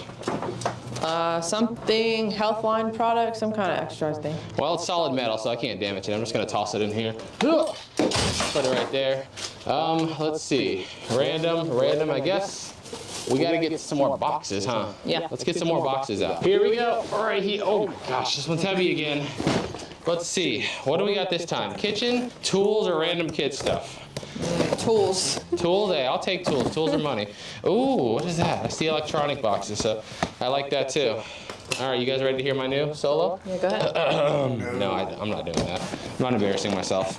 Nope. Muscle relaxer. We've sold these many times. Oh, look. That'll be fun for Broly Bear. It probably needs batteries. No, it's on right now. Yeah, it is new. Probably needs batteries though, but we'll keep that. Let's see. Random electronics. There's a computer mouse. There's some speakers. There's a couple of routers. There's a charger to something. I'm gonna put it aside in case I find a laptop again. What is this? I'm gonna open it. I have to. Okay, a bunch of little tools. Let's go to this side over here. This is more wires, whatever the heck this is, and more wires, and Mario Kart 8 hiding in the corner. With no game, but that's okay. And this is why we spend time digging through boxes off camera. We got the Amazon Alexa, we got the beautiful Pikachu controller, we got the Turtle Beach headset right here, but most importantly at the bottom of that box was, bang, the Nintendo Switch right there. It's actually not cracked or nothing. That's, I think, last time I found one of these are like $150, $200. I don't know if that's still the case, but And honestly, like being in that box, I'm surprised it's not cracked. no, it's in good condition. It has like no cosmetic damage that I can see. So this right here is a little jackpot. Next box right here. Let's see what's in this guy. Oh, it's so heavy. It's so heavy. Let's see what's inside right now. Looks random again. Well, there's that. Money right here. Cash money, baby. Let's go. School supplies. I had a brain fart there for a second. Another hammock. More just metal pieces. This stuff, man. Come on, you guys that have watched this for a while, you've watched a lot of random storage units. This one's got to take the cake so far. A couple saws mixed in with the kids' stuff, because why not, right? Let's just set that aside. Screwdriver set, measuring tape. Like I said, I'm keeping all these tools over here. That counts as a tool to me today. Paint scraper. Let's see. Box cutter. I know a guy that needs these all the time, but he probably won't take it. This in case you act up. That's for me. What do you mean? Huh? That's for me. Am I acting up? This is stereotypically for me for when you act up. Yeah, I guess that's true. I'll use the TV foot right here. Okay. But I think that's all that I see in this particular box I just got shanked. Let's get the big one. It's the first large. The other one's been mediums. That's really soft. I have a feeling it's going to be closed, but maybe it'll be nice stuff. Let's see. Open up. Yeah, it is closed. We're right on that guess. But what kind of clothes is the question? And just because we see clothes doesn't mean there won't be like a gun or like 3 tool sets at the bottom of it. Yeah, there's just random kids stuff is what I'm seeing. What is this right here? Menstrual heating pad. No, that's clothes. What? A mug. A mug with shirt. Yeah. Clothes, a dog bowl, a blanket. Yeah, these clothes are just gonna be donations. We got another keyboard, but this one's like super light. I think this one's a kid one. Plus they have all the keynotes on there labeled, so it's probably for a kid that was learning. That's not gonna be worth a whole lot of money, but I know something that is gonna be worth some money, at least a decent amount. This is a portable washing machine. Oh, let's see if we can get it out. Oh. It's slipping. Let's just set it down like this. But stand it up. There we go. I just looked this up. I image searched it. Brand new. It's about $200. This one doesn't look like it's been used, maybe very lightly. I bet you we get $75 to $100 for this guy pretty easily. So it's starting to drizzle a little bit, so we hopped in and we're gonna go through this freezer. First of all, freezer, the top, I don't know, you can't see it from that side, but it's really clean. So I'm gonna assume the freezer itself is really clean. So we have a top. I guess I'll just toss stuff right here for now. Yeah, just toss it in there. All right, little GCFI thing. I think this goes in the sauce tray we found earlier. Oh yeah. I'll toss that out there. For sure. We have this moisture smoothest conditioner. Okay. So random, man. What is this? This feels new. Ceramic straightening brush. Feels like it's in there. Yeah, it's in there. Okay. Good condition. And then we have commode liner bags for one of those like travel toilets. Poopers. Yeah, pooper. I don't want to call it a commode. I don't call it a commode. Who calls it a commode? I don't know. It's a travel pooper. All right, we have this stuff. It just has like random bathroom stuff, typical storage unit stuff in there. Fireworks? Let's go. This is 10 ball Roman candle. Okay. And these bags. Oh, they're sandwich bags. I thought they were trash bags. This thing right here looks like an air fryer. Didn't we just say we wanted another air fryer? Yeah, we literally 2 days ago. This is huge. Yeah, this is our new air fryer. It's not disgusting for sure. Let's see. I just broke the starter. Please don't be disgusting. There's full of stuff too, man. They didn't waste one inch of space. Not at all. So in here is just more food stuff, but that is a big size air fryer right there. Yeah. So we will probably keep that. I think the one that we have at our house, we got it like 20 bucks at Goodwill. Yeah. Like years ago. I'm a money-saving machine. What is this? A skillet? Maybe a countertop skillet there. We have this. Not labeled. I don't know what that is. That's sketchy. It looks like pine needles to me, but I don't know. The random plants make me wonder, because like you realize like the nuts, they put it underneath everything. Like they probably weren't supposed to ship it overseas, but they wanted to get it over there somehow. It smells good in here. It's just a bunch of bathroom stuff. Why'd you put the bathroom stuff in the freezer? They make very weird choices.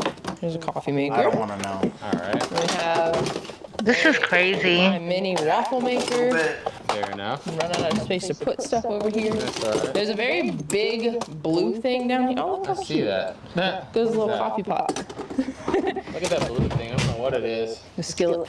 That looks like, can you see it? Kinda. It looks like a KitchenAid. mixer. Yeah, it looks like a mixer. I'm really so happy with the KitchenAid. Those sell consistently Definitely gotta get that resale out. for like $100. Brand new bar clamp. And this unit's been clean. Okay, I'm just gonna throw, this is just random bathroom stuff. I'm just gonna throw it right here, see if I can get the mixer out. Okay. Cause that looks like a good mixer. It even has like the top, the hood on the bowl. Please be a KitchenAid. There's another clamp thing, another brand new. Literally, like I'm throwing out, Bathroom what is this? stuff. Yeah, acetone, nail polish remover, shampoo, conditioner, like tape used so it didn't fall out. Yeah. Food. We have some cocoa, Hershey's cocoa. This is like the weirdest storage unit. Whatever that is. That's not sketchy at all. Unmarked packed material on the bottom of a freezer and a hidden crate or a hidden freezer. Totally legit. No idea. Can I even get this? There we go. It's not a KitchenAid, but I don't know what that brand. It's a Howork. But it is a mixer. I have my phone right here. Let me see if I can quickly do our image search on this guy. Let's see. Can we do an image search? Because they're outside a unit. It should be okay. I think you just blocked the brand. You just blocked the brand. Sorry. Wait, where's the brand? Right here, Howard. Yeah, no, I'm trying to image search. Oh, okay. Let's see. Hold on. This is here it is, right here. I mean, it doesn't really tell me what it's worth. No, it's not as expensive. I see it at Walmart, it's only 90 bucks brand new. The KitchenAid ones are like $200-$300. So probably still 50-60 bucks though. Those things hold value, especially in that condition. What was in there was just candy. Wow. So I mean, overall, like this is, I mean, it's pretty good. It's really clean. Really clean. And it has the hood, but literally like everything else that's in this freezer, just food or bathroom stuff. So the last thing we have in here are these two really nice flat screens. This one looks like about an 80-inch, and this one probably a 50 or 60. They're really, really nice TVs. Yeah, I've never found an 80 in a unit before. No. Big boy. Yeah, it's huge. Let's go. Crate number 2. I'm just gonna start taking stuff and throwing it in the truck. The stuff that looks like junk, like the air conditioning vent. Anybody need 47 ties? Last time everybody told me ties were so expensive. I think we sold a lot of like 50 of them and it went for like $3. So nobody wanted it. Yeah, they're going to the garage sale or donation basically. Just a bag. Let's see. There's got to be boxes buried in here. I wonder. What is this? Styleware fashion. Looks new. Yeah, some kind of new dress shirt. Okay, there's a couple of them in there. That's what it is. There's 2 of them in there.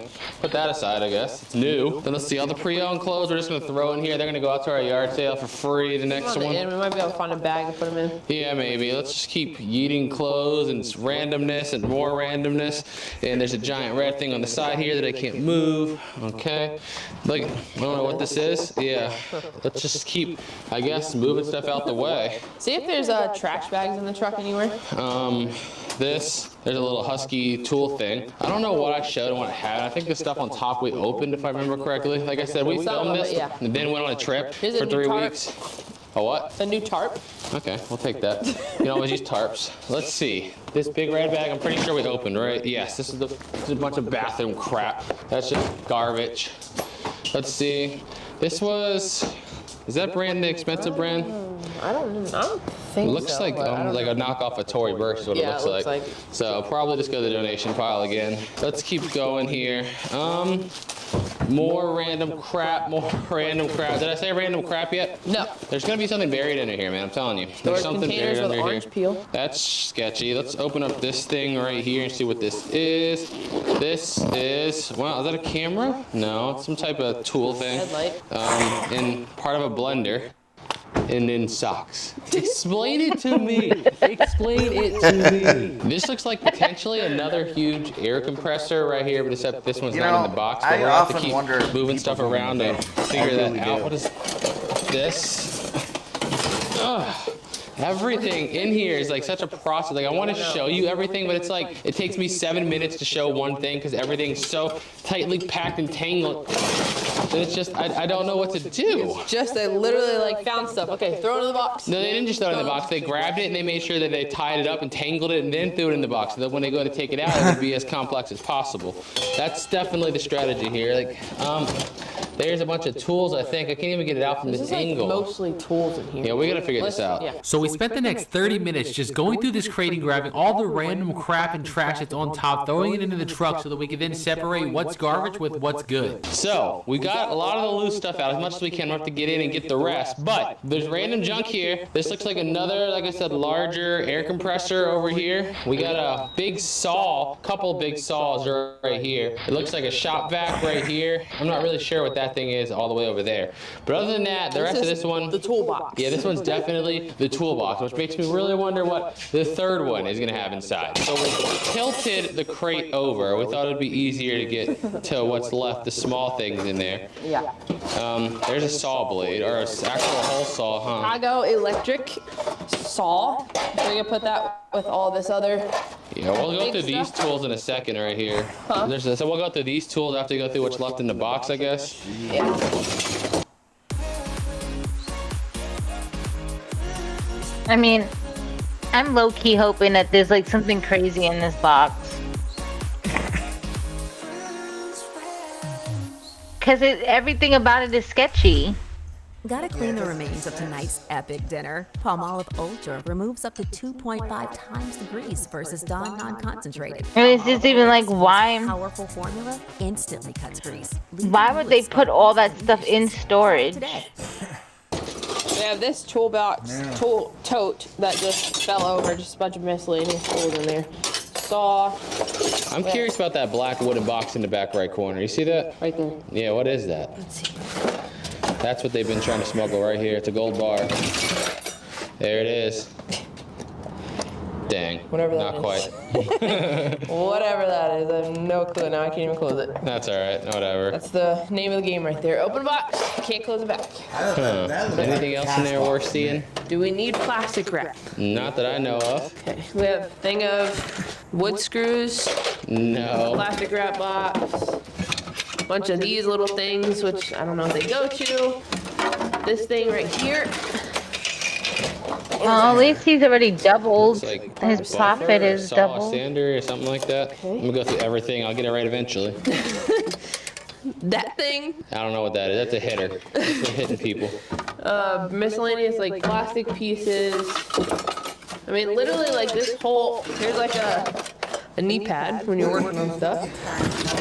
Another piece of a drywall radial sander. Yeah, I think it's safe to say what's in here is crap, huh? Yeah, but it's just miscellaneous tools. So if you just had like a box of tools for a yard sale or something, then that would be. Perfect. So now we have this DeWalt big toolbox. Is it empty?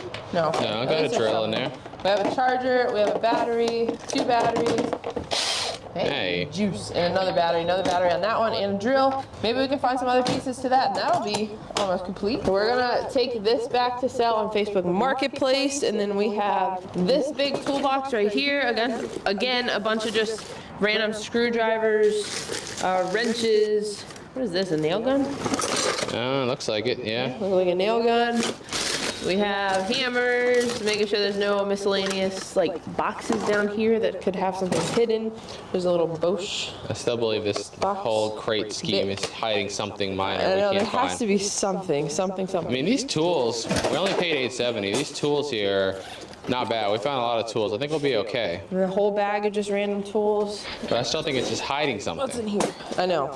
We just gotta find what that something is. Exactly. Ooh, wires. More game Okay, systems? literally like all wires. Wow. That's down there. It's tape. All I see is wires down there. Obviously, we'll make sure that that is actually all wires. Yeah. Before So we do last time anything we with almost went past the Nintendo Switch. Be using my bare hands. Those boxes were way more random. With Like the this whole stuff. tote's been pretty consistent with just tools. Yeah. This But looks still. like the cartel bag right here. More tools, huh? Yeah, masks, sander stuff, random clamps and spray guns. I think this is like a paint and spray gun, and random tools again. And all this other big stuff we'll take back to try to sell in Marketplace. The back crate back here, I'm just gonna, what is this thing? I wish I knew. I really do. Like From here, it looks like a burner of some sort. Ugh. Okay, I'm just gonna start pulling stuff out and just setting it aside. The clothes and stuff, obviously, we're just gonna throw aside. I wanna find what's hidden in this one. This is the last crate. This would have been the one right here. If they were hiding something they didn't want somebody to find, this is where it would be, 100%. The final crate, like this right here. Is that? What are you? Like this is what they're hiding from the general public. What does it say? I don't know. Oh, magma. Okay. Magma. Oh, what is it? Oh. Denon DJ? Okay, I thought it was gonna be a laptop if I'm being honest with you, but that looks like it could be expensive. It's a Denon DJ MC4000. Yeah. Okay, I don't know what that is, but I feel like it could be expensive. Do I just keep moving stuff? I mean, we got clothes galore. Empty the crate, so. We do have to empty the crate, that's true. Clothes. I think I see another black case here. Let's get all these clothes out of the way. Like this, look. Number 2, mystery black case. I'm liking this crate right here. Let's see what's in this one. This is, what the heck is that? Whatever it is, a nice tool. I've never heard of that brand. I've never heard of that brand either. BTOBI. Okay, Well, whatever it is, it's an inverter welder. Long piece of hair. It's expensive, so let's hope that one right there is actually expensive too. Let's just see. Clothes. Weird. Clothes. Oh my gosh, I don't need any more pre-owned clothes. All these clothes go to our yard sale, and we don't charge anything for them, so they're basically just free donations. So that's good at least. There's some big stuff in here, but it's just buried, man. Like it's not just like a layer. There's another slingshot. I got 2 now. Put that with my other one. That looks like our old one. Yeah, I used to have one of these. I'd shut up bottles in the backyard and shoot them. Oh, no, I'm weird. They were fun though. Let's see. Let's take this aside. Some tablet cases that are brand new tablet cases. Okay, we'll set that right here for now. This is so strange. Mystery white powder substance. Of course, everyone's shipping those from overseas to America. All over the world are they coming to America. Mystery powder substances. Let's keep going and digging a little more. I got rice. There's a giant black thing right here, and I don't know what it is. So let's try to move some of this stuff off top. I'm literally just gonna keep grabbing stuff, and I'm gonna keep chucking. I'm gonna find this mystery. Hey, there it is. Another drill. I mean, we got like a whole tool shop. I will say that from this unit. There's a lot of money in tools. It wasn't necessarily a bad financial decision so far, but it's still, the story behind it doesn't make sense to me. And that's what I have to make sense of before I'm done with this. I just can't continue. This doesn't make any sense right now. Knowing what we know, based on the people that own this thing and rented this thing, what I'm finding is not making sense. And I have to make sense of it. Clothes. Oh my gosh, what is all this stuff? What is this giant thing? You see this? You want to try to get like a hood. You want to try to get that out? Sure. Let's try to get it out. Is this literally like the top of a stove or something? Looks like it to me. I don't know what else it could be, but it's probably scrap metal, huh? Yeah. Probably scrap metal. This right here is a gigantic speaker or amp maybe. Befreeze sound is what it says on there. Audio, and it has lights on it and everything. What is this, like a concert speaker? Huh, maybe karaoke. It could be just like one of those when you hook the mic that we use for like a Christmas event. It might be, but it looks nice actually, so hopefully that's worth some money. This bag is gonna tell the secret right here. It is, it actually might. There's a lot of paperwork in here. New York State Department of Social Service. Remember we found that ID for a dead guy from New York early on in this crate, so I wonder if these 3 crates were 3 different people's. I don't know, man. I have no idea. I really wish I could figure it all out. Like I said, this unit is driving me crazy from a mental perspective because none of it's making sense. I want to look through this one a little later because there's a lot of paperwork in there, and paperwork can usually help us figure out the story. Wow. I don't even know where to go from here. Let's pull this big thing out. What is that, like a convection oven? Let's see. Looks like, don't you follow me. Looks like it's an air fryer. Like one of the new Emeril Lagasse ones that has the French doors. a convection oven to me. Little decent one, kind of dirty, but not bad, not bad. Let's attack this side now. You want snowflake fleeces? No. No, okay. Let's just toss it aside. I'm gonna toss more stuff out of this side, I meant to say. Here's a shoe. There's just more junk. What is that? That looks kind of nice, actually. What is it? Is that the brand? A New Balance. Oh, it's a New Balance. I feel like that could, look at that tongue. I feel like that could be worth money. It's the, no, well, it's gone now. We lost it to the abyss. All right, what do you say? I mean, we gotta find the other one first, but I've never seen them before, and I've been buying units for 7 years now, and I've never seen one of those. Let's see, a little Yankee Candle, Blossoms. Smells pretty good. Why do you like taste? You gotta taste the smell, you know? You gotta taste the smell, make sure it's good. Right here. You know what this is, right? What? Nothing. Did I get you? Yeah. Thank you. Thank you. Thank you. Let's toss it aside. What is this guy? Oh my God. That's a whole table thing. Okay, we'll work our way to that. Let's see. Junk. This is what I originally thought was a generator. Is it a generator? Is it a... It's pretty far down. It looks like another air compressor. Like I see, yeah, there's actually knobs over here. So I think this is a giant air compressor that goes all the way to the floor. So I don't know how we're gonna pull that out without breaking these doors down. Let's do some work on this crate. Let's do it. So just like the second crate, we just started pulling out all the random loose stuff that was sitting on top that had no real value and throwing it into the truck so that we can get to the juicier, more pricey things underneath of it. Trying to get the size of this bag down here. Big suitcase out of here. That's gonna be full of all the cash right here. $2 million. Oh, woo, $2 million right here. There it is. That's what they've been hiding. All right, let's see what's in it. Let's see. Ready? $2 million right here. Let's see. Bang! No, not so much. Let's see. Let's go through a little bit. Make sure there's nothing hidden in here, though. See, a lot of clothes, a lot of clothes, a lot of clothes. Mostly all I'm seeing is clothes so far, but we're still checking it. There's stuff at, oh, there's a bottom. Yeah, that's where the million is. Okay, so the clothes are up top as a distraction. There's also side pockets. Right here.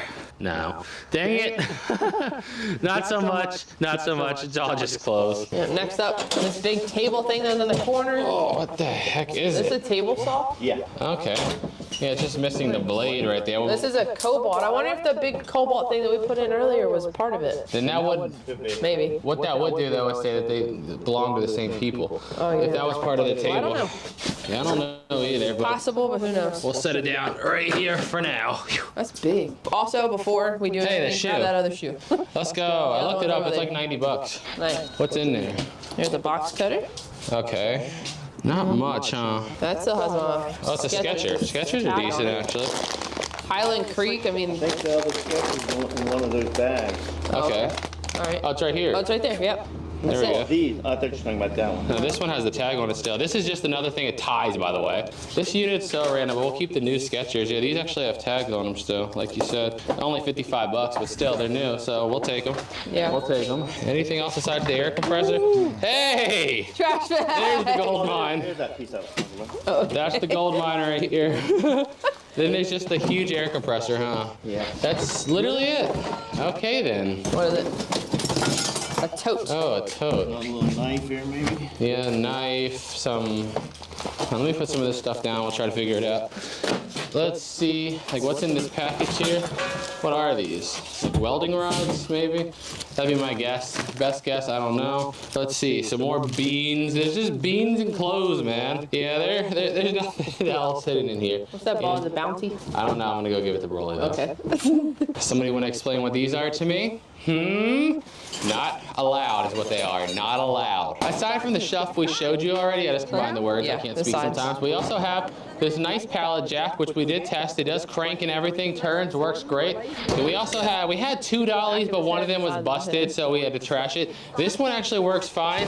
It's a Harper right there, and it's actually really heavy duty. We found a lot of these before. This one's a much heavier, thicker dolly than the rest of them, so I bet you that one's worth some money too. Then we also realized we forgot to show this big guy last time. This commercial grade equipment here. It's a cooker. It's actually going for like around $1,000 new on Amazon I want to say something like that. It's going for a lot of money. I don't remember the exact number. This is what it's going for new, so probably about 40 to 50% of that is what I'd expect to get. I've been through everything now, and I still can't begin to even tell you what the story of this unit is. Was it a big jackpot? No, but was it absolutely worth satisfying the curiosity? I would have spent the rest of my life wondering what was in those crates.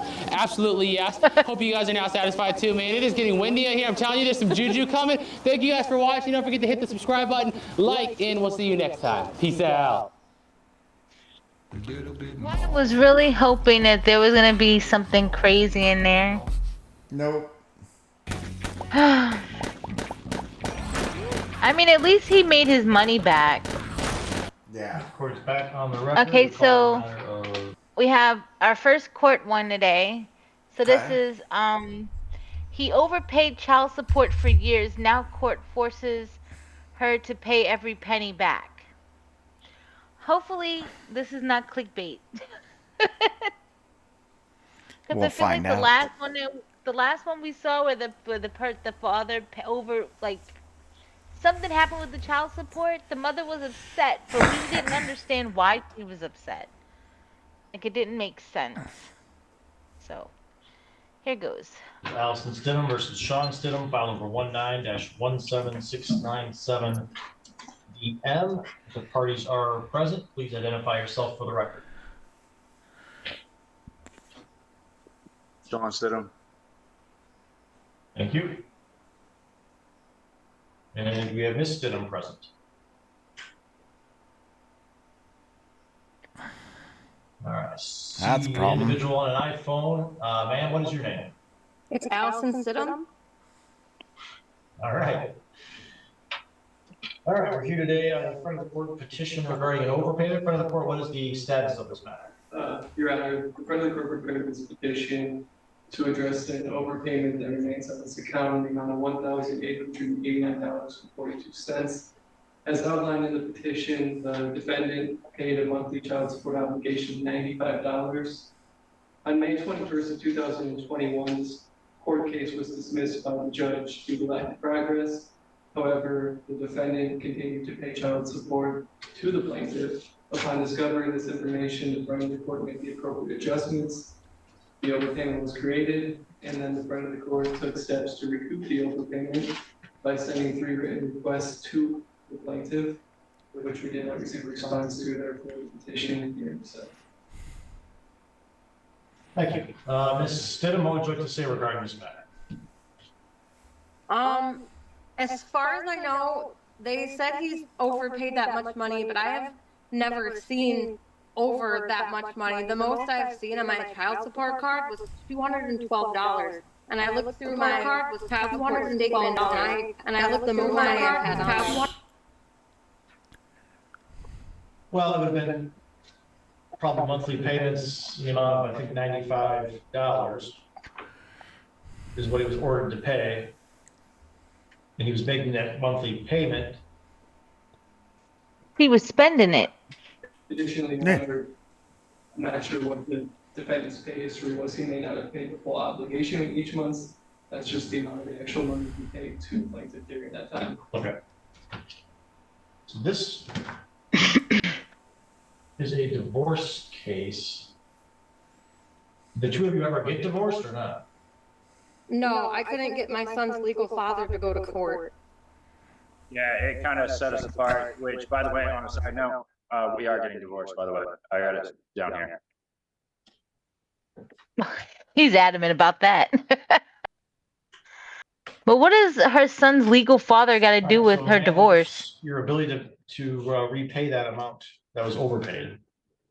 Honestly, I can't do much. I take care of 4 kids by myself, and they just increased my rent, so I could possibly make small payments every 2 weeks, because that's when I get paid.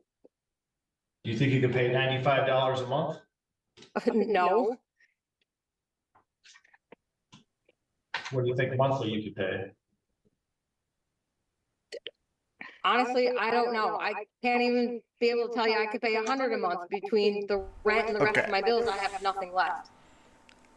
Well, I threw out 95. I don't think the judge is gonna matter there. My thing is, if you were getting money when you weren't supposed to get the money, why were you spending the money? Mm-hmm. But then I guess my other question is, how did this become an overpay? Oh, maybe it's because of the paternity? Possible. Because they can't get the divorce because of the child's legal father? I don't know. I'm all over the place. They already lost me. Maybe they'll give us some clarification. I don't know. Oh, so this is in chapters. So it's negotiating repayment, mother's financial struggle. Okay, hold on. So this is separated in chapters, it seems. Okay, so legal document filed with the court to initiate a legal action or request over the act of paying more child support. Okay, these are like just definitions. Motion to terminate friend of the court services. Okay, there's a lot of motions in there. Oh, okay, so there's a motion to terminate friend of the court, which I don't know what that is. Motion to address medical coverage. Motion regarding parenting time, regarding support. Motion to deviate from child support order. Motion to forego front of the court. I don't know what that means.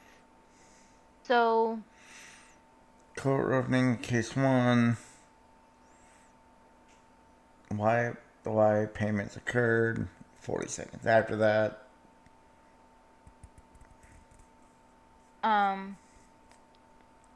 She's refusing to give her address to get the divorce papers served on her. Okay. Father denied visitation for years. Okay, so he... Oh. Oh, this is going to get interesting. So, there's more than one case in here. Because I'm seeing another thing, and I'm seeing other cases. 2, 3, VA 4, 5. VA disability and termination requests?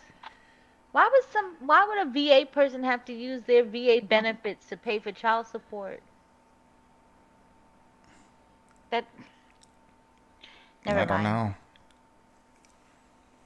know. Okay, there's a lot of cases in here. How long is this damn video? An hour? The video's only an hour. You know what? No complaints. We'll see what happens. I was kind of confused because we're probably not going to, we may or may not get enough context. Like this one, there's no context. I have no idea why there was an overpayment. Right. We don't have a lot of context on this one. So this one's going to take a minute for us to go through. But the cases from the description look interesting. So True. We'll see. I mean, this obviously is not a common situation. Explain, Your Honor. But it's also unfair that if he was making those payments and there was no support order.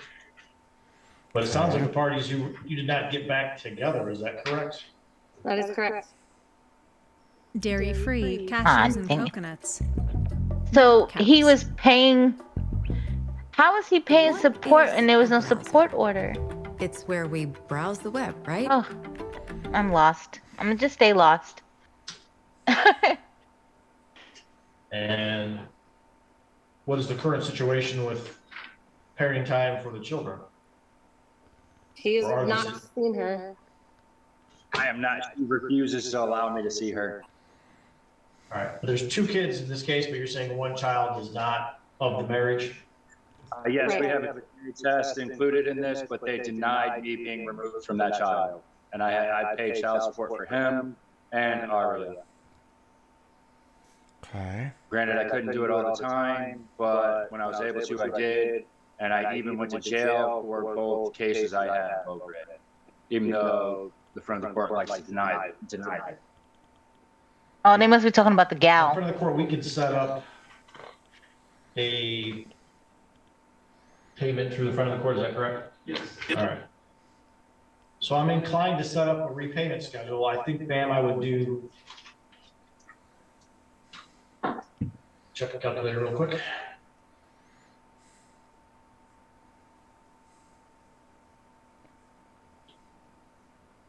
We might have to stick with the person that we like going forward.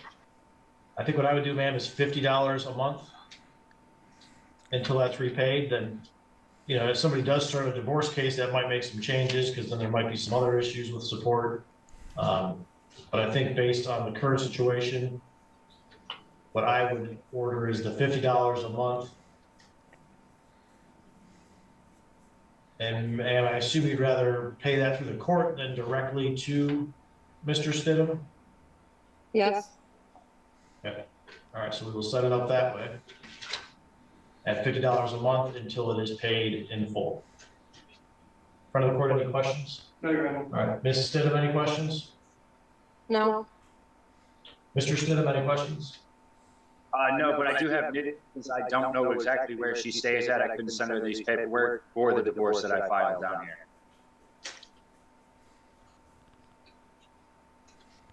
All right, well, I don't know if I'm at liberty to provide that information. You can, I guess, go about it another way unless she wants to provide you her address. Honestly, I was just trying to inform her through this way. This is the only method I could think of at the moment, besides putting it in a newspaper up there like I was told I could do. Sam, do you wish to provide him your address or not? No. Okay. All right, then you'll have to seek other meetings. All right, thank you both for appearing. That does conclude the matter. I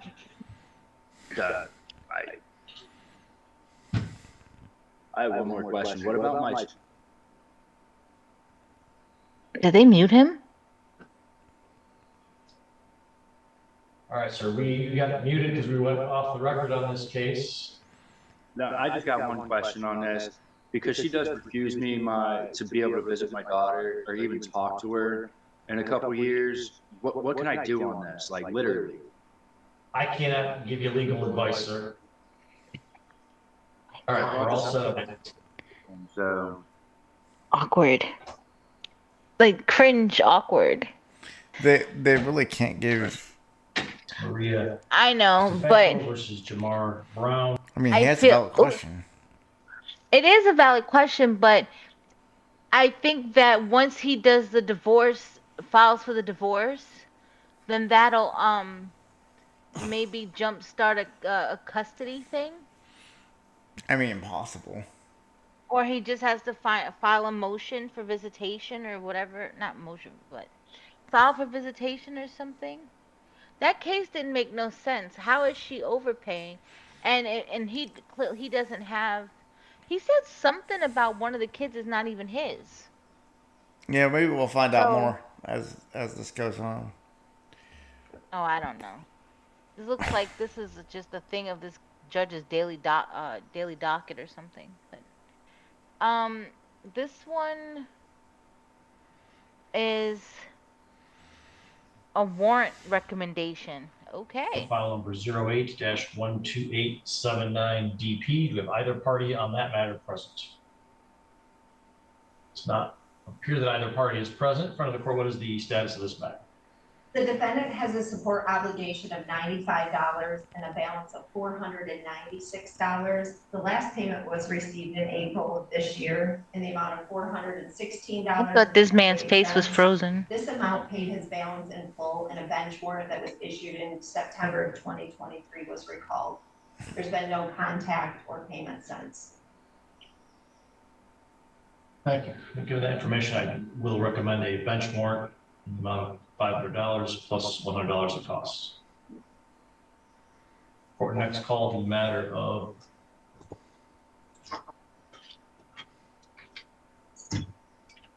Oh, so the people for that case were not even there. Shane Carpenter, file number 09-13109DP. You have either party on that matter present. This was a 10,000 Either party arrears present from the court. What is the adjourned. status of this matter? The defendant has a support obligation of $336 and a balance of $10,182.11. And the income withholding is active and should collect his obligation and monies towards arrears. Given that information, in front of the court would request to adjourn this hearing to November 13th to monitor payments. If the obligation is being met, the hearing. We've kind of never had this happen before, Given that information, I do believe there's good cause to adjourn. We will adjourn to November 13th. where we end up kind of seeing like a whole docket. Yeah. We're used to people showing up. For next call, the matter of Angela Corbin versus Thomas Corbin, file number 16-16545DM. Either party on that matter present. He was right there, dude. And that we make sure that we choose joy when we're in front of scholars. He was right there. We are invested in. Instead of unmuting, he took his camera off. See, Mr. Corbin's name is present. VA, this is the VA disability termination request. All right, good morning. In front of the court, what is the status of this matter? The defendant has a support obligation of $375 and a balance of $3,431.79. There's been no payment since October of 2023. That payment was $333.16 from a prior income withholding.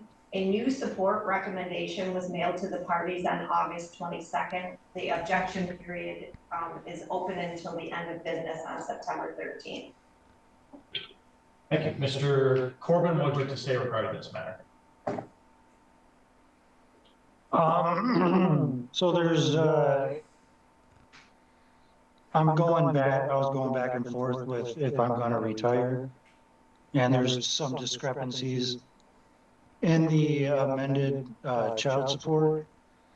I was always under the assumption that VA disability benefits can be counted towards any child support, or it can't be withheld for any reason. I don't pay taxes on it. But that's, the paperwork's been submitted to the front of the court. And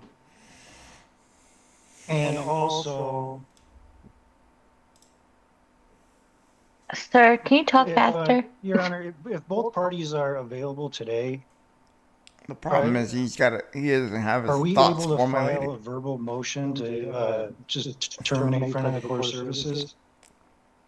Some people 'Cause just don't Angela's talk very outlined fast. right Wait. Oh, I didn't hear what he said. I'm sorry. He's talking really low. If, Your Honor, if both parties are available today, are we able to file a verbal motion to just terminate front of the court services?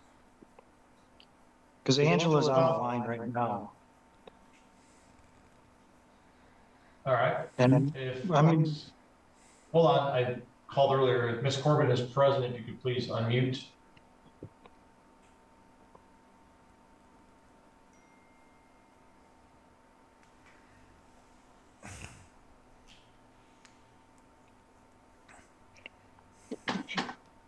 Nope. I don't know if she is present or not present.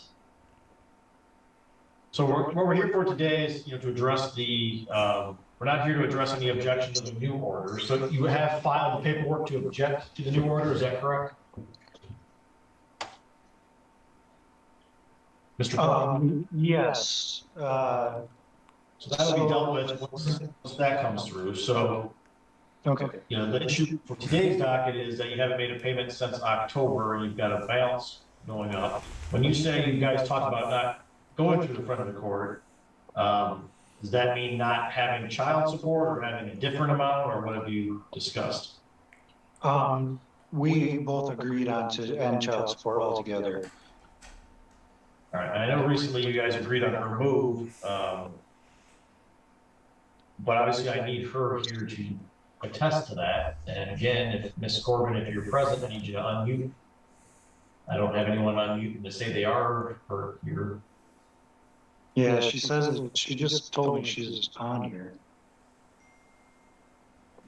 Oh, hang on. You have one right here, but they haven't unmuted it, so that's her, so. Did your discussion involve forgiving the back support also? No. That everything would be, everything would be waived. All right. Well, I don't have her here to say that. You guys are free to file a motion to do that and request that change. So you guys can do that. Yeah, she's trying to get on here right now, Your Honor. Until that is done, what is your plan? I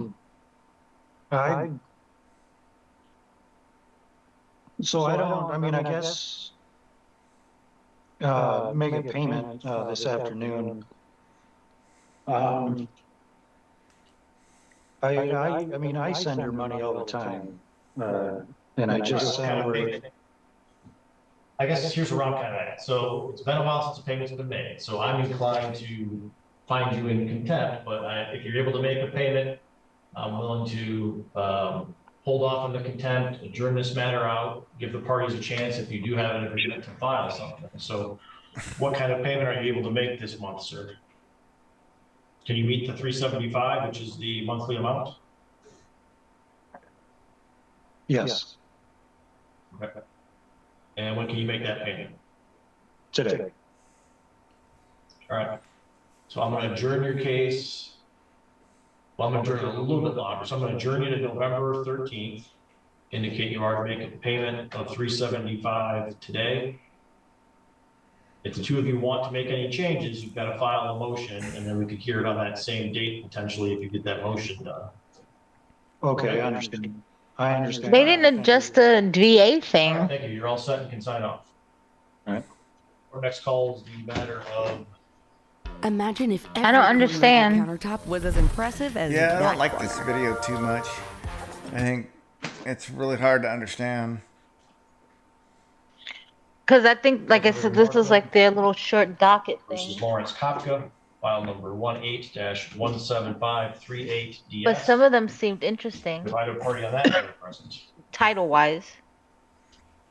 Yeah. Does not appear that either party is present. In front of the court, what is the status of this matter? The defendant has a support obligation. Employment status update. And a balance of A lot of people are just deciding to not show up to $2,061. court. The defendant did contact. Is that what we're doing? The court on July 23rd to report a new employer. Since then, an income withholding has collected $171. That doesn't mean that you're not in September and contempt. August, They'll still. and should meet his obligation. Friends of the court would request. They clearly don't give a fuck. 13th to Yeah. monitor and would remove the hearing if the obligation. Clearly. Is met. Thank you. And that information. I feel like that's not something you missed. We will adjourn to November 13th. For next call, a matter of Caitlin Ortiz versus Benjamin Connolly. Either party on that matter. I mean, if you're demanded This for is- court, you show up for court. I'm here. Unpaid medical bills. Do you have Ms. Ortiz present? Dispute. Okay. Is Benjamin Connolly present? Appear that Mr. Connolly is present. This is a status hearing regarding medical coverage. In front of the court, any update on this matter? The plaintiff has submitted information to friend of the court that she has obtained insurance for the child. The defendant did contact our office and left a voicemail on July 12th. I did follow up with him. He did not answer and left a message. Outside of that, there's been no contact, and a recommendation is in the works right now in regards to that. We would just need some guidance from the court on how to proceed. Thank you, Ms. Ortiz. Any questions or anything that you'd like to say? Yeah, so I got her insurance through Medicaid, so she's good there. My only question, I don't know if you guys can do anything, but I kind of said this last time. I didn't know that she wasn't on insurance, so she had a whole bunch of medical bills come in. that were getting sent to collection. So I had to pay him because Ben said he would and he never did. So I have all of these bills that he is still yet to pay me for. So I'm not sure if there's anything you guys can do. All right, well, there is a potential method to submit those to him. And then if he doesn't pay it, you can seek reimbursement through the court. There should be a breakdown of what the percentage is that you would be required to pay. You can speak with your caseworker regarding that process. But there is a method to get, if he's supposed to pay a percentage of those to get his payment. So for the court, I think that we need a new support rec. I don't know, the last recommendation had him paying health insurance. I don't know that he was required to carry it. Okay. All right, so what we'll do then is prepare a new Do these recommendation based cases seem like there was a lot going on right after COVID? children being Medicaid through Ms. Ortiz.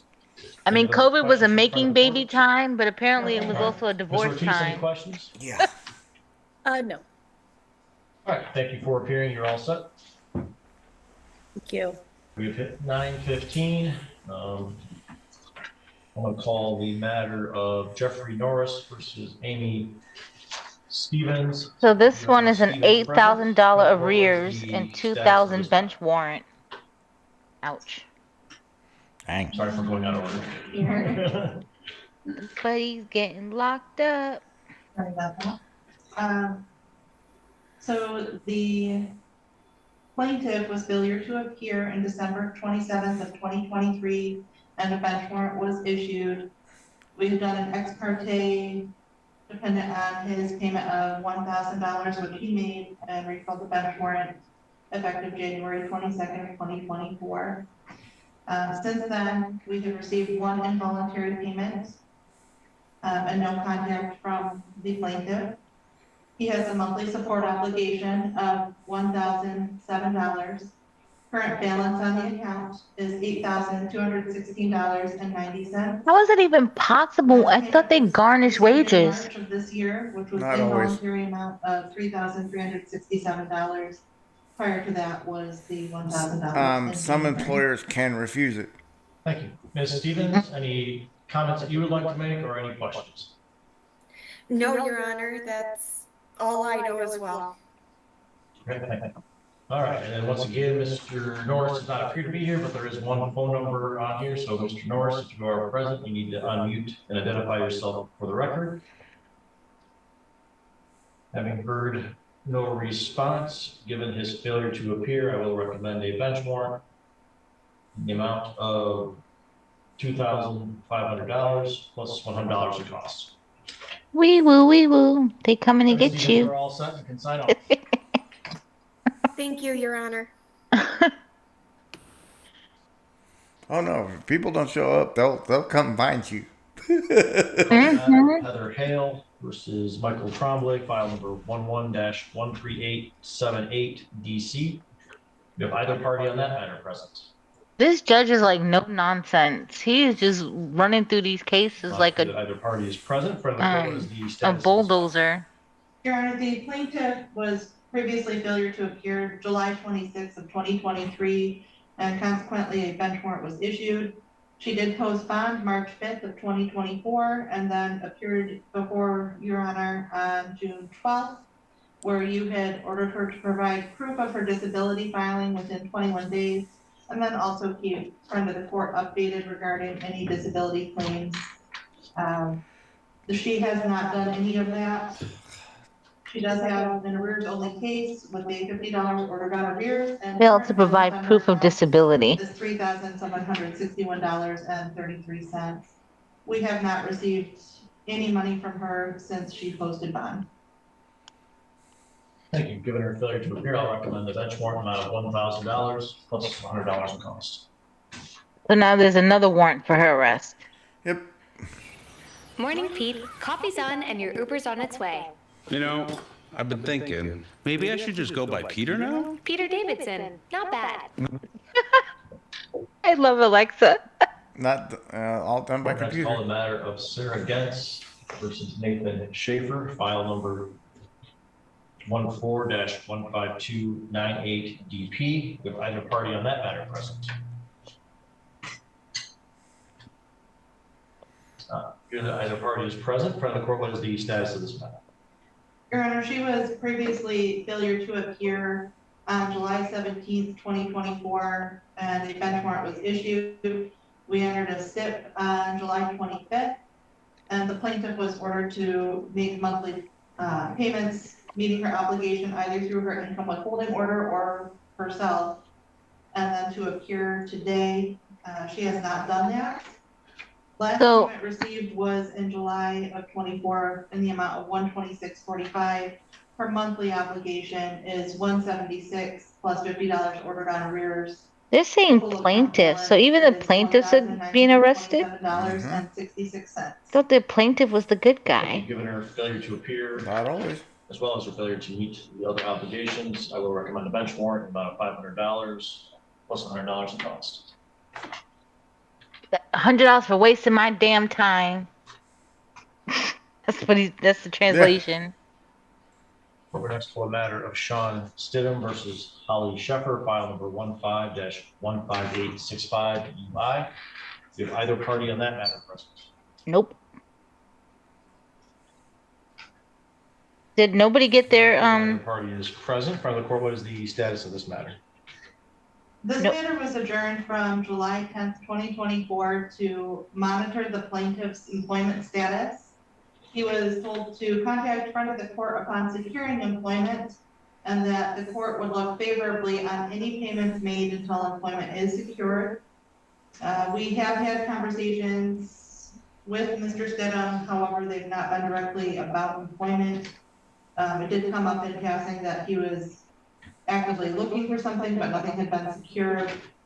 He does have a monthly support obligation of $124, a current balance on his account of $1,607.09, with the last payment received in August in the amount of $9.04. Why does nobody want to come? Do they not notify people? Not a Michigan resident? That's correct.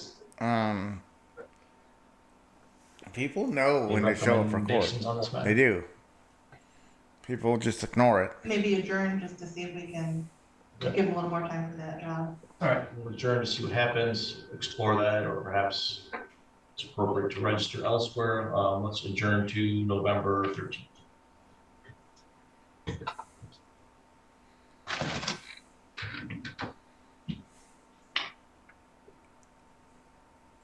Our next call is the matter of Alex Yeoman versus Vanessa Smith, file number 16-16209DC. Do we have either party on that matter present? I'm present. All right, we do have Ms. Smith present. In front of the board, what is the status of this matter? Compliant payments show cause The and defendant dismiss. failed to appear July 10th, 2024, and a bench warrant was issued. We entered into a SIP on July 25th of 2024, where she had agreed to meet her monthly obligation and appear today. She has been doing this. I would see no issues with dismissing. All right, thank you. Ms. Smith, anything that you would like to say? No, I do not. All right, so you intend, or you're able to make sure that payments are continuing to come in? Yes, I am employed. All right. All right, well, given that status, I will dismiss the show cause against Ms. Smith. Thank you, ma'am. You're all set? Thank you. Court is going to recall the matter of Sarah Getz versus Nathan Schaefer, file number 14-15298DP. From the court, anything additional on this matter? The front of the court actually just received information that Ms. Gens has an income withholding and $1.91 was received September 10th, so yesterday. So we just asked to adjourn to November 13th and monitor the income withholding. Given that information, I do believe there's good cause to adjourn. We'll adjourn to November 13th. For our next call matter of Emily Henry versus Thomas Burton, file number 18-17535DS. We have either party on that. Employer withholding money. Yes, Thomas Burton Jr. is here. Thank you. In front of the court, what is the status of this matter? Your Honor, this matter was adjourned from July 17th to monitor the defendant's employment status. He is employed now, and I did speak with him on September 9th regarding the income what? withholding order. It has been taking money out of his paychecks help. Just out of curiosity, would you rather me skip to the like longer segments? Oh, I don't Because care. it seems like the shorter segments are them not showing up. Well, this whole docket thing is like, what the hell? Well, that's what I'm asking if you wanted me to like skip to, because at the end they're a little bit longer. Yeah, there's only a few more, so it's okay. Okay. However, the company he works for has not yet We'll sent put the that time money in. to the disbursement unit, so he hasn't been shown any credit for those payments made. I believe we're in the process of getting everything rectified there, so if we could just adjourn that out a little bit, I think we'll be all set. You think that the October 16th date's okay, or should we go a little bit further? Maybe go into November with the stipulation, if everything's coming out okay, we can cancel. All right. Mr. Verdon, anything that you'd like to say? No, everything's correct. I am currently employed and they have been taking money out of my, checks each week. I was unaware of the fact that you guys were not receiving it until I spoke with my case manager, on the 9th. So other than that, that's all I gotta say. All right, so we're gonna adjourn your matter to November 13th, just to make sure that money starts coming in. As your caseworker said, if things are running smoothly, she'll let you know if you have to appear or not, but if everything's being collected, you'll likely won't have to appear that date, okay? Okay, that sounds great. All right, thank you, you're all set. All right, have a blessed day. Court next calls the matter of Katie Kirk versus Anthony Perez, file number 22-19023DS. To advise the party on that matter present. Does not appear that either party is present. In front of the court, what is the status of this matter? Your Honor, the defendant was failure to appear on July 17th and consequently got a bench warrant issued. We entered into a stip on July 31st where he had agreed to make his full monthly obligation either through an income withholding or making the payments himself, which he has not done. He has a support obligation of $397. Current balance on the account is $1,435.32. Last payment received was in August in the amount of $7.36. And prior to that was July in the amount of $300. Given his failure to appear, I will recommend a bench warrant, amount of $500 plus $100 in costs. Court next calls the matter of Teresa Davenport versus Other Amy bench warrant on Lacey, that one. file number 24- There's a lot of bench warrants. DP, if either party on that matter present. It's not appear that either party is present. In front of the court, what is the status of this matter? The defendant has a monthly obligation Look, of you get a bench warrant. You get a bench and warrant. the current balance on his account of $3,597.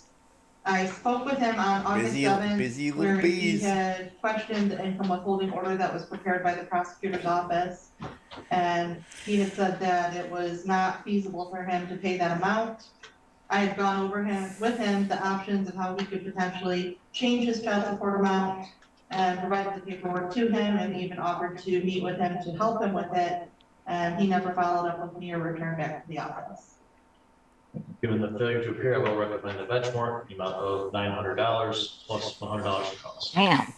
The court is back on the record. We call the matter of Patricia Freeman versus Paul Vanier, file number 96-6698DM. If either party on that matter present.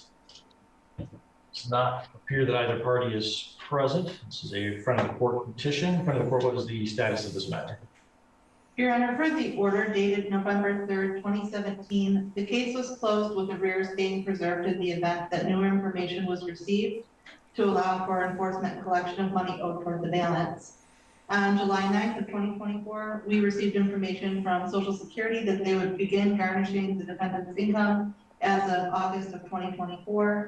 And we are seeking to reopen the case and reinstate the arrears in the amount of $7,077.66. Thank you. Given that information, the court would recommend granting the friend of court petition to reopen the case and reinstate the arrears in the amount of $7,077. Ah, that's a lot of money. Court next call the matter of Christine Wheeler versus Cody Frost, file number 16-162 73 For Social DP. Do either Security, party yeah, on that that's matter? a lot of money.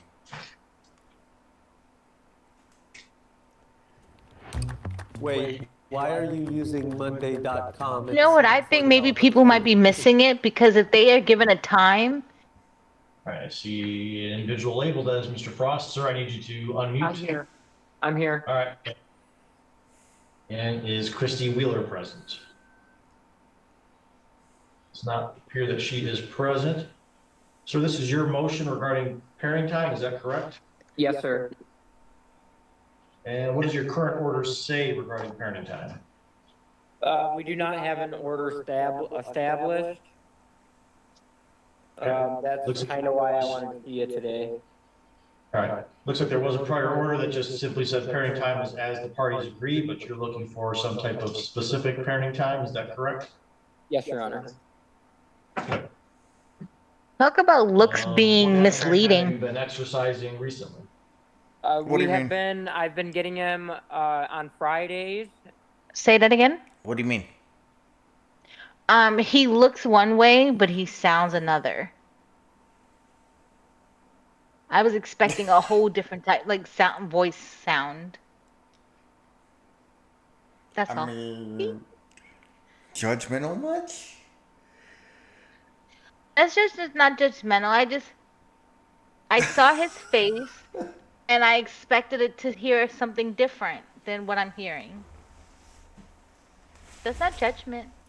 Judgment would be if I said what he sounded like. Now that's judgment. Both are the same. And we are moving into full weekends, and everything is good. Ever since I put in the petition, we've been working well together. The only thing that I would ask is that I don't have a vehicle or license at the moment, and they have 2 cars and 2 licenses, so I would ask that maybe they could provide half transportation. Other than that, everything is going really, really good. Do you think you and Ms. Wheeler can reach an agreement, or do you think a evidentiary hearing is needed? I tried reaching out to her to ask ahead of time. She hasn't gotten back a hold of me. But I'm assuming, especially if I were to bring it up in front of you with her today, she would agree to it. So let me. Is there a way I could talk to her about that and then file that motion if I need to?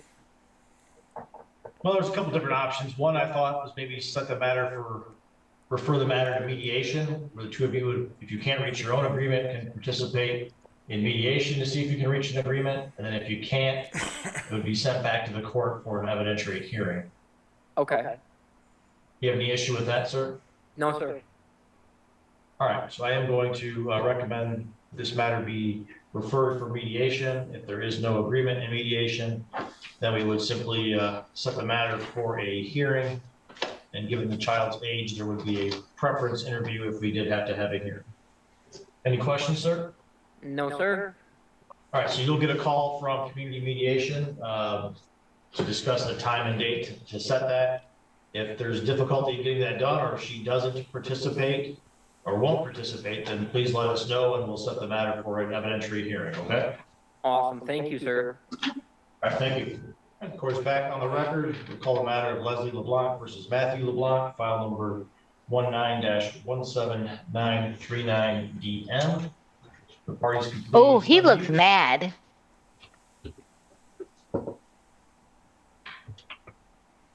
Some men just have like rested bitch face, even when they're not mad. Yes, I can. Yeah, Ms. LeBlanc, I know you're unmuting. When you do, please let me know if you can hear me okay. I can hear you. All right, thank you. So we're here today, ma'am, on your motion regarding support, is that correct? That's correct. All right, and what are you seeking to do?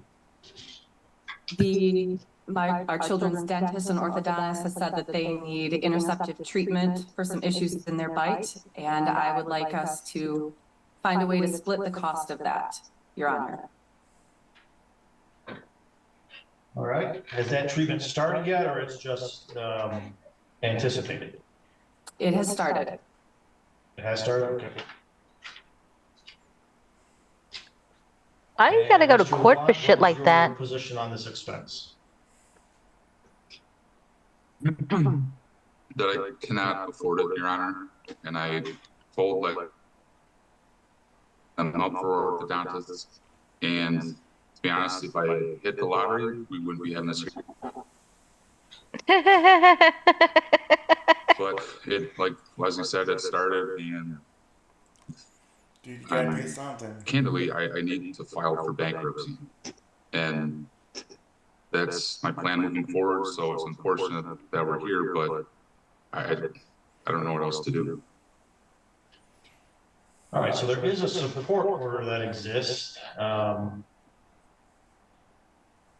It looks like that support order also divvied up what is the percentage for uninsured expenses. So Mr. LeBlanc, are you saying you're not willing to pay your percentage based on the support order? He didn't say not willing. He said I'm broke. Willing to pay based on the support order. I'm just simply saying I don't have the financial means to do it. Masonry percentage of my my wages are being garnished, and even with that, I'm going under. I need to file for bankruptcy. Again, I love my children very much. Like I could afford it, no question. This connection's terrible. Well, I mean, there is a procedure for getting reimbursed on these type of expenses. When there is an uninsured healthcare expense, the party that pays it should seek reimbursement. If it's not paid, then the court can get involved. So ma'am, have you taken any of those steps to seek reimbursement yet from Mr. LeBlanc for what you paid? Your Honor, yes, I have, when the treatment started for both of them, I started an email discussion laying out what the orthodontist had recommended, and then I sent the letters from the orthodontist saying why the need was there, that it's not merely cosmetic, and I believe those sheets are in front of you as well. And the response was that he's not able to pay for voluntary expenses. So I did contact friend of the court, and they guided me through this process. And what I heard Tara, our caseworker, say was that this was the way to seek reimbursement, if I understood her correctly. Okay. Are you paying a monthly fee, or did you pay it all in advance? They take out $235 per child per month, and I believe it's a 10-month contract. That should be in the packet that you have too, Your Honor. Okay.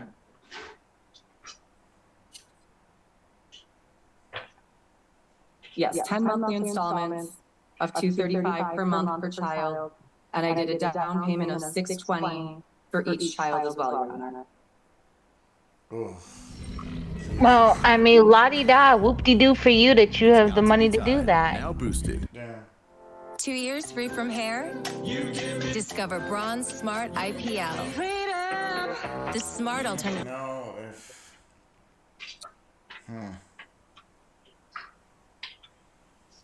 There was a change, I think, recently in the support order. Is that correct? That's correct. I think it was the 3-month review that was auto prompted. I don't think either of us requested the review. I think it just came because it had been 3 years. And ma'am, are you seeking to split the cost, or what is your request on this? Ms. LeBlanc? Oh, yes, I would like to, sorry, I thought you said Mr. Yeah, I'd like to find a way that's fair to split it, and I thought what would be fair was how it was broken down for the uncovered medical expenses, because that's how I view this and the orthodontist views it, so whatever percentage is listed in our order. But whatever Your Honor thinks is fair, I think it would be fair to split it somehow. Okay. I mean, And when the review was done, did you get updated information from the parties or not? I did. Okay. So Mr. LeBlanc, you had provided recent financial information to the front of the court, is that correct? That is correct, yes. Has there been some sort of change since then or not? Since the review, no. Okay.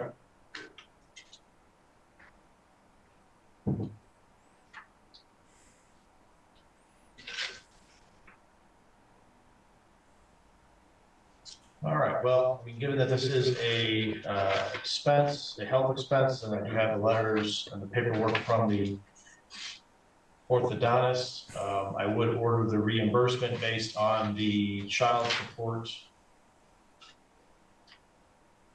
order in this matter.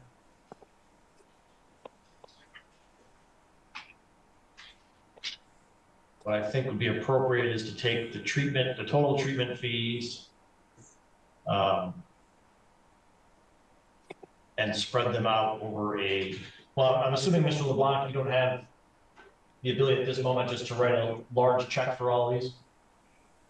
He probably wishes. Pay the whole thing in full. Right. What I can do is divide it out over a period of time and allow for that to be added to the support amount.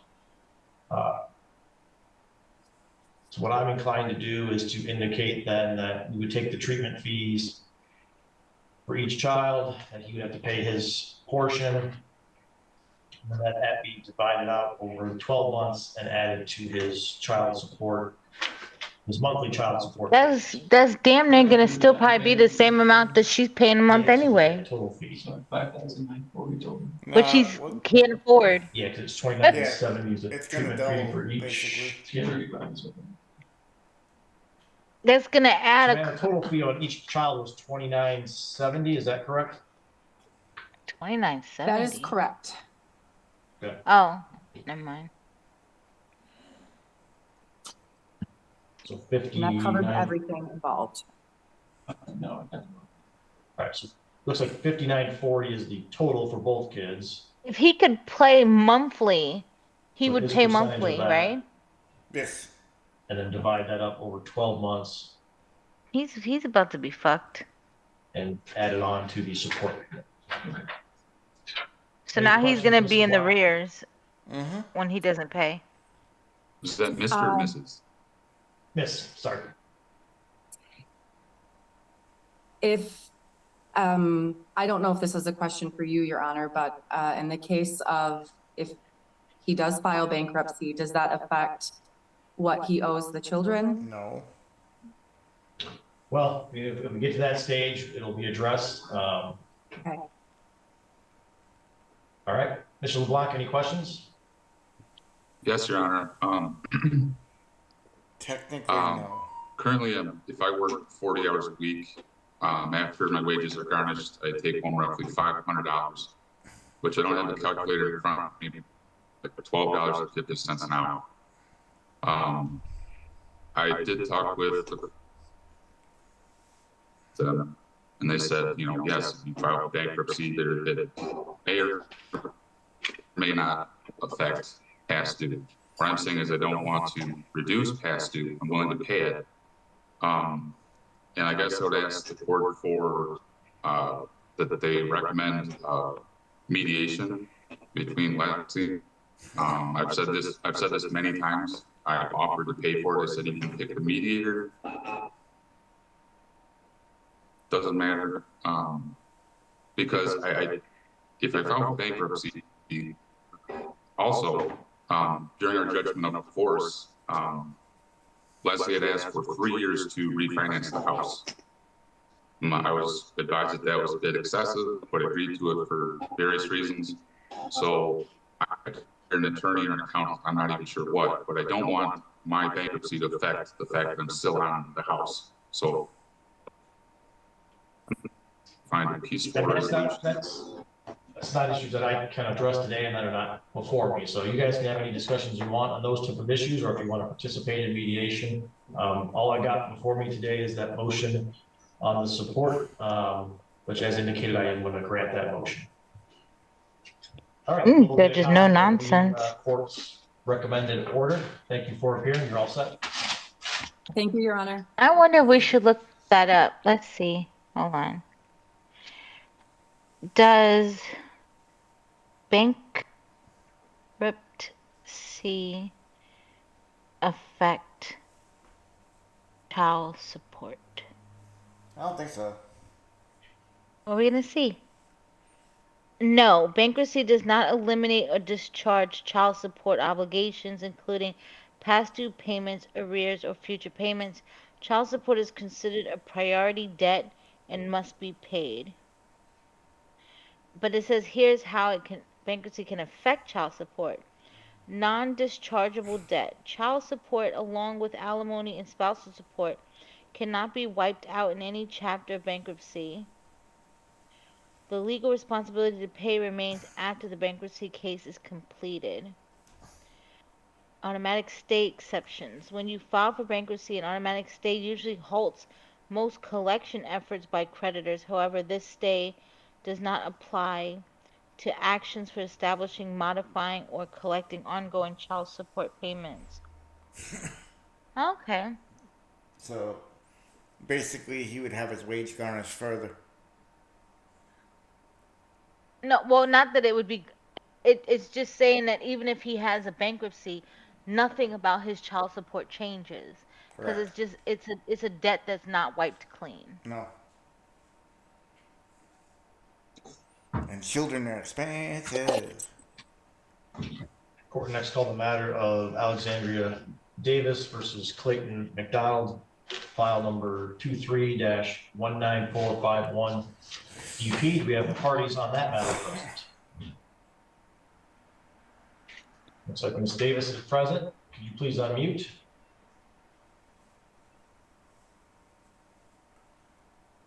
All right, can you hear me okay? Yes, sir. And do we have Clayton McDonald present? Nope. All right, it's not up here that Mr. McDonald is present.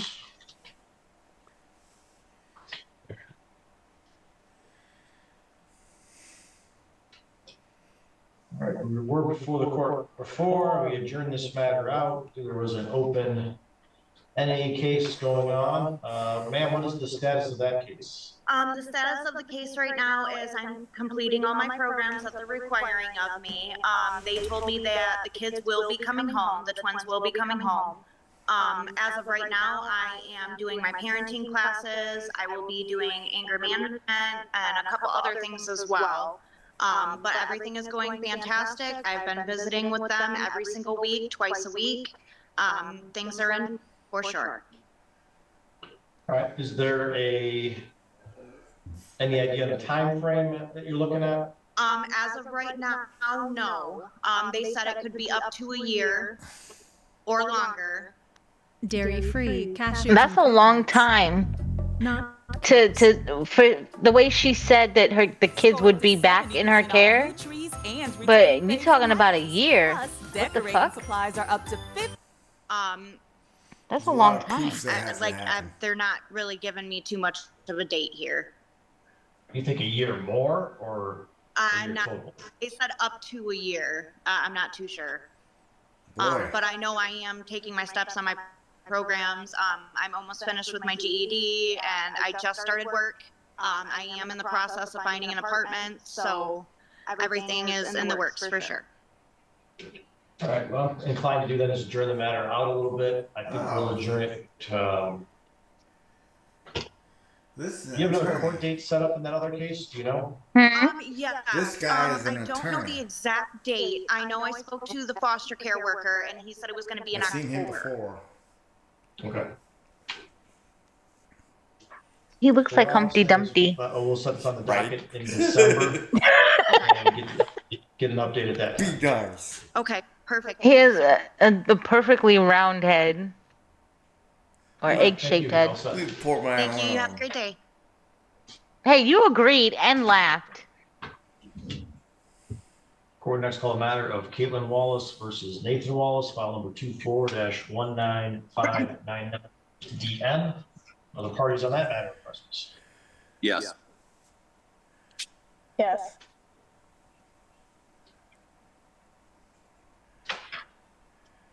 All right, both parties are present by Zoom. I don't know why they don't make people put their cameras on. This judge doesn't care. And this is a motion regarding support. I don't think people should even be able to call in on Zoom. They should be able to do video. All right, what are the parties asking the court to do? So basically, we don't want any financial support. However, they do have state assistance, so I know that that's going to have to be Agreement to waive support. some way. All right, so you're asking to have deviate down to just address the medical assistance, is that correct? Yes. All right, so ma'am, do you guys have your videos available or not? Yeah, I can turn it on. Told you. All right, I'm gonna have you raise your hand, ma'am. Do you solemnly swear or affirm the testimony you're about to give will be the truth, the whole truth, and nothing but the truth? Yes, I do. All right, and ma'am, it is your request that the court deviate in the child support and only collect the medical assistance and not pay you any support, is that correct? Yes. And are you making that request freely and voluntarily? Yes, it is. And do you believe that without that support, you are still able to adequately care for and provide for the children? Yeah. And you have received and reviewed what the recommended support amount would be, so you understand the amount that you are would potentially be entitled to, is that correct? Yes. And you're asking the court to not order that? Yeah, we're friends, we're good. If I needed anything, Nathan could help me. He would help me. Okay. Thank you. Mr. Wallace? Yes. Would you please raise your right hand? Do you solemnly swear or affirm the testimony you're about to give will be the truth, the whole truth, and nothing but the truth? Yes. And sir, are you also asking that the court deviate from the recommended support order down to just the medical assistance? Yes. And do you believe the children will be adequately cared for and provided for without the support? I do. Okay. In front of the court, any other issues that you think need to be addressed? Any monies that are owed to her, she's seeking. Okay. So there is an order, I think, that already went into effect, ma'am. Would you waive any back money that is potentially owed? Or are you asking to collect? The payment that already went through? Yes. Well, if there's anything else that's owed before everything gets filed and corrected to. Yeah, if there's anything else that is going through, yeah, waive that, please. Okay, thank you. All right, any questions, ma'am? I don't think so. Besides, do you know as far as like the divorce, where that's at, or is this only a custody? We're only dealing with the support here right now. Okay, sounds good. Fair question. Yeah. Especially if Any you're, questions, sir?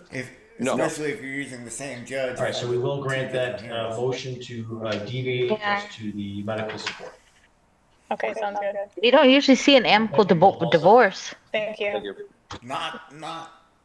That means they're just getting along. Court's back on the record, would call the matter of Brittany Gunderson. Or they, versus yeah. Benjamin Gunderson. Or they don't want to pay court for court. 19759 Correct. DM. Oh. Mr. Gunderson, can you hear me okay? Yes, sir. All right, and Ms. Gunderson, if you could please unmute and let me know if you can hear me okay. I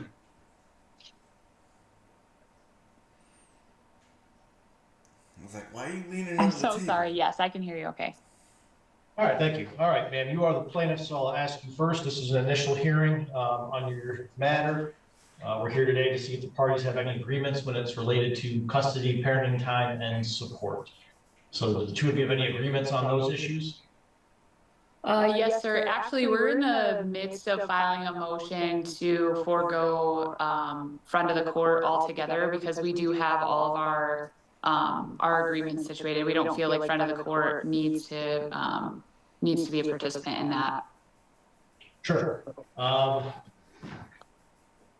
So you haven't yet filed the opt-out, but do you have the paperwork to file that and know the procedure? Yes, we do have the paperwork and we both have signed it. Ben is gonna go submit that to front of the court in the county clerk's office. Okay, all right. What I think we can do is just, wait for that to come, that date to happen, and then we can address everything that we need to address. But you do have agreements then as far as custody and parenting time and that type of thing? Yes, and we've already began that as well, so we're in agreement with all of that. All right.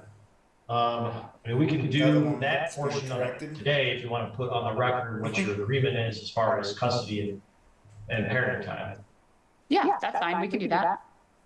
All right, so are you sharing custody or are you handling custody? Yes, everything's gonna be 50-50 custody. Okay. So joint legal and joint physical, and then do you have a plan on how you handle the parenting time?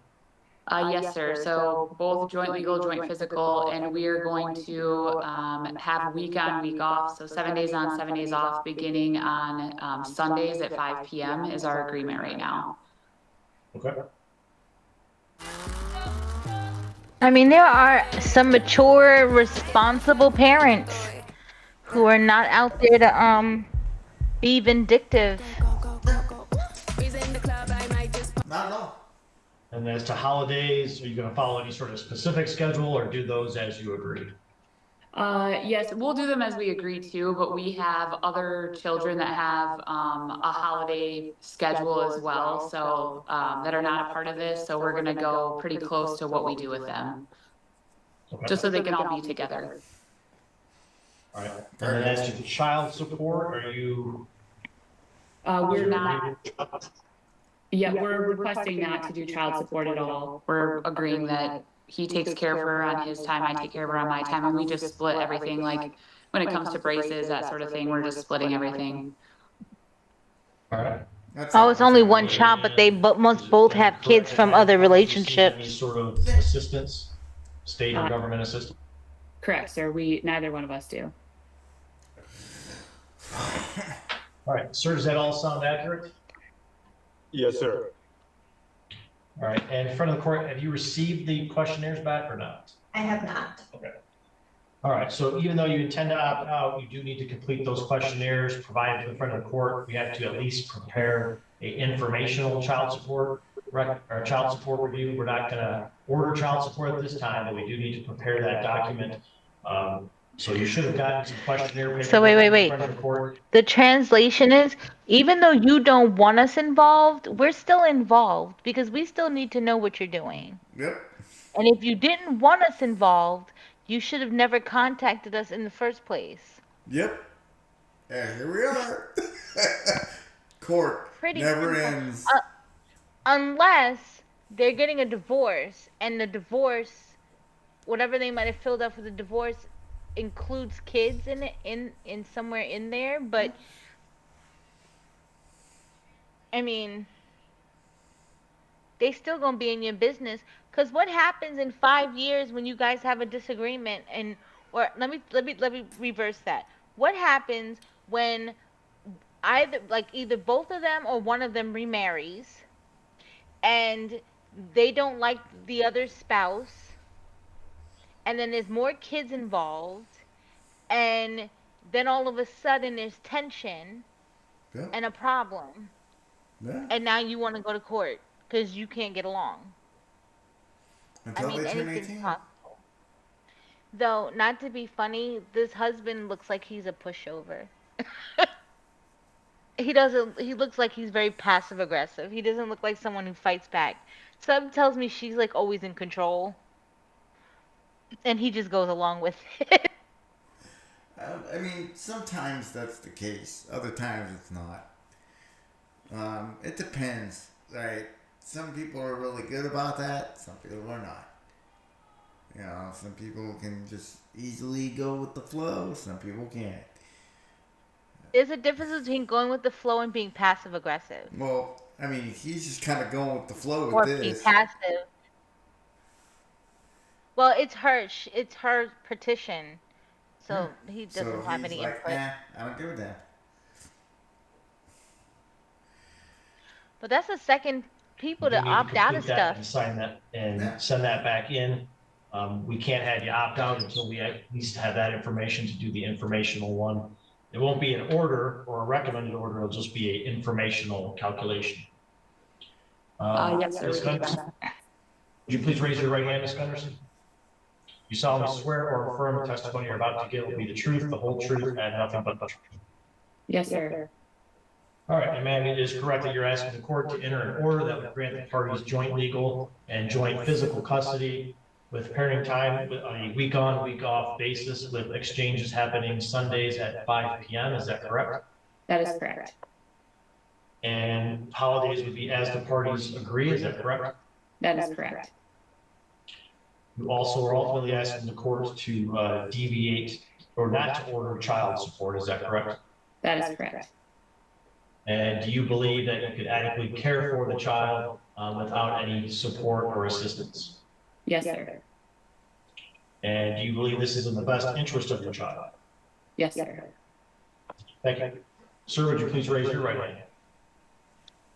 You solemnly swear or affirm the testimony you're about to give will be the truth, the whole truth, and nothing but the truth? Yes, sir. He might be paying a Sir, you shit also ton of asked the court- You alimony. can put your hand down. Asking the court to enter an order that would grant the two of you joint legal and joint physical custody. Yes, sir. And that parenting time would be week on, week off with exchanges to take place on Sunday at 5. Yes, sir. And you're also in agreement to do holidays as the two of you agree. Yes, sir. And you're also asking the court not to order child support, is that correct? Yes, sir. And do you believe the child can be adequately cared for without child support being paid? Yes, sir. And do you believe this is in the best interest of your child? Yes, sir. Okay, so we will prepare that portion of the order. The You know what I parties just will realized? provide their information though, so that the informational support can be prepared. And then for the opt-out, you can't opt out until you file that motion, but once you file that motion, we'll have that scheduled for meeting, and then we'll go through the front of the court opt-out. Any questions from either one of you? No, sir. Sir. Court, any questions? If they can maybe submit that information within 14 days, I could get that informational recommendation out before the opt-out. Okay.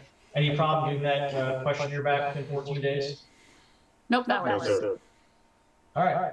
All right. Thank you both for appearing. It does conclude your matter for today, and you may sign off. So what I realized, there was, other than because we didn't see certain people, but there was no people of color No. on any of those cases. I wonder what state that was.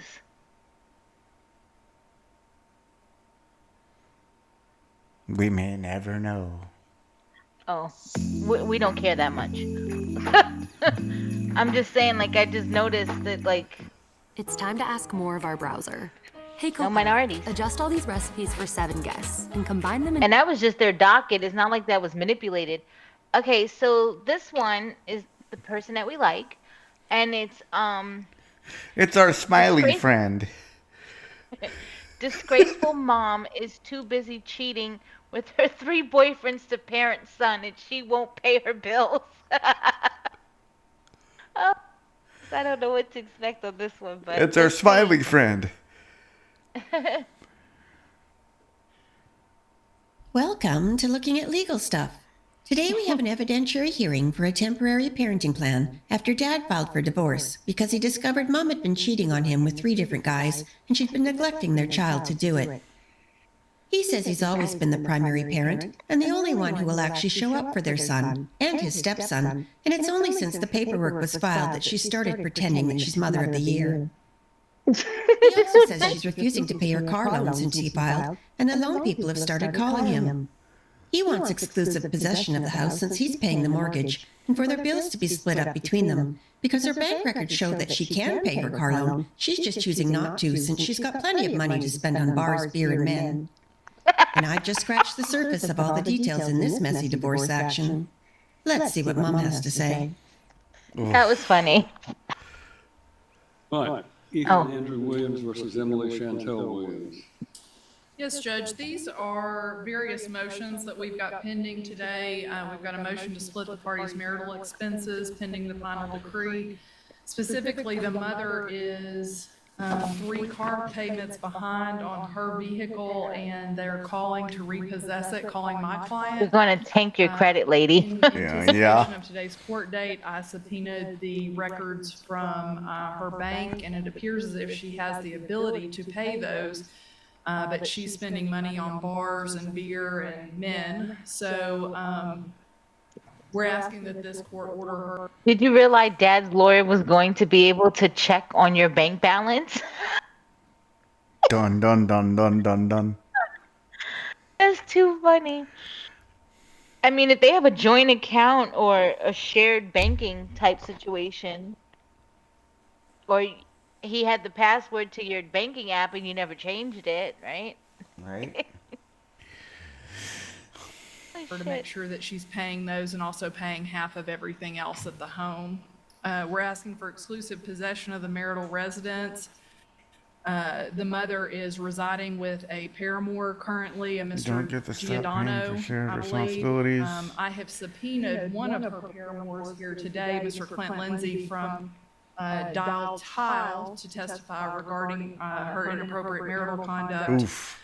We're asking for the court to adopt our temporary parenting plan and for Pendini-like custody of the minor child. So they subpoenaed her boy toys.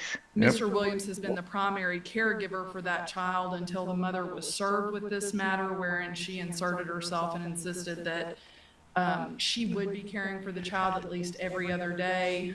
She keeps the child out late at night at the paramour's home until 10:30 or 11 o'clock, and then comes home and has the child, locks the child in her room with her on her nights, with the child kicking and screaming because the child used to spending the night in the father's room.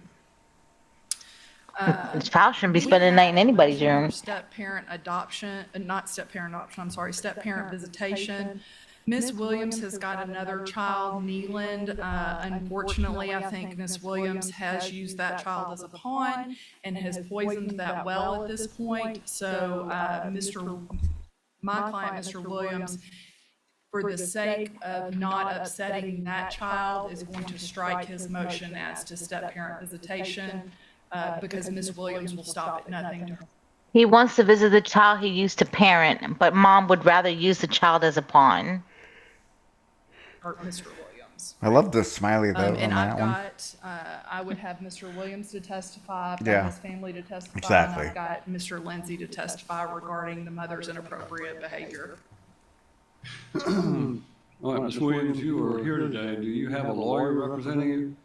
All right, you understand what these motions are and what we're doing today?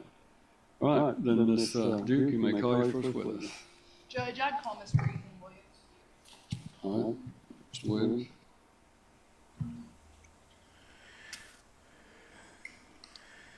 You come around, please.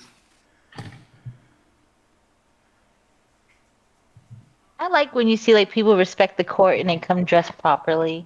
Mm-hmm. Or the fact that the camera just adjusted. That's cool. Oh, the judge did that himself. Wait, how could he adjust an aerial camera?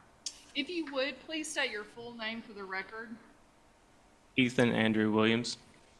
And Mr. Williams, did you come to my office in order to file a complaint for divorce? Yes, I did. Tell the court why you are seeking a divorce. I'm seeking a divorce from my wife because I have found out that she's been unfaithful in our marriage, along with not doing her portion of taking care of the child, financial responsibilities, and things of that nature. During your marriage, have you come to find out that she has had at least 3 paramours as of late? And that's correct. Okay, one of which is seated in the courtroom today, is that correct? That's correct. And Miss Williams has admitted to her infidelity with Cheated on you with 3 different men? and with Mr. Bailey, is that correct? And that's correct. During the course and scope of your marriage, have you been the primary caregiver for your minor child? Yes, I have. Okay, and how old is your minor child? He's 3. And where, prior to the filing of the complaint for divorce, was the minor child spending the night every night? With me in my stepson's bedroom. We basically had to have our own little bedroom. Okay. And your stepson, who is that? Neelan Shoemake. Okay. And have you practically raised Neelan? Yes, close to the age of what Rowan is now, which is just a little over 3. Okay. Since he was 3 years old, is that correct? That's correct. And how long have you and Miss Williams been married? Be 2 years in September. And Neelan Shoemake, have you been his coach, his baseball coach? I've coached baseball, basketball, and football. Been a part of his life, almost everything he's done. Okay. And have you been there for his games when Miss Williams decides she doesn't want to even go to the games? Yes, I have not missed a game, and I don't miss practices. Okay.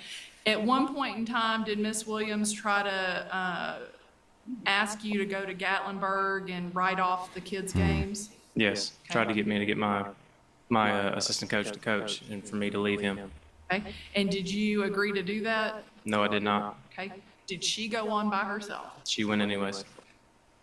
Now, we're going to skip around just a little bit, but you hired a private investigator, is that correct? That's correct. Okay. And did you discover where your minor children were spending the majority of their time? I believe so, yes. Okay. And where was that? That was at Wade Giordano's house, along with his parents. Wow. Do you know Mr. Giordano? No. Wait, oh, sorry. You know things are falling apart when you have to hire a PI, right? Right. That is Exactly. so true. I've never met him.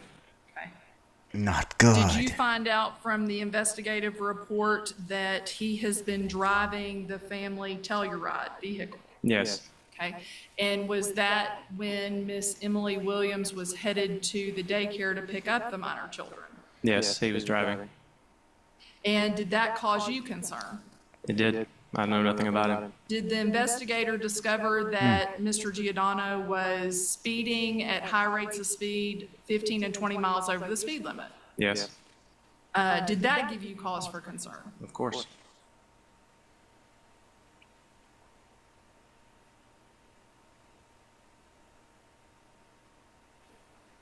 What do they say? Be careful who you marry. Careful who you make a baby with.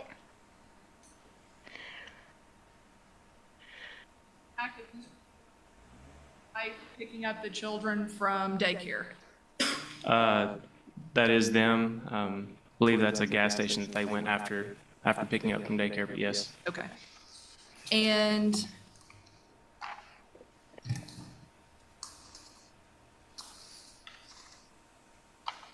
why can't we see the pictures? Because this is an in-person versus Zoom. I know. Right. Mike's car at Mr. Giordano's house? Yes, it is. To your knowledge, is Mr. Giordano actually married and going through a divorce? I know nothing about him. Okay. Judge, I'd Can I submit say those something? as the first mark. Markham is exhibit. Of course you can. All right. All right. So, the one thing I don't like about these in-person Zoom ones, I wish the attorney would wear like one of those, like a I don't wearable think that- mic. I don't think that's her fault. I think that's the court itself. They only have mics at their podiums. Yeah, but for like Zoom and stuff like that, a wearable mic would be a lot easier to work with. But I mean, I guess that's just my opinion because it's just much easier to transmit the information. I'm not trying to be funny, but maybe you can make a suggestion to the court. All right. But that's the only thing that bothers me a little bit. You know, you got all this stuff you can wear. I mean, everybody can wear a wearable mic these days. You don't need to have a mic at a podium. Yeah, but here's my thing. So they have the Zoom itself on the monitor on the wall, right? Huh. So it's kind of like, why couldn't you just share the videos on the whatever she's showing him on the screen, and then the camera can turn to the screen so that we can see it. They need to incorporate like the projector technology that we used in school. Maybe put it out on a wall. Or I mean, even, they do that, I think, with certain things. yeah, but- with certain things. I mean, obviously, confidential stuff is confidential stuff, but I mean, somebody sleeping with your wife and driving your kids around is not confidential. The minute that you bring a rando into your bed and bring that rando around your kids, you lose your privacy. right. So Do me a I don't favor. know. Do me a favor. Reset your mic. Reset it. Yeah. I don't know how to reset it. You got really low. Am I still low? Yeah. Hold on. I don't know how. I don't. Let me turn this up a I little don't bit know then. what you mean. Try it now. Now. Okay. I mean, Monkeys. it's not. It's weird. Balloons. Could be just me. Big balloons. Bigger balloons. Lots of balloons. You and your balloons. Head. I was being random. I know. I don't know how to reset the mic anyway, so. It's wireless. Well, I know that. That's why I was like, I could do this. Wait, hold on. Shh. How about that? that worked. It did? Yeah, that helped. We'll go along with that. Okay, let's get back to it. One collective.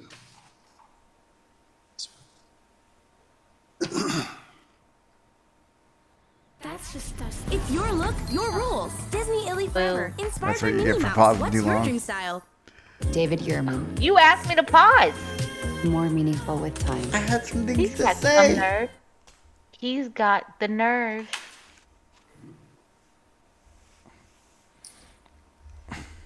How did you come to find out that Miss Williams was cheating on you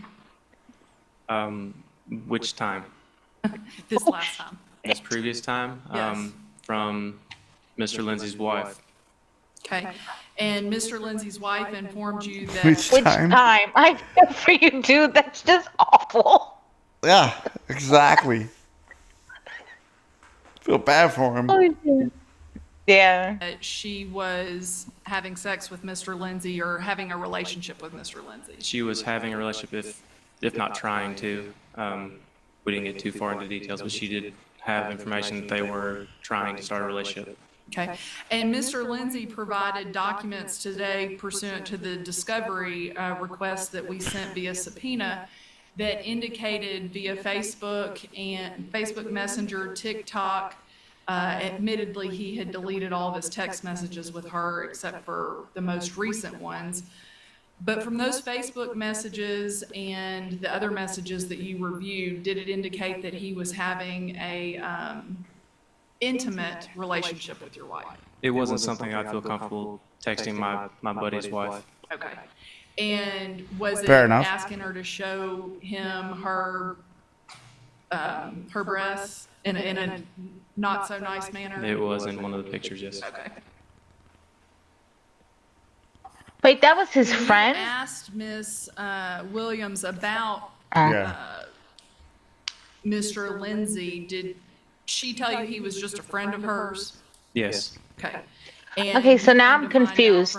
Mr. And Lindsay and the way that question was asked and what he answered about he wasn't comfortable discussing that with his buddy's wife. But then the way that she's asking other questions, it sounds like the guy was not his friend. did you catch on to that too, or am I I'm hearing not. things? I'm not exactly positive. Do you mind if I rewind it a little bit? Yeah, let's go back a little bit because I want to hear that Um, again. I'm gonna go back about maybe a little, almost maybe 2 minutes. They were trying to start a relationship. Okay. And Mr. Lindsay provided documents today pursuant to the discovery request that we sent via subpoena that indicated via Facebook and Facebook Messenger, TikTok. Admittedly, he had deleted all of his text messages with her except for the most recent ones. But from those Facebook messages and the other messages that you reviewed, did it indicate that he was having a intimate relationship with your wife? It wasn't something I feel comfortable texting my buddy's wife. Okay. Oh. Was it asking her to Okay. show- Okay. Clarification. Got. He wasn't saying that specifically. He was saying that what he read is not something that he would say to another woman. I mean, or to a friend's, friend's wife. Yeah, to a friend's wife. Yep. So basically, he's saying their conversation was inappropriate. Right. Okay. That was a little confusing. So definitely needed to like hear it again to like understand the context. Yay! Okay. Her breasts in a not so nice manner. It was in one of the pictures, yes. Okay. When you asked What a classy lady. Williams about Mr. Lindsay, did she tell you he was just a friend of hers? Yes. Okay. And you came to find out from Mr. Lindsay and from his wife that that was not in fact the case? Yeah, that was a lie. I was told that he was happily married with 2 kids, and that was farther from the truth. Okay. Oh, he clearly ain't happy. She has had an affair with Cody Beatty, is that correct? That's correct. Okay. And you caught her in that affair, is that correct? She admitted it. And She the third admitted affair, it. when I asked her this morning about her having pretty much moved out of the residence except for her bringing the child back at 10:30 at night to sleep in the residence every other day, did she allege that she moved out because you got physical with her? That was her reasoning. Okay, and is that the first you've heard of that? It is. Has she called the police or made any report to you about that? No, she has not. Have you caught Miss Williams in so many lies that you can't count them any longer? Absolutely. Fair. Are you concerned about the child's health and safety in her care based on the fact that she's allowed the child to be around Mr. Giordano, Mr. Beatty, Mr. Lindsay without having much regard for your input on that? Yes. Her relationship with Mr. Lindsay, with Mr. Giordano just started, is that correct? That's correct. I believe it started the 29th of June, roughly. Okay, started the 29th of June, and when did she start spending the night at Mr. Giordano's house? As far as I know, instantly. She need a place to live. Did your children start spending the night over there? As far as Rowan goes, Spending time over there, I should yeah, say. they were staying there about the same time she started. Every night that she had him, she'd stay till anywhere from 10 to 10:50, 11, whenever she got home. And does The child should not have even met any of these men she cheats with, which is, well, it's true. Yeah. That's not healthy. Yeah, that's not good. Yes, it does. Prior to the filing of the divorce complaint, did she pick the kids up from school? I normally always pick them up. Okay. Did she care for the children? Most of the time, whenever she got off work, she would go to the back bedroom and she would lay on the bed, play on her phone, and I would typically cook, do baths, put the kids to sleep. That was my routine, to put both boys to sleep, to make sure they were fed and whatnot. And no, she kind of would vanish. Okay. And the boys got used to that, is that correct? That's correct. Including her child, Neeland. Mm-hmm. Now, let's talk about Neelan for a second. Has she said things to the child that she should not say in your presence? Yes. Okay. Has she blamed you for this divorce to Neelan, the child that you helped father that was not your child? Yes. And did you have a pretty good working relationship with his father, with Neelan's father? I would say I had a really good relationship with Okay. Jeremy. And since this complaint has been filed, has he had to cut you off because of threats that Ms. Williams has made to him about allowing you to see that child? He did call me and said that he didn't want any part of this, that she said that he was going to testify against her, so I think it freaked him out. The season of joy has arrived. Jay McLaughlin. So she's manipulative. Jay McLaughlin. Sounds like it. Is he scared of her lies, scared she's going to lie on him in order to keep that child from Mr. Shoemate? I think he's worried that he's about to have a new baby and he doesn't want any more drama with her. Does it concern you that she's using both kids as pawns in this divorce? I'm not surprised now. Does it concern you, though? Yes, it does. Okay, yeah. The night that she got served, can you describe, or the day that she got served, can you describe for this court her reaction and how she all of a sudden became a parent?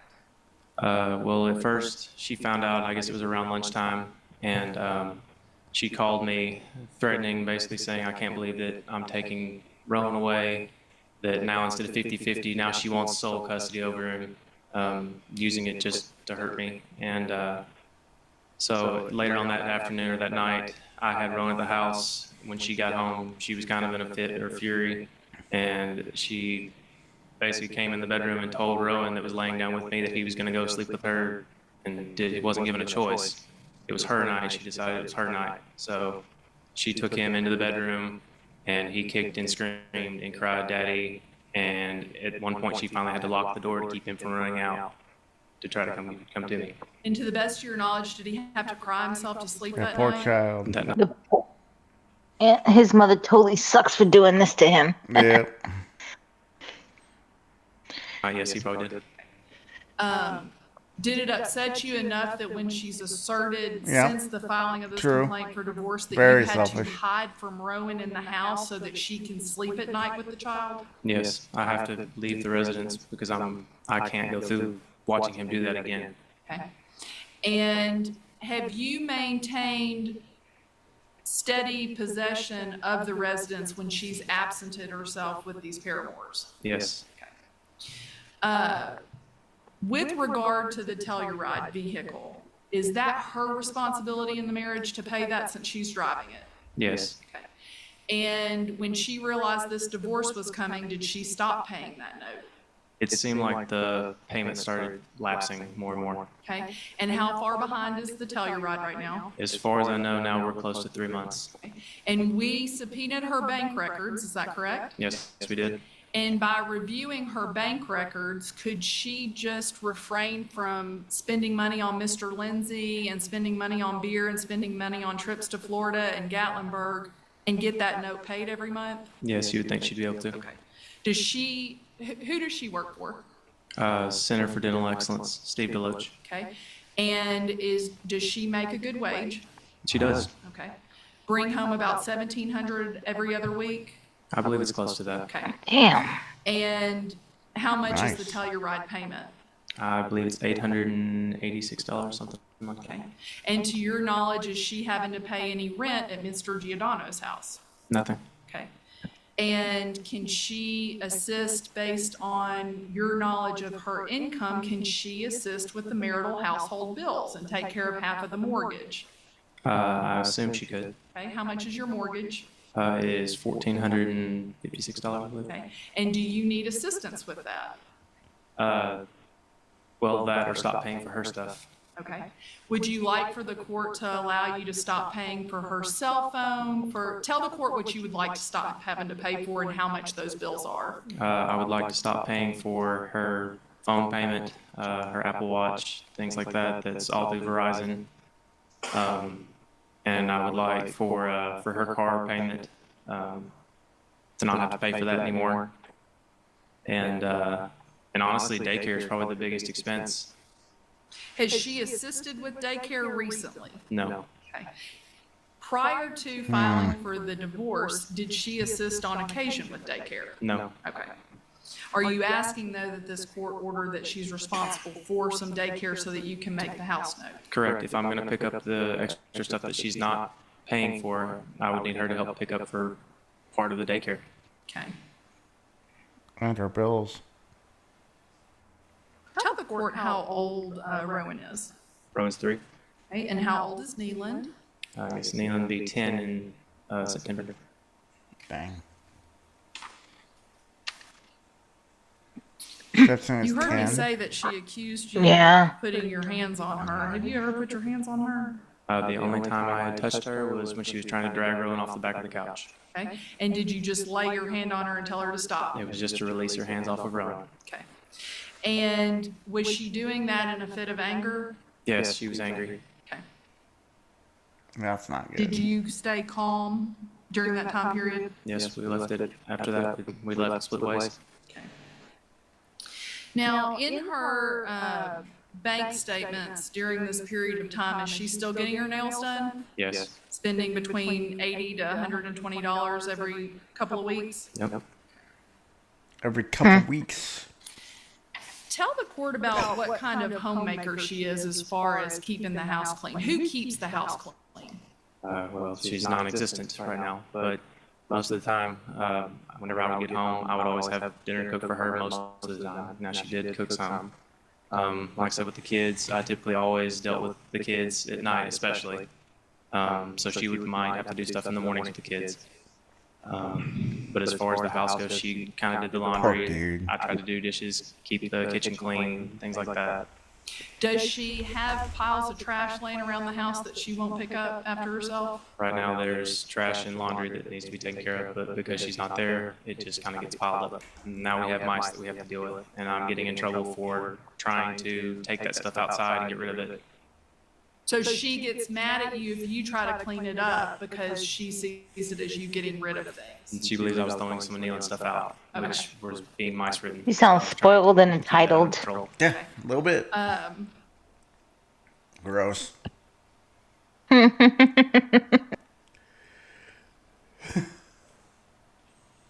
night that she disrupted the sleep routine, did the child's, I'm sorry. Get it together. Oops. After she got served with this complaint for divorce, what did she tell Neelan? She told Neelan that we were gonna split, and when he cried and said he wanted me and not her, that he loved her, or he loved me more than her, and basically made him feel terrible. And he was reaching for you at that time, right? He was trying. He wanted to hug me, sit in the bed with me. So after crying for about an hour and a half, she did finally let him come get in the bed with me. Poor kid. Does she have a relationship with her family that you know of? Not really. I think it's evil. I think it's, yeah, sorry.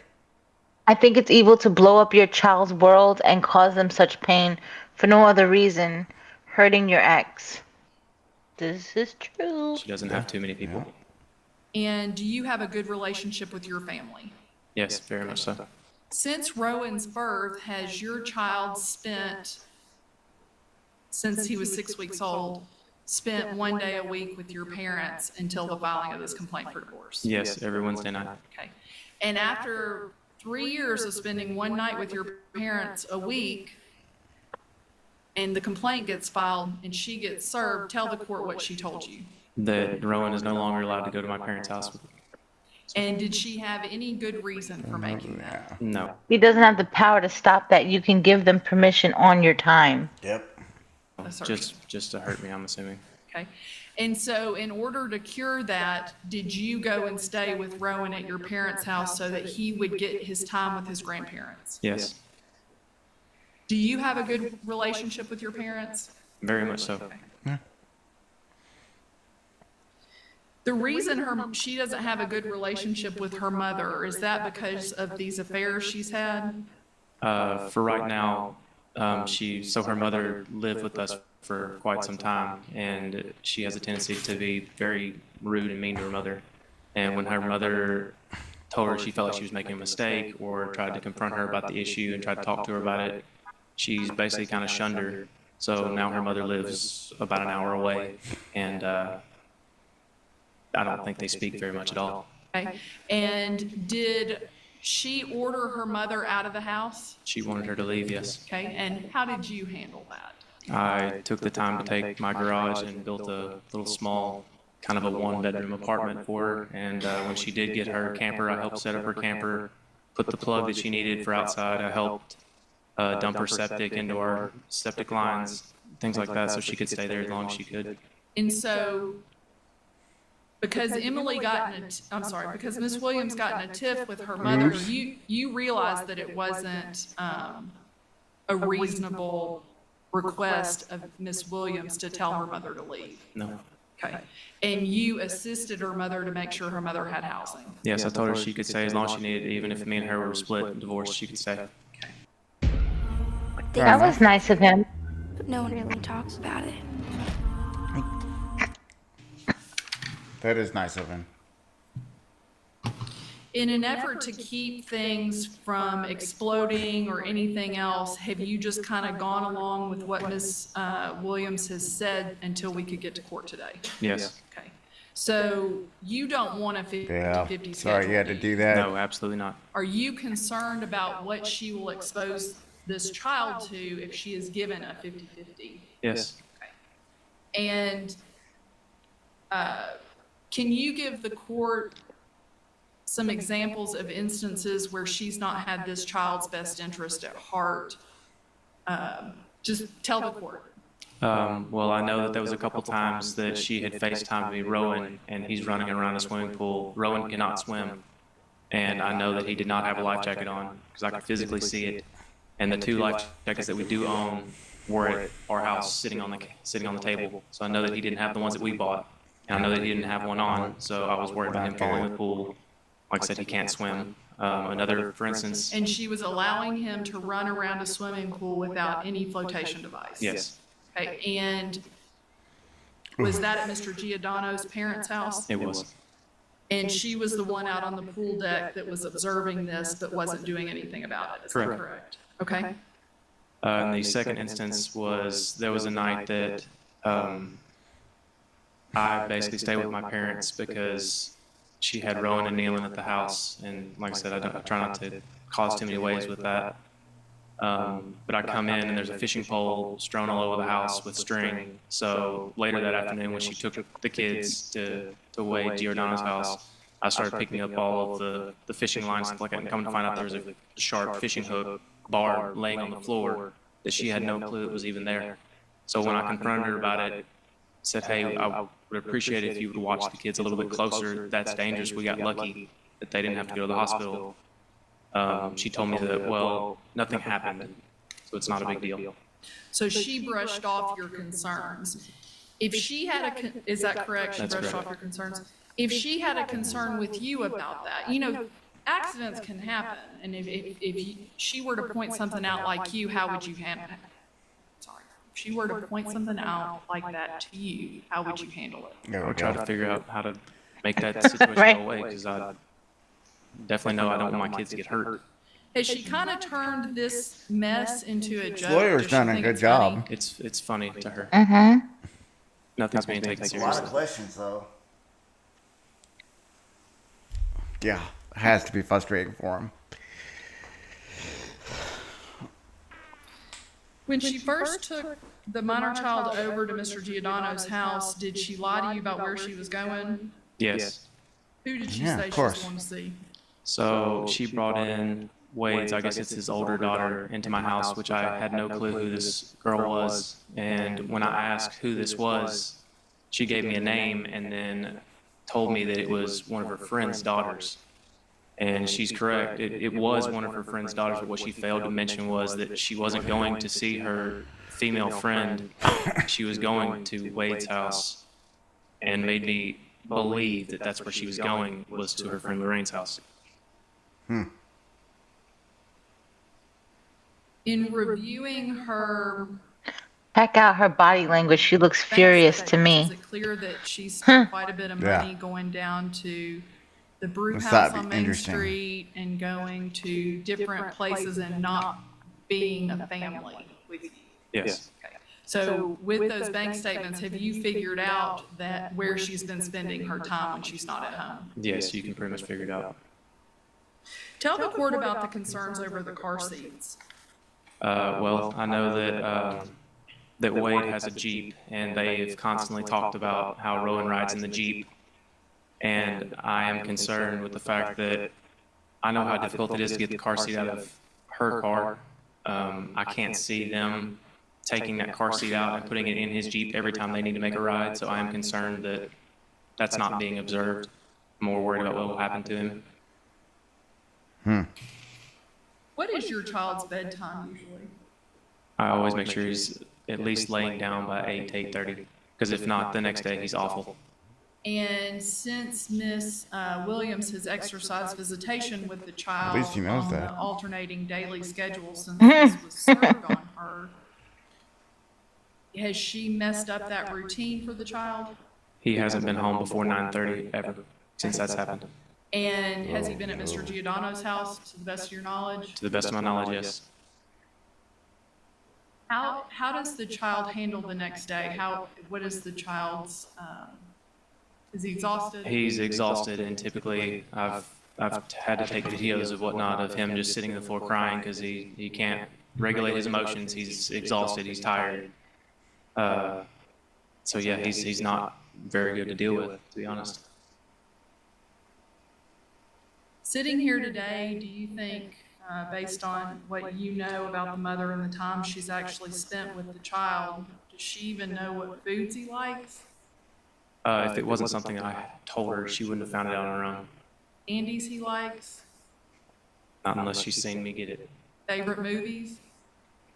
Mom makes her own Mom makes her own wants and desires more of a priority than her children's needs. His tablet that we started. Right.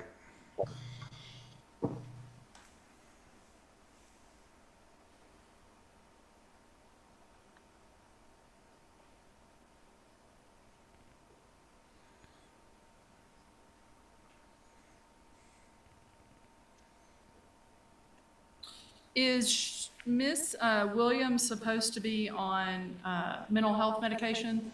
Yes. Is she taking those as she's directed? No. That's a problem. Did you find that she had been drinking with your minor children at the creek with Mr. Giordano?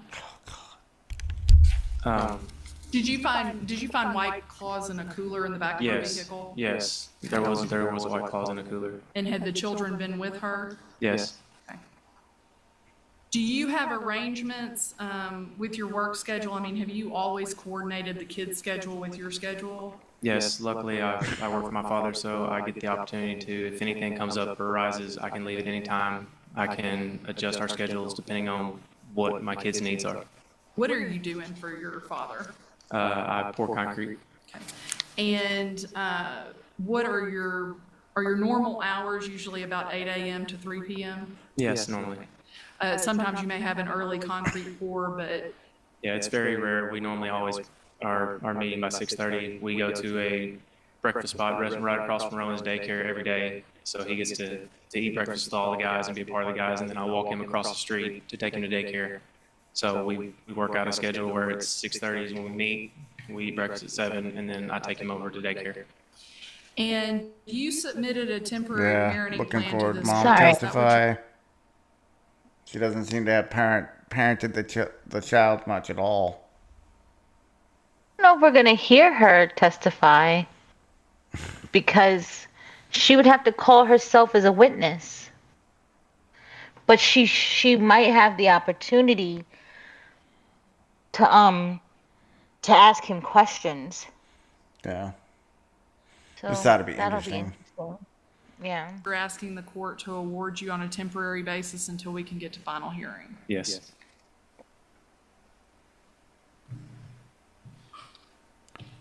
Okay. And despite having filed a motion for step-parent visitation rights based on Ms. Williams kind of poisoning the well, are you okay with waiving that motion at this time for the sake of the minor child? Just for his mental state. I know he's going through a lot right now. Grip, stability, precision. That's the essence of driving. Lawfin. The thing that sucks is he probably needs him right now. 500,000 new listings month. You could find Especially if it looks like his dad is not that strong. Is there anything else you'd like to tell this court? Don't believe so. Judge, I'll pass the witness. Ms. Williams, you're acting as your own attorney, and if you had an attorney, your attorney could cross-examine this witness, which means to ask questions. You have that right. Do you want to, I'm going to give you a chance to testify if you want, but you have the right to ask questions. Do you want to ask any questions? All right, thank you, sir. You may step down. Thank you. Call your next witness. Judge, I would call. I think it's pretty telling of the situation that she doesn't have a single question for him. Right. Which is surprising. No, there's nothing that she can say. Paternal grandma's direct testimony. Grandmama. Why is she wearing a cow print dress? Because it's grandmama. The rest of the witnesses will be quick. Ms. Williams, if you would, please state your name for the record. Teresa Ann Williams. And Ms. Williams, what do you do for a living? I'm a purchasing coordinator for Tennessee Donor Services. I work from home 3 days a week. Have to go in 2 days a week. Okay. TMI. And since Rowan was 6 weeks old, have you kept that minor child? Yes, ma'am. Okay. Have you kept that child at least once a week since he was six weeks old? Yes, ma'am. After the filing of this complaint for divorce, did Ms. Williams order that the minor child wasn't to be at your home anymore? Yes, ma'am. Okay. Did Mr. Williams do everything he could to coordinate to make sure that child still stayed in that schedule that you had? Yes, ma'am. And that schedule that you had, was that something that you established because you saw that Ms. Williams was not stepping up as a mother? Yes, we just felt like that because she wasn't a participant, that Ethan was under a lot of stress, not ever getting a break. So we felt like that one day a week would give him a break that he needed, and it would also give us the time to spend with Rowan. I mean, Rowan has his own room and his own playroom in our house. He's very loved. And so you stepped in the gap when you saw that Ms. Williams was not doing her share of the parenting at home. Is that correct? Wow. Now, you heard Mr. Williams testify that he's been the primary caregiver for this child that we're here about today. Is that accurate? That's completely accurate. Okay. You've seen him father Neeland, is that correct? Yes, absolutely. Has he done more parenting of Neeland than Ms. Williams has done? Absolutely. Okay. Has he coordinated with Neeland's dad to make sure his dad has a relationship with that child? Yes. Mm-hmm. And since the filing of the complaint for divorce, have you noticed a change in Ms. Williams wherein she's trying to now act like a parent? Yes, since the filing. Okay. Have you been disappointed in her efforts to act like a parent? Yes, it's very disheartening. The things that she's put, Rowan through, and of what he's having to go through, it's hard for us to take as grandparents. Okay. And you've seen it affect Rowan? Oh, absolutely. Okay. In your mind, strike that, Judge. Is there anything else you'd like to tell the court about Mr. Williams as a father and Mr. Williams' schedule and his ability to care for this child? Ethan has always been a great dad. He has always put Rowan first, no matter what, no matter what it was. Ethan always comes first, is his priority, and even Neeland. And it breaks our heart that he cannot have a relationship with Neeland, who he's raised. And Neeland has spent time at our house. he's close to us too. And I just think that's been so, Losing a big chunk of his family has to be devastating for that little boy. Yeah. Yep. I have to agree. washed away just from her actions. And, you know, as far as Ethan goes, I mean, he's an outstanding dad. I mean, we watched him change every diaper when he was sick at night, him set up all night long, holding him. He's always put Rowan first. And have you made those observations about Miss Williams?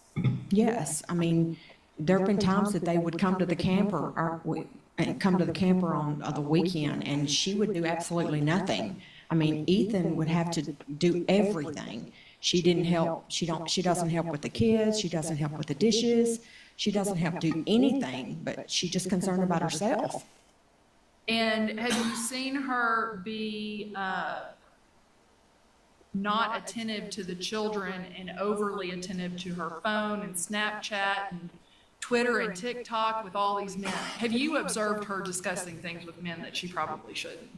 I myself have not, but I've always noticed and witnessed that she's always on her phone, always. It's like it's glued to her. Are you concerned about the safety of your grandson based on her failure to attend to the child? Absolutely. I mean, like I said, Rowan has been with us one day a week since he was born. I mean, they went on a vacation when he was 6 weeks old, and he stayed with us the entire week.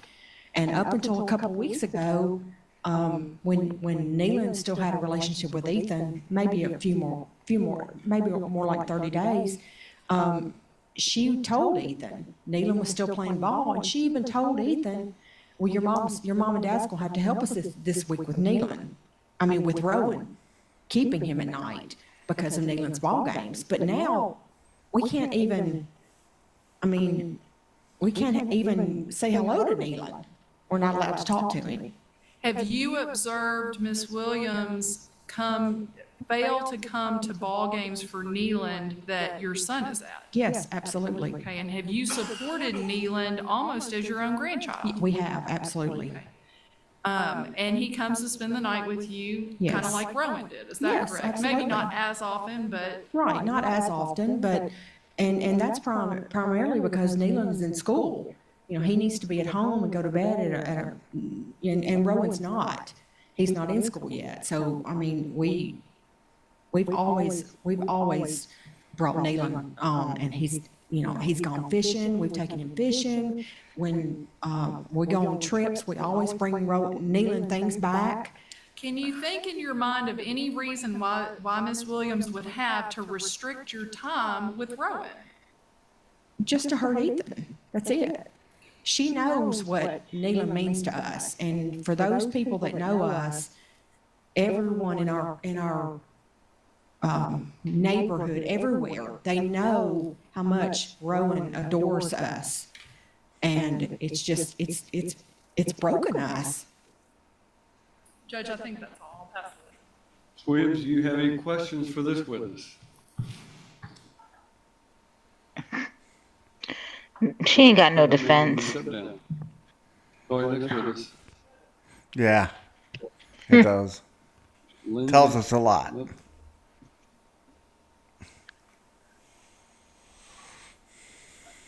It does. You It want to tells us step a around, lot. please? Ugh. Here we go.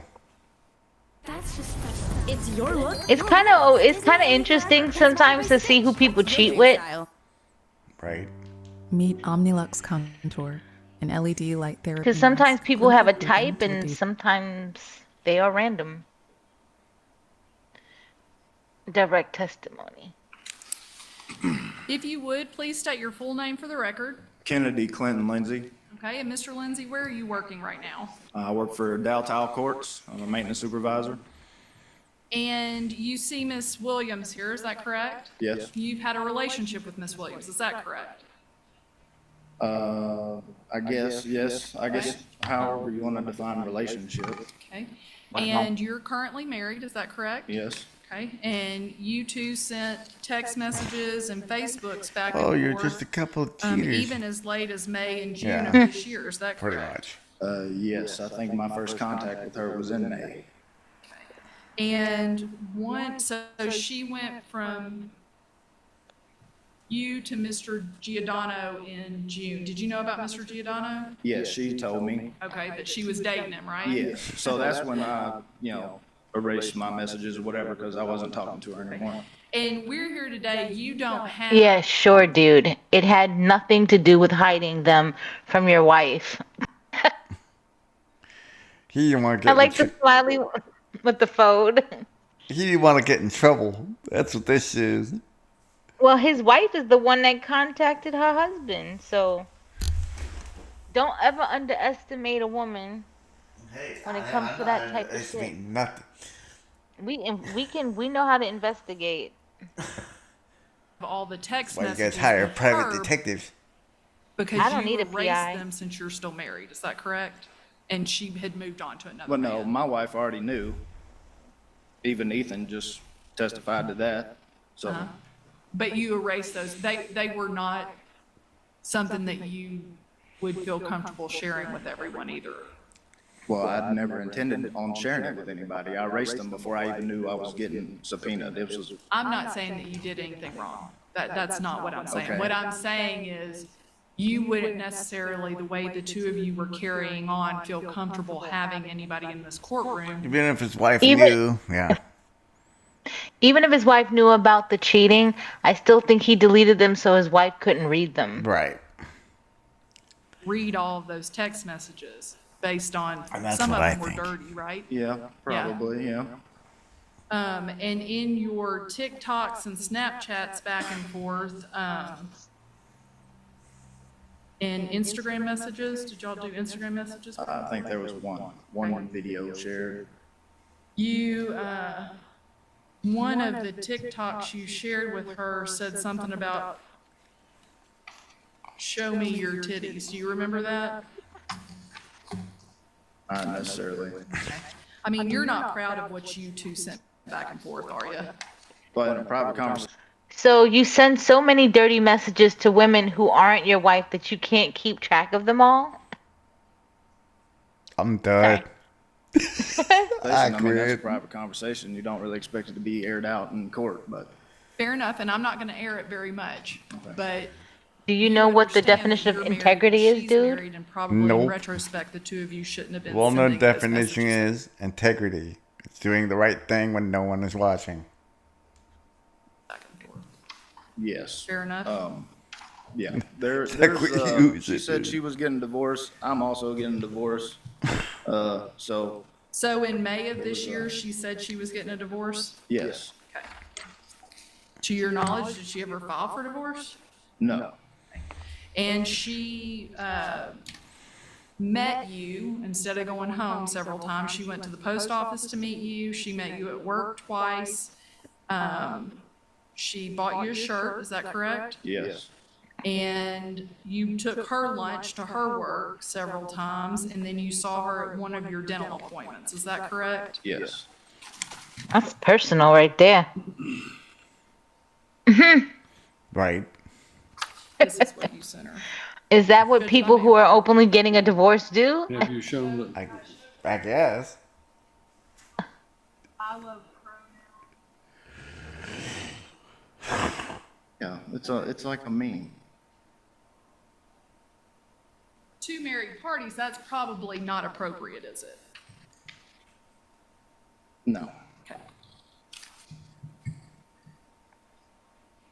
After you got subpoenaed and she found out that you were subpoenaed, did she contact you?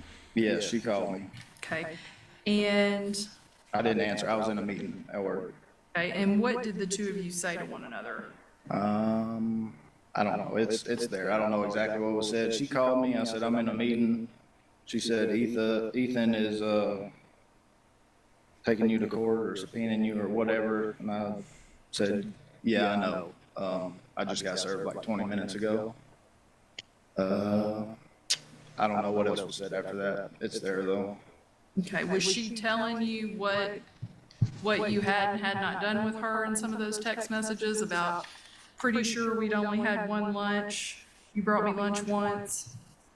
That's what it seemed like, so I just said this conversation is over, because I knew I would have to supply what I did have, and I didn't want it to seem like we were concocting some kind of plan or something. Right, and you said today. At least he's not dumb. Lunch more than Right. once, and she brought you lunch more than once. Is that correct, sir?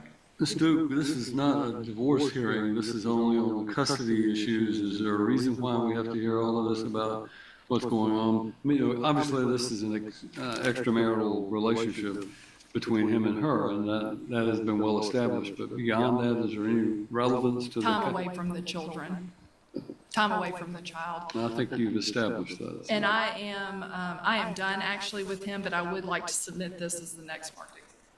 All right, mark it as the next exhibit. Yes. The judge is tired of hearing about this lady and her funky behavior. Opportunity to ask questions if you want. All right, thank you, sir. You may step down. Thank you. No Is she gonna try to? She's not asking. She's not cross-examining anybody. So is this like her plan to, like, be like, oh, I didn't get a fair trial. I didn't have an attorney. I didn't get to ask any questions. Like, is she gonna pull that card and try to get, like, whatever decision is made, like, thrown out? Like, what's her end plan here? Or she's admitting guilt. Pick one. I mean, if she was gonna admit guilt, she might as well have not showed up, and they would have just made a decision in default. Well, at least she bothered to show up. Plaintiff has rested their proof. Ms. Williams, do you wish to testify?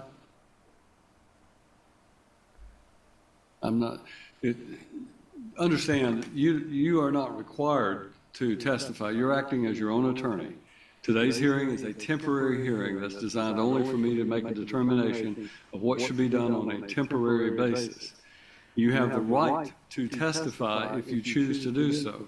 You're not required to. I'm not asking you to. I'm simply saying this is your opportunity to tell me your side of things if you do. If you testify, then Ms. Duke will be able to cross-examine you, after you finish giving me your original testimony. So it's really up to you. Do you want to testify and give your version of any of these events? All right, come on up. Here we go. I was curious. Perfect. I was curious, exactly what I was thinking. What kind of woman this man has picked. Here we go. Ms. Williams, this is your opportunity to tell me anything that you feel like is important for me to know about the matters I have to decide today. And those are the temporary parenting plan for you and your child and Mr. Williams. And then secondly is the division of debt, where you're being asked to assume responsibility for certain debts. So if you want to tell me whatever you want to tell me, I'll be glad to hear it. Wait. Run that back one more time. Obviously, I did. We're at 48, so. Run that to 48 even. I'm trying. Good enough? Yeah, that's gonna.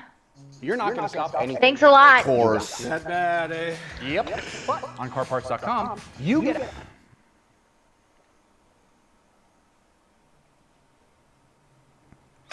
Okay, so mom shows up. I didn't go back this far. Sorry. Ms. Williams, this is your opportunity to tell me anything that you feel like is important for me to know about the matters I have to decide today. And those are the temporary parenting plan for you and your child and Mr. Williams. And then secondly is the division of debt, where you're being asked to assume responsibility for certain debts. So if you want to tell me whatever you want to tell me, I'll be glad to hear it. Okay, he did say what I thought he said. A lot of the stuff they did say is true. Obviously, I did have one full-on affair. I never did anything with Clint except hang out with him and do stuff, and I am dating someone now. But my ability to be able to parent is not affected by what I did with them.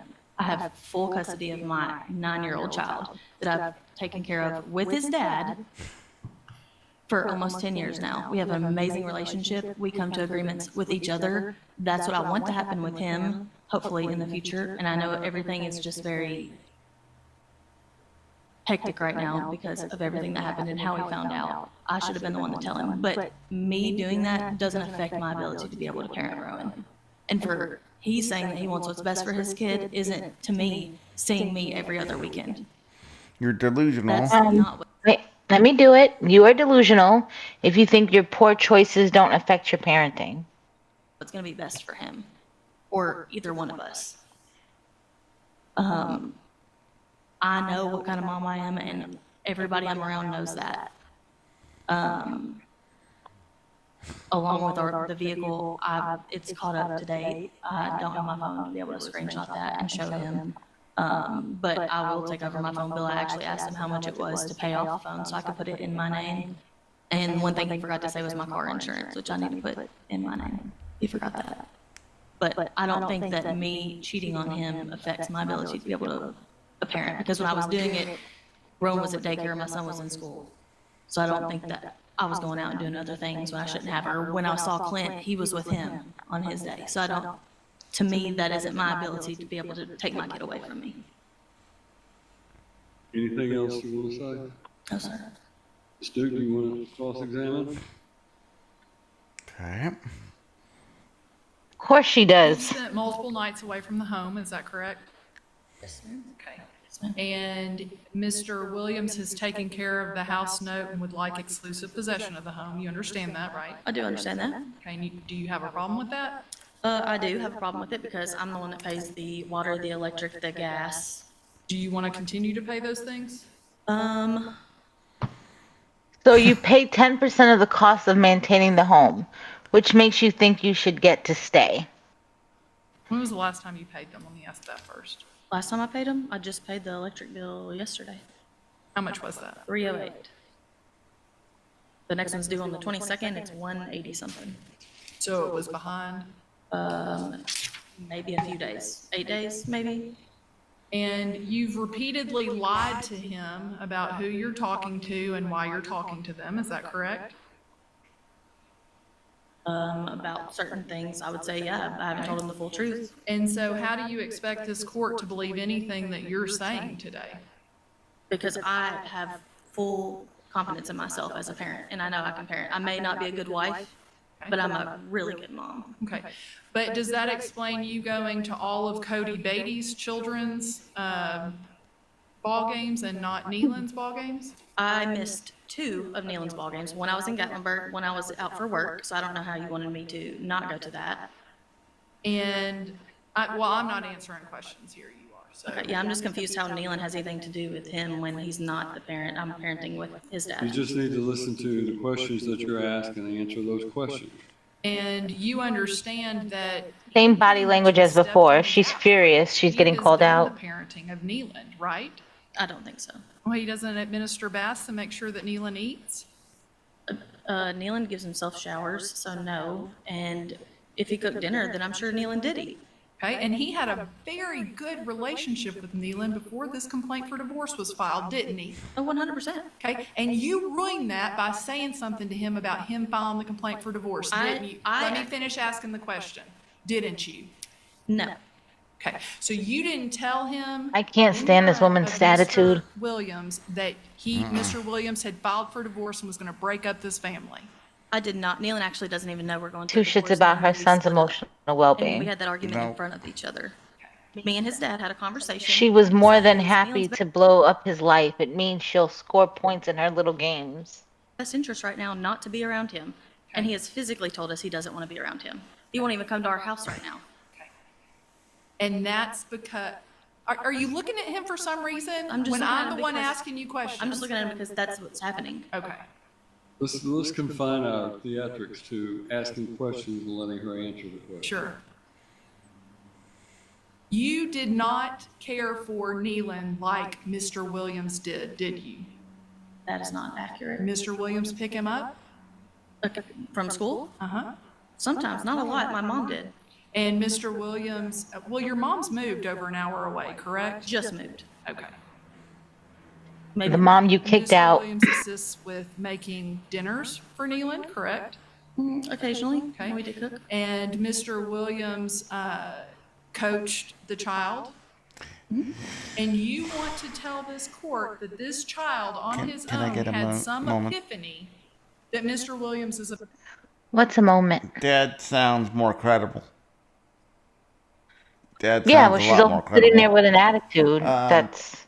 And the reason I But say honest- that, sorry, go ahead. I was just gonna say that despite her behavior, I don't know if that necessarily means that he's going to get temporary primary custody of the 3-year-old. I don't know if the judge is gonna weigh her bad decisions as a direct impact on her parenting. I mean, possible. But I'm going to say that Dad sounds a lot more credible, though, just based on her body language and responses. Her responses seem very shallow, very, I mean, poor me, but that could be just me. Yeah, they are, but I just don't know if that's, like I said, grounds to change their current or to drastically change the custody arrangement of I mean- her child. Even though it does seem that the child has a better support system being with the dad, I just don't know if if it is enough Right. for the judge to decide like that she doesn't, though they might need to put in that order that that child is not to be taken to another man's house and that child should not be living with a new man. Right. Like, you sometimes that is done where a parent can't have their significant other around their children, Right. especially during this time. So I don't know. And this judge seems thoroughly disinterested in everything. So We'll like see. he's given this like, why am I here? Yeah. I think the testimony, even if the all the testimony that the lover was being asked was not pertinent necessarily to custody, at least the attorney got it on record and didn't waste her subpoena. Right. So that information can be used in any of their divorce proceedings. Also true. That way that they don't have to subpoena him again. Right. But I think what she was doing also just kind of shows her character. Yeah. But I also don't know if the judge is going to use her character flaws as a reason to not let her keep her custody. I don't know. Yeah, we'll see. Bad guy. I wouldn't say he did it on his own. He saw us get into an argument. That's all, Judge. All right, thank you. You may sit Sure, down. honey.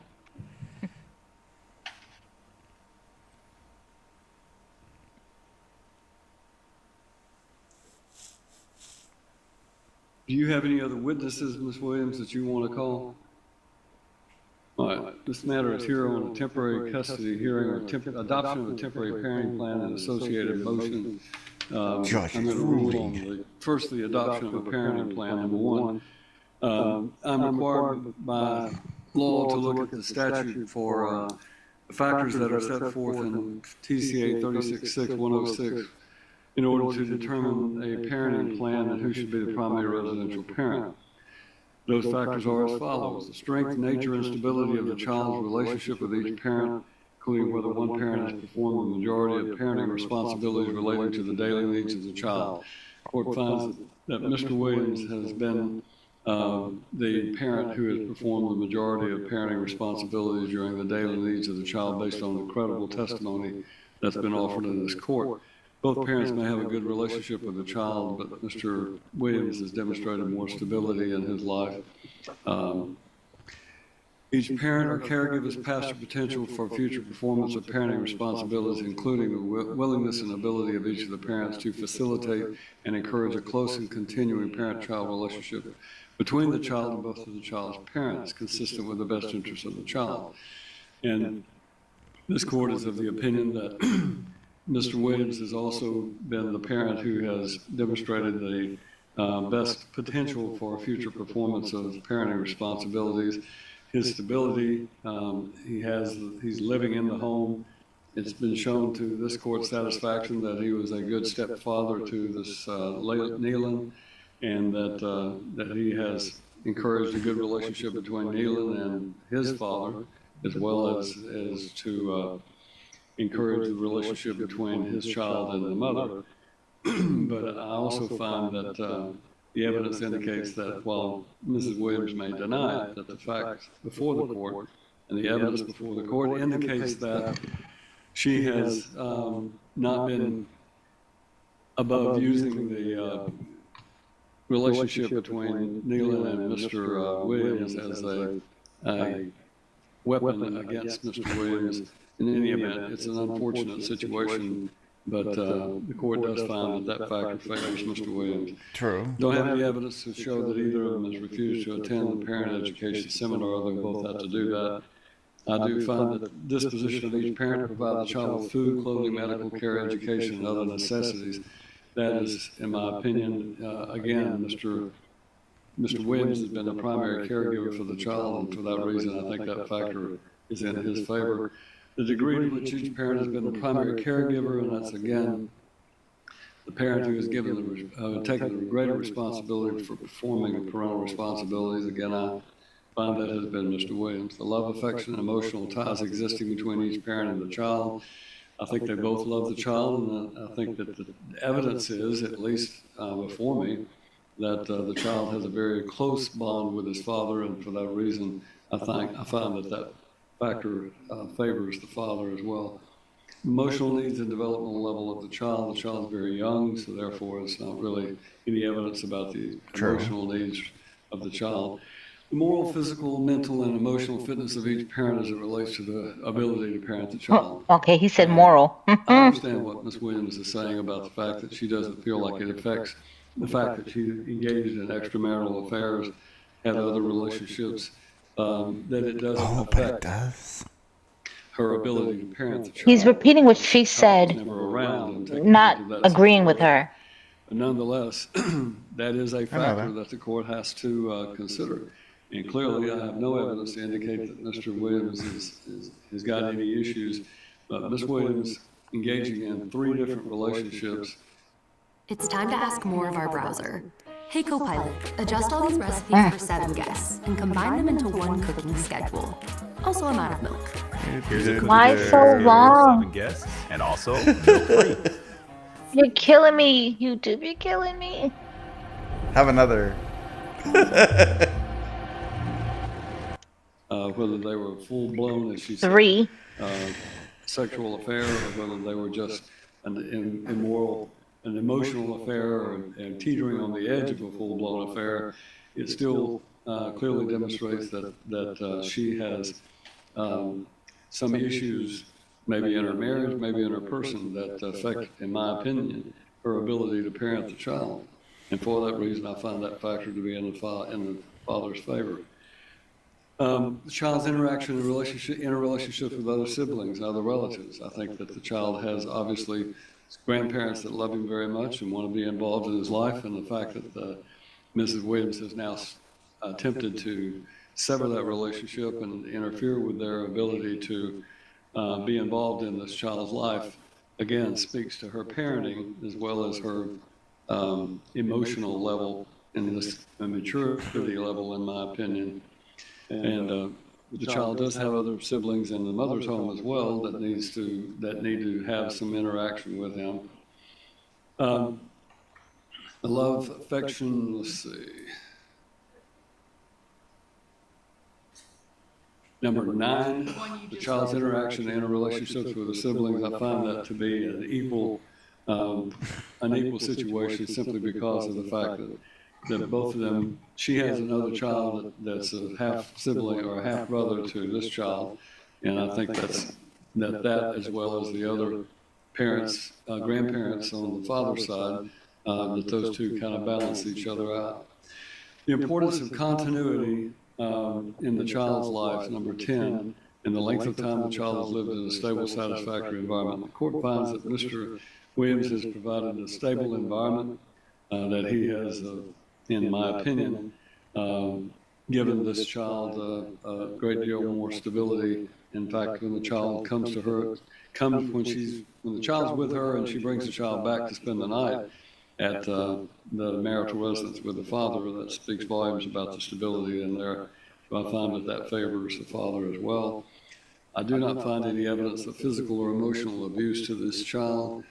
Character, behavior of any other person who resides in or frequents the home of the parent and the person's interaction with the child. The only thing I have about that is Mr. Giordano, who is going through a divorce apparently, and clearly the evidence is that the two of them are in a relationship and that they are cohabiting, so to speak, according to the... Not to be funny, but it's interesting that her choice of lovers are other married people. So it's basically she's messing with somebody who also has a lot to lose. Right. In the affair being found out. Yeah. Agreed. That's a whole to me that's like a whole nother level of cheating. Yeah. And trying to cover your tracks. Yeah. Proof. But Mr. Giordano, I never heard from him, so I don't know anything about him other than the fact that he is married and going through a divorce. So we have two people both married going through a divorce, and they end up in a relationship together, which is not at all unusual in these types of situations. The reasonable preference of a child is not applicable. Each parent's employment. We moved in with him after knowing him for 5 minutes. How is that good for her children? Schedule, Mr. Williams's employment schedule clearly favors him because he worked with his father and therefore he can make arrangements and has the ability to modify a schedule as might be appropriate. Any other factors deemed by the court just simply finds that Mr. Williams's relationship with this child and his home stability that he can offer the child is much more appropriate, and on a temporary basis at least, the court finds that he should be designated the primary residential parent. The mother shall have I know she says that it's not in the child's best interest for her to have alternate weekends, but neither does this court find that with the lack of stability in her life that an equal residential schedule would be appropriate. And as a result of that, on a temporary basis, she will have alternate weekends from Thursday at 6 p.m. until Sunday at 6 p.m. Any other times that the parties may agree. Now, I say this last part so that Mr. Williams can understand. I understand you may go through this divorce and you may have strong feelings about her, and her attitude may determine how this goes as well. But this child belongs to the two of you, and both of you should be involved in this child's life, and you should try to facilitate the best relationship you can with both parents. That means you're going to have to set aside the fact that she's been unfaithful to you and that she's moved on with her life. Eventually, you may too. And when that happens, hopefully both of you will recognize that it's really up to the two of you to parent this child. And when you do, if you can set aside the animosity and try to resolve a situation, and if Mrs. Williams can understand that it does her no good to be angry and hostile towards you now that you've been through court, but instead try to have a meaningful relationship with each other so that you can encourage this child to be with the mother, you can give her more time than what I've given it. That will not be a violation of this court order. So how this goes from here will be up to the two of you. So the reason I've included language is that the minimum she gets is this alternate weekends on Thursday at 6 to Sunday at 6. And any other times the parties may agree. You love Neil. Neil this is his brother. So the more you can allow her to see the child and let Nealon have a part of his life, then the better you are. I'm not saying you have to give her a week on, a week off. I'm just simply saying be flexible and give her an additional time beyond what I've ordered, and I think you'll reap the benefit of it in the long run. But Ms. Williams, Unless she continues to be a vindictive bitch. then what has been ordered? You need to get a lawyer to give you some advice. You need to consult a lawyer at the very least. Regarding these requests regarding the payment of certain expenses, I think what I had written down was that Mr. Williams is given temporary possession exclusively of the marital residence. And she will be allowed, if she has any items there she needs to get, you will coordinate a time when she can recover those items, and there'll be no hostility or anything that will go on during that exchange of those items. She is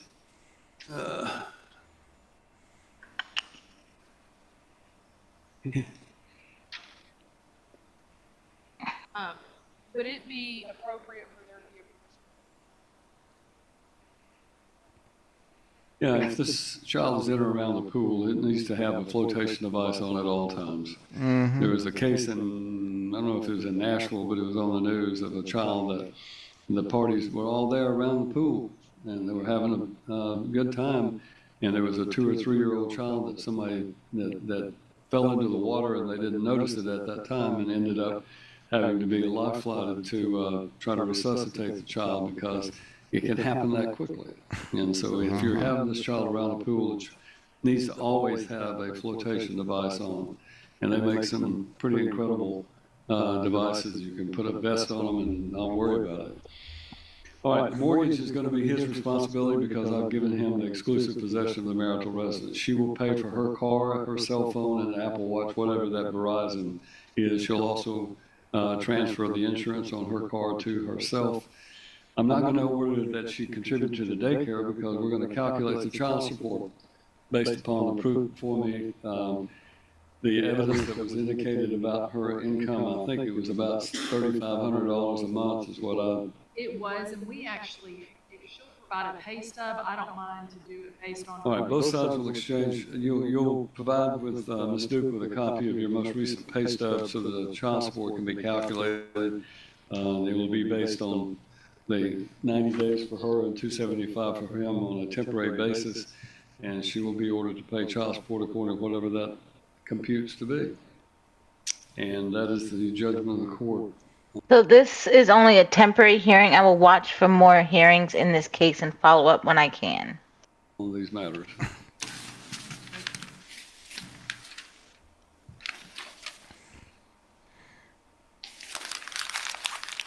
All right, what do we have left? Judge was not having it. I was surprised that he did that. I didn't know that he was gonna take the father's side in the situation. You just never can tell what someone is going to. Excuse me. You never know what someone is going to. What they're gonna do. No. I believe. This is probably gonna be this is your last one. Video. What do you got here? Right. It's an hour. It's the brutal moments police. brutal moments as police confront reckless criminals you wouldn't believe if not filmed. Here we go. Let's rock and roll. Well, after we just did those court cases and they were a little, they were interesting but dry. Yeah, they were a little dry. Now, this will get our heart racing a little bit. Ready for this? Let's go running. Hey, adrenaline junkies, welcome to Police Chase. Hey, don't do it! Don't do it! Don't do it! Wait a minute, are they shooting through their own police vehicle? That's what it looks Did I like. just see that? Oh, Lord have mercy. Okay. Viewer discretion is advised. There we go. There it is.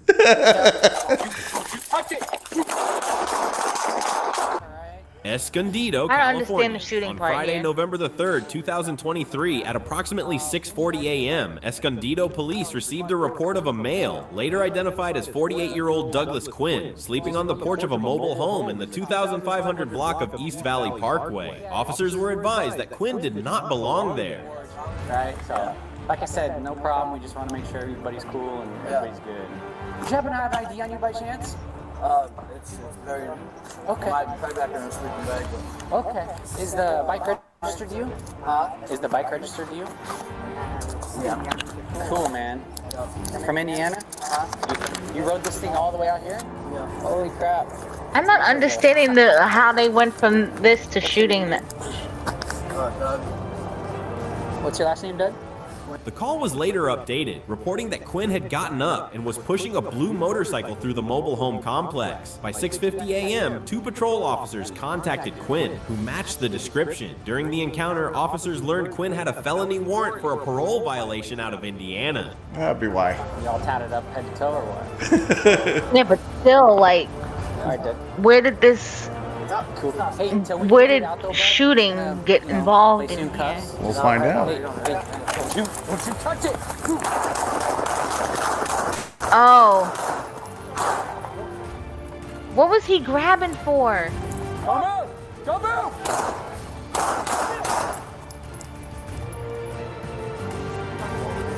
Stop. Until we figure it out, though, bud, we're just gonna, place you in cuffs. Oh, Touch it!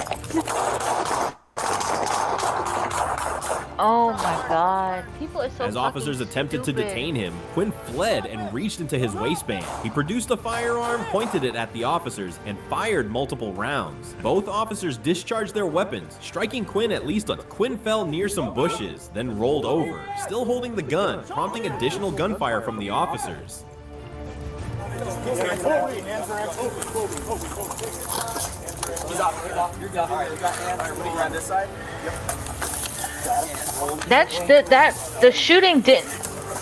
The shooting didn't seem like focused to me.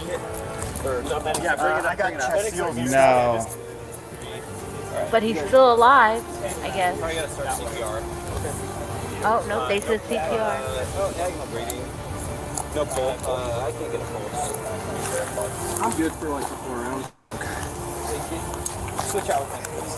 I mean, the fact Backup that was they're called trying to and officers resuscitate secured him. Quinn, locating a firearm nearby. Quinn received immediate medical aid, including CPR, until paramedics transported him to a local hospital, where he was pronounced deceased. No officers were injured or struck during the incident. That is crazy. Ooh.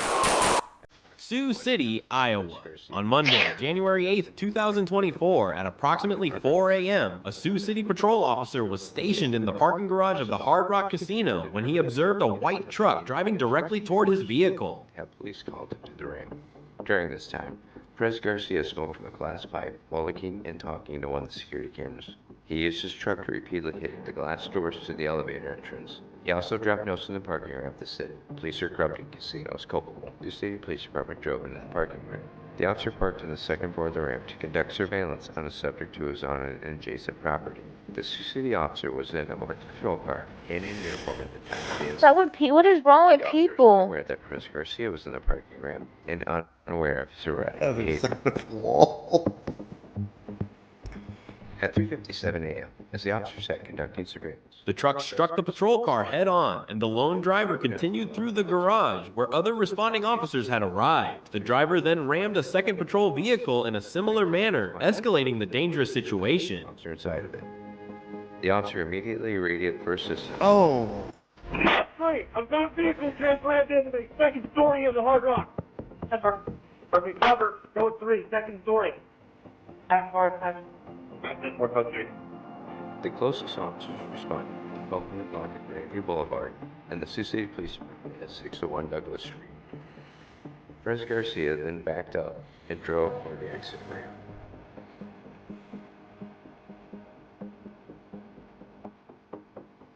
Ford Ranger. White colored Ford Ranger. I don't have eyes on it anymore. He pulled away.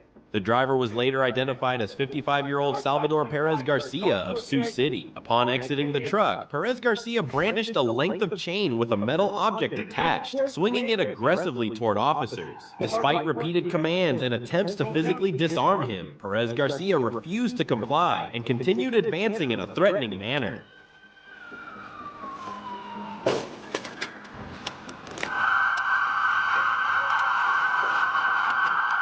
I'm sorry, why do we need sirens on inside of a garage?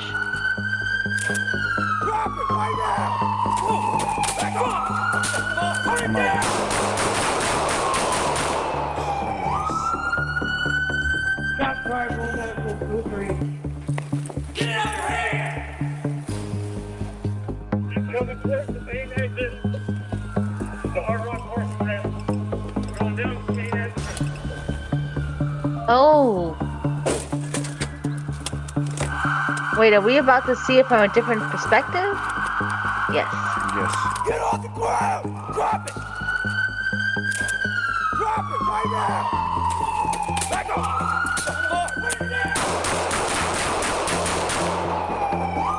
Oh. Shots fired, roll medical, blue 3. I've never you don't normally get to see that. Like we saw the blood boom, immediately.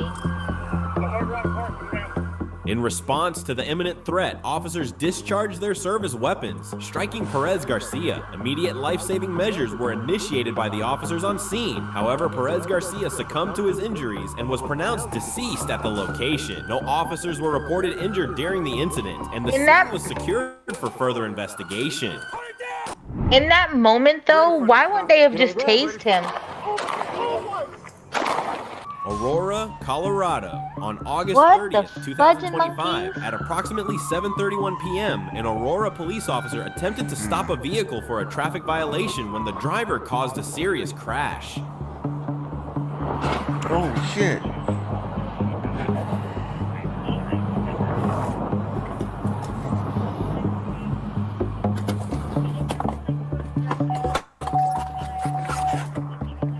Stay in the car! Don't move! Don't move! Now, Since when to the be car- fair, No, wait. Hold on a second. I'm so sorry. Go ahead. well, to be fair, one thing, there's something wrong with this. Well, first, the officer comes from his patrol car, he runs into a vehicle, right?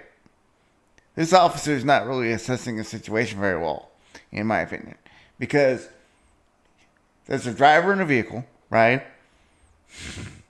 He says stay in the car. The driver complies, looks like.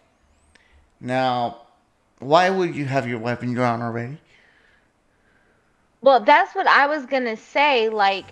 This is a motor vehicle accident.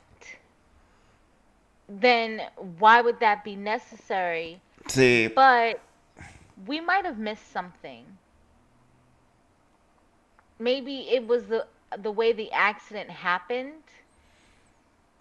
that posed a threat, maybe. or maybe this was the end of a chase. Possible. Do I need to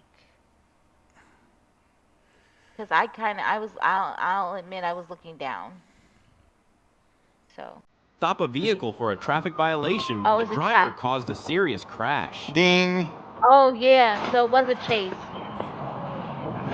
and that's why they pulled the gun. Because we've seen that before with other chases. That when they Right. finally get them to stop with their pit maneuver, they pull their guns. Stay in the car! Don't move! Don't move! When you flee, that's what makes you the threat. Motor 45, I've got a crash. 6th, just east of 225. Show me your hands. Get your hands up, dude!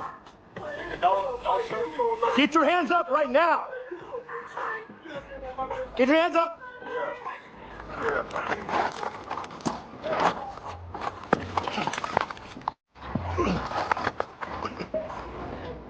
End up on the floor. Get on the ground! Get on the ground! Get away from that motherfucking gun! Get on the ground now! Get that Nigga, get on the ground now! Get that shit. Get that shit. You are trying to get in a fist fight with the cop? With a gun in his hand. Wait, gun in his hand? Cop has a gun in his hand. No, I know, but he said something about stay away from that gun. Get that shit. Get on the ground. Get that shit. Get on the ground!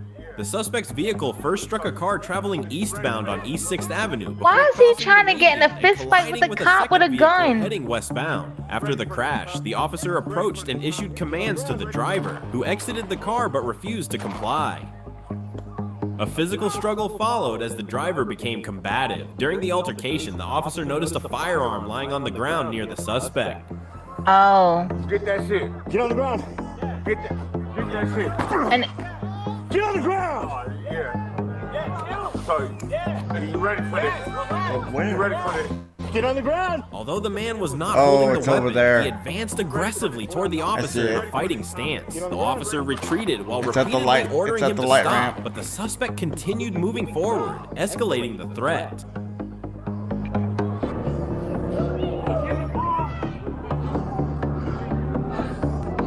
at least, where did he shoot him though? I thought he just kind of fell over. I know, but it was like three Fearing shots. for It his sounded like safety, 3 the shots. officer discharged his weapon, striking the man. Additional officers quickly arrived, secured the scene, and administered first aid until paramedics took over.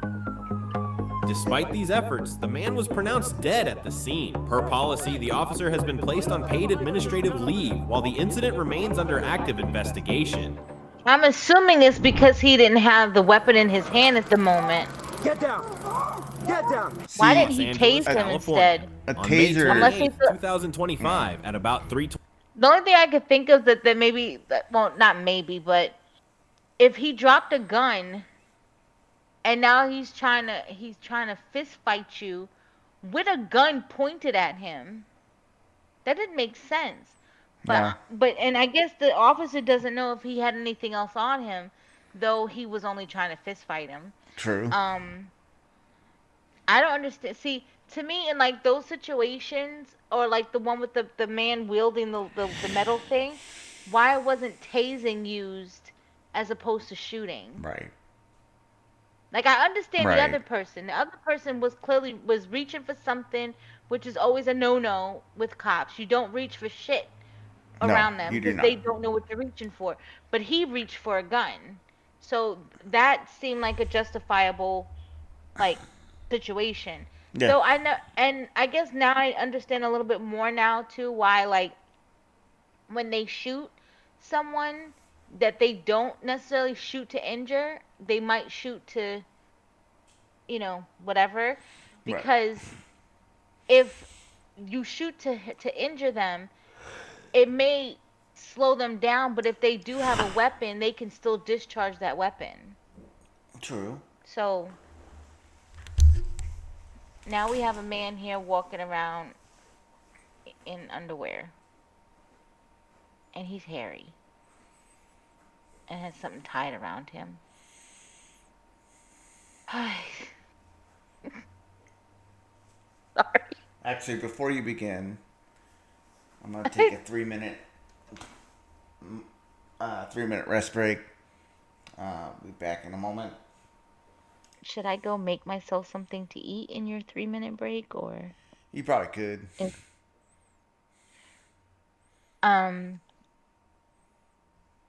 Should I do a, no, I shouldn't do an egg.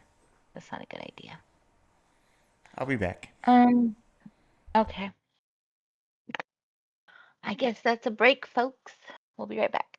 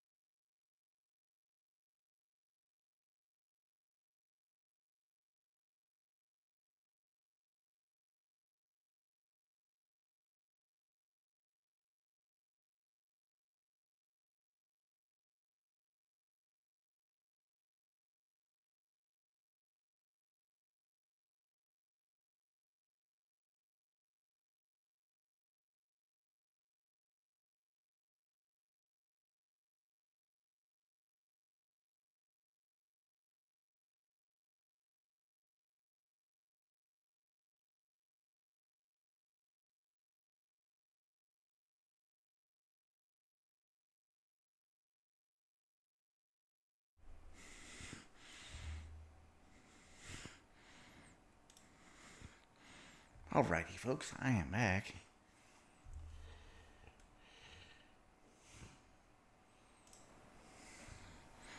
We'll wait for Miss Chaosity to come back. Did you call me Miss Chaosity? Yes, I did.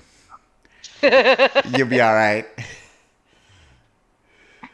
That is doctor to you.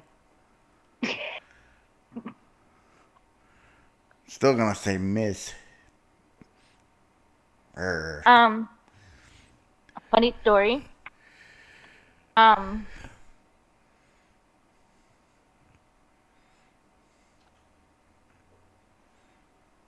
listening. Okay.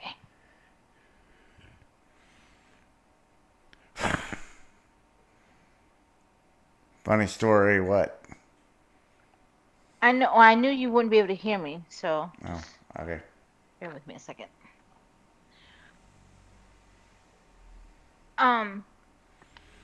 So I was at like one of my first residencies, and I had been meeting. Well, at my first residency, I had met a whole bunch of different, doctors at my college, at my university. So by the time I went to my academic residency, I was seeing some of the same faces that I had seen before. So I was, just maybe a little slightly excited, enthusiastic, happy to see familiar faces. I think I like. So, I'm listening. Damn, I can't even remember his name. Anyway, one of the people that I had met at the first residency, a doctor, I had seen him, and I was like, "Hi, Mr. blah, blah, blah, blah." I can't remember his name, and I probably can't say it anyway. Right. So when I said, "Hi, Mr. his response was, "That's doctor." And at the time, I was like, ew, like, fuck out of here. Like, why are you, like, acting like, it's not that, at least I said Mr. I could have called you by your first name. You know what I mean? Like, but I can now say 10 years later, well, at the time it was 10 years later when I finished my degree, that I get it now.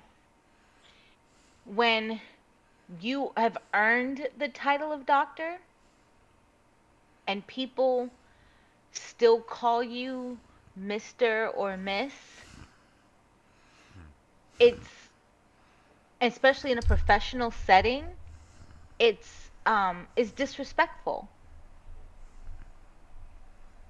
It kind of, like, it's disrespectful. And I say that part because I was around people that knew me before I was a doctor and would not refer to me that way in professional settings, if that makes sense. Good to know. It's just, it's one of those things that it took me to, like, be in the situation to understand why he snapped at me today. Because I did not get it that day. I thought I was being respectful, but he had to let me know I earned this doctor title. You are gonna use it. So, my little story. I just realized I didn't put that in my book. Probably for the best. All right, let's look at this man in his interesting getup. 20 a.m., LAPD officers responded to a robbery in progress at a business on the 1700 block of Southwestern Avenue. The suspect, later identified as 41-year-old Christopher Hall, was reported armed with a gun and had possibly assaulted a female employee.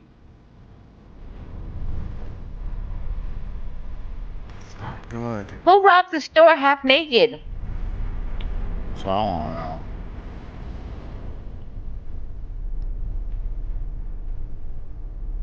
That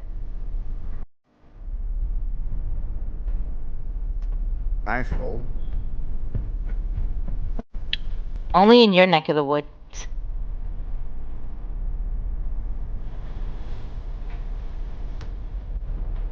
What is the worker doing?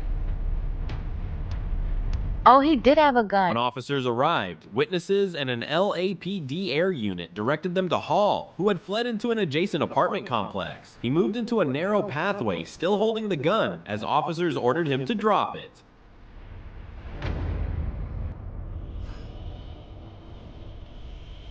Not the cinnamon rolls. Right? He threw the money at him. That's funny. Why are you doing that with somebody with a gun in their hand? Hall pointed the weapon at officers, prompting an officer-involved shooting. Though not It's struck, actually, dropped I the think, gun and police. climbed over a nearby fence in an attempt to escape. Well, they didn't show us that part. Yeah, they didn't show us most of this one. I think they only had footage for this.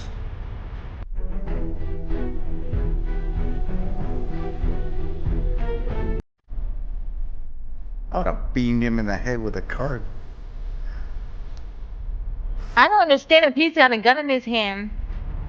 Why are they like pushing the cart at him?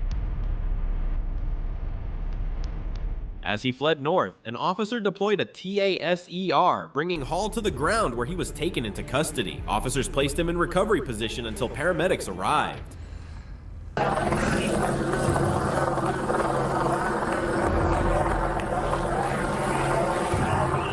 So this is somebody with a gun that they tasered. Doesn't have anything in his hand.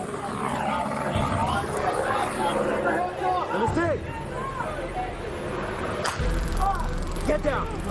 Get down! At least he put clothes on. Don't move! Don't move! You're gonna get tased again! Don't move! You're gonna get tased again! Do not move! Hall was transported to a local hospital for treatment before being booked. Investigators later confirmed the weapon was a black airsoft replica. The female victim sustained minor injuries treated at the scene, while no officers or community members were harmed.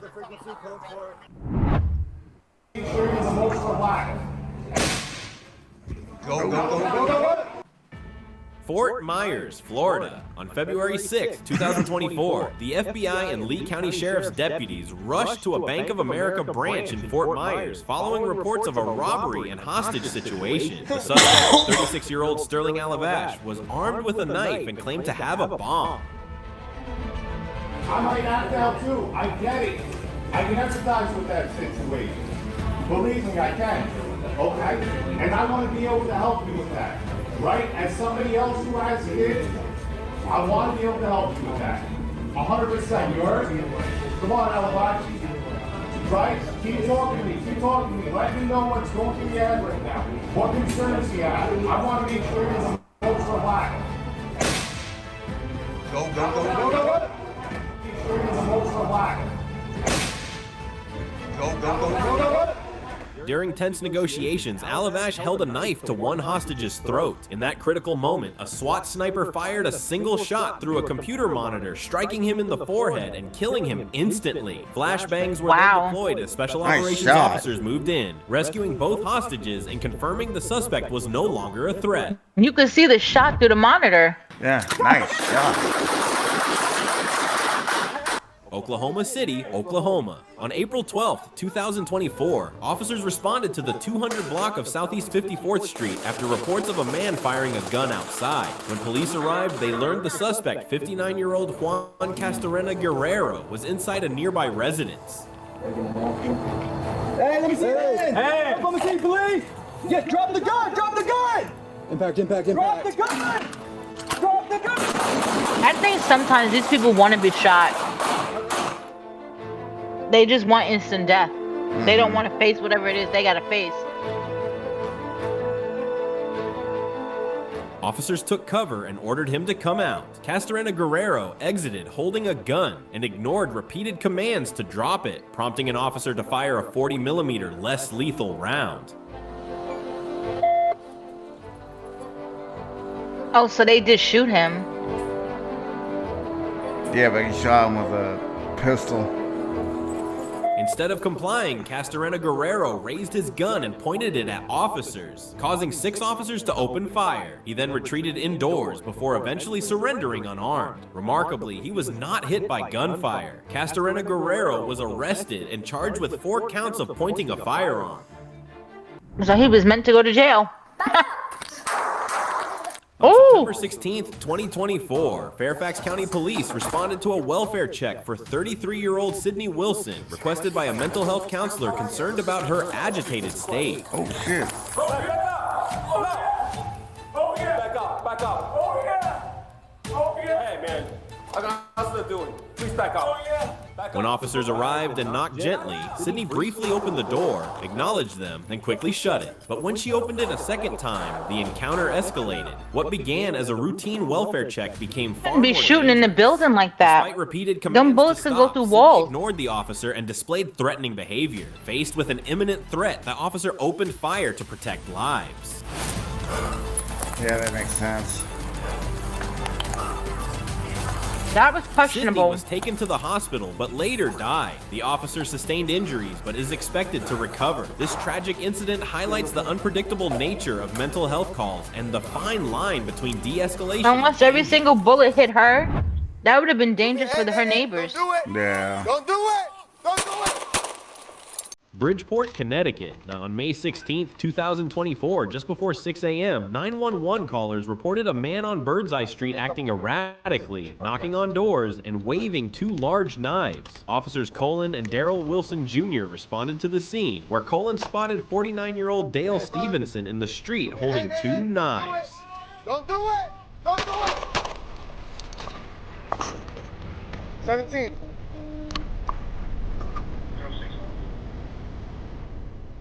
Come on, man. I'm not dying today. As Colin stepped out of his cruiser about 60 feet away, Stevenson suddenly sprinted toward him with both knives raised. Colin shouted commands to stop and backed away, but Stevenson closed the distance quickly. Fearing for his safety, Colin fired 3 rounds, striking Stevenson in the arm and leg. Oh. He can kill him. I mean, you couldn't tell because he hit that ground and didn't move. Yeah.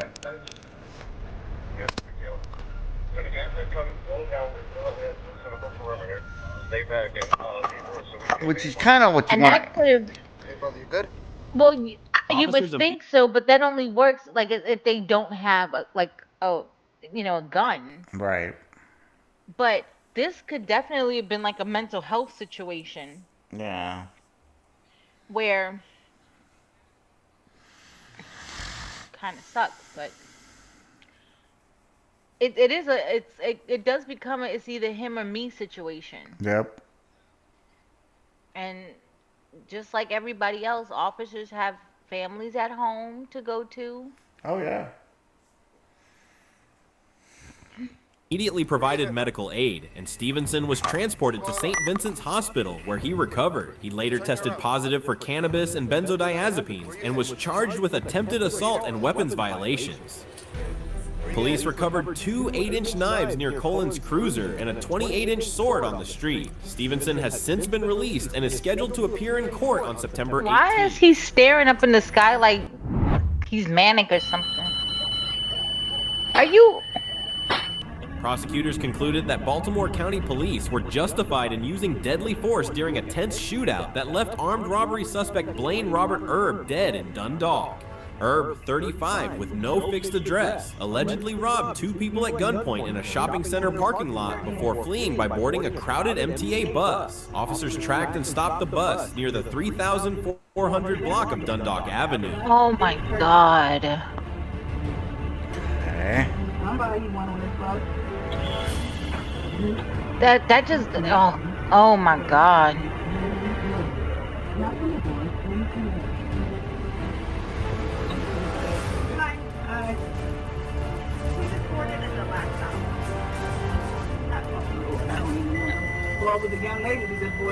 He has a gun, lady. He has 2. Why are y'all...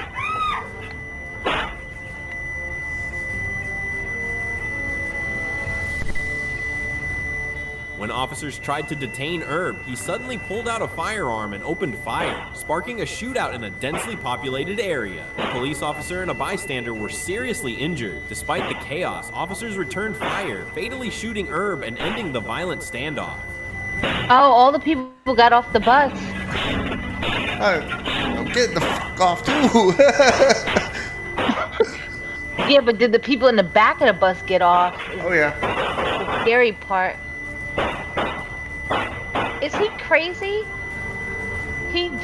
What does he think he is? You think he in some type of action movie? He gonna run off the bus and dodge all the bullets? Okay.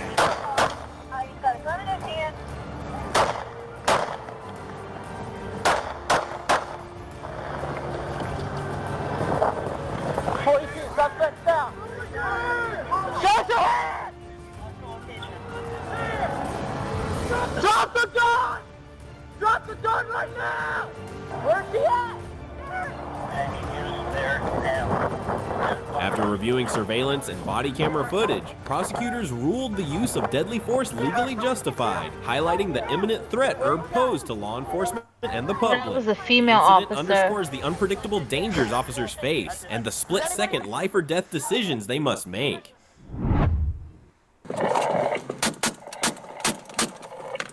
On March 22nd, 2024, near Deltona, Florida, Gregory Howe was stopped for speeding, but the encounter quickly escalated as he resisted the officer's command. The situation intensified when Howe led deputies on a chase back to his home, where he opened fire on them.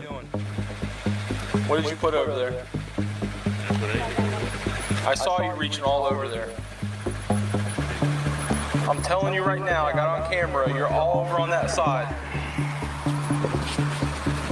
What is over there? Over there? Whatever you were doing over that way, what were you putting over there? All right, Gregory, this is the deal, bud. Your license is suspended. Okay, so you're not gonna be able to drive. Yes, when I come get your truck? Hey, don't do it. Hey! Oh, so you say to him, you're not going to be able to drive, and he's like, I'm going to just take off. 5 Motor 11 Central 12F. That's basically what that was, right? I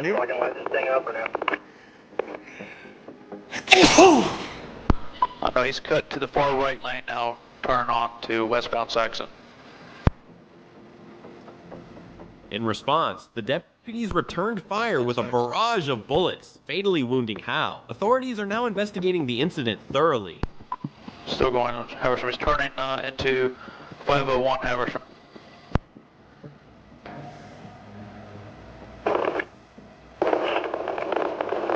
I think it's funny when they go home. And put the truck in park. Park. 501 Haversham.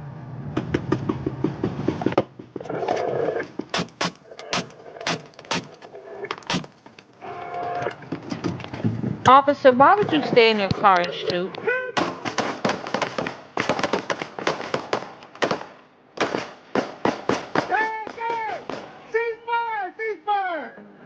Shot fired! Oh my God.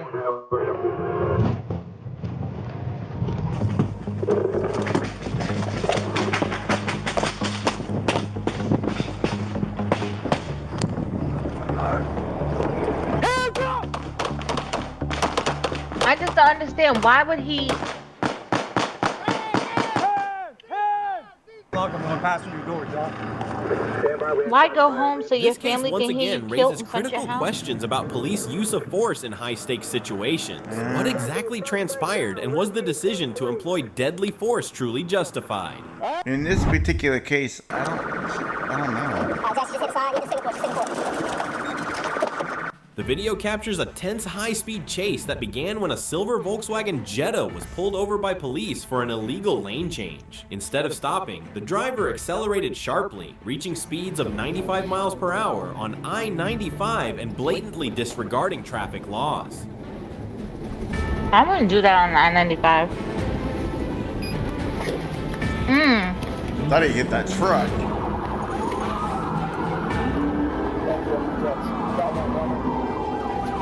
Coming up Stockton, coming up to Rosedale, getting back on I-10.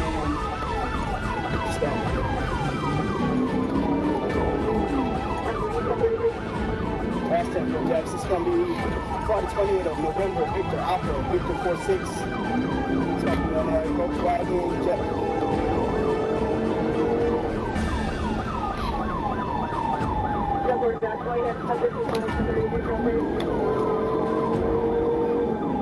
It's going to be 95 north, I'm sorry, 95 southbound. 95 southbound coming up to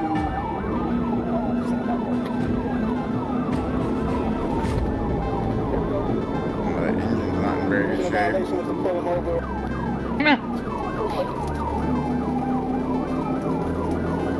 This looks like it's not going to go well.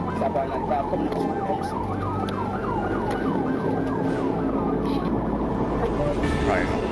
This is taking a little cruiser.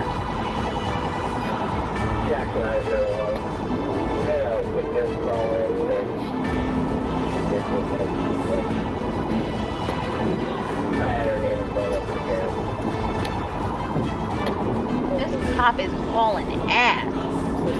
Yeah, and he's not keeping up with him. Still moderate.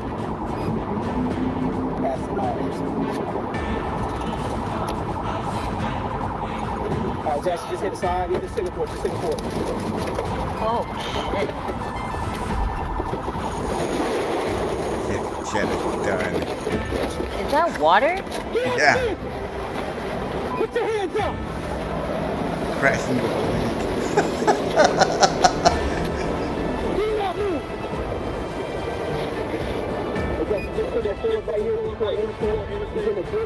Throughout the pursuit, the driver weaved recklessly through multiple lanes, putting other motorists at serious risk. The chase culminated when the Jetta lost control, collided with a road sign, and plunged into a drainage ditch. The driver refused to exit the vehicle, creating a standoff that required police to break the car window to gain access. Move your face out the way. Move your face out the way. Do not move. You touch it? Yeah.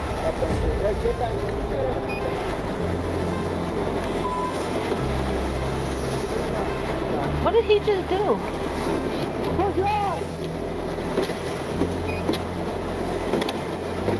Close your eyes. You get glass in your face. What kind of window was that?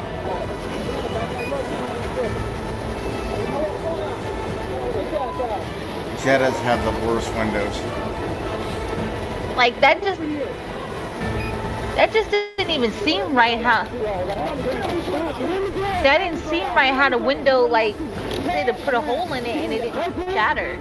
Ultimately, officers were able to subdue the suspect, handcuff him, and read him his rights. The incident ended without injuries to law enforcement or bystanders, but highlighted the extreme hazards posed by fleeing from police. It serves as a stark reminder of the dangers of high-speed pursuits and the Haven't we decisive established that measures people don't officers care about sometimes other must people? take to protect the public. Nah, we need to watch more of these. Because they're just fun. You said we need to watch more of these. It's more about finding the, like, good ones. Right. But I mean, it is making me question humanity a little bit. Hey. We got a lot of people in this world. Look at that. Back in Arkansas. Yeah, even if it's only 1% of our population, there's 1% of our population that needs some serious fucking help. Because they do not know how to act. And a lot of these people are repeat offenders. Yeah.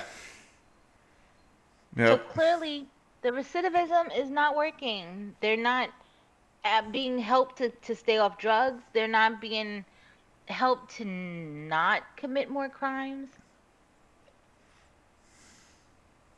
I guess that's why there's always a prison reform issue, right? On December 7th, 2024, a white Corvette flagged as a stolen vehicle ignited a high-speed chase along Highway 40. Driver Christopher Ingera took off like a rocket, turning the pursuit Corvette. into a gripping race against time filled with mounting tension. Oh, that was a very bad pit maneuver. Oh, They did that shit right next to a truck. This hurts. This hurts so much. Oh, you feeling for the car, right? Yeah. But how do you do that pit maneuver like right next to a truck?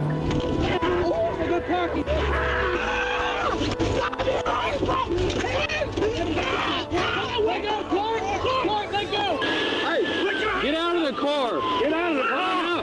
Climb out! Come out the car! Get your ass out! Get out of the car! No, hold up!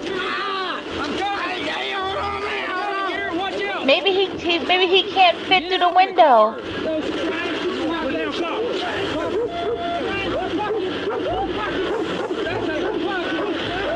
Look, if you won't get out the car, the dog will get you out the Skillfully car. executed pit team maneuver caused the Corvette to spin out and come to a stop, but Niera refused to exit. After nearly 8 intense minutes, officers managed to subdue him. 8 minutes too long. I'm not trying to be funny, but you know he must be traumatized by this dog. You good?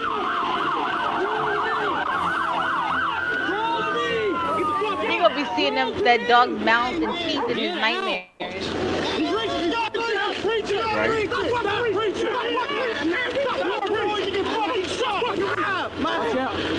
Wait, how is he pulling the man and holding the dog at the same time? Because he's not responding.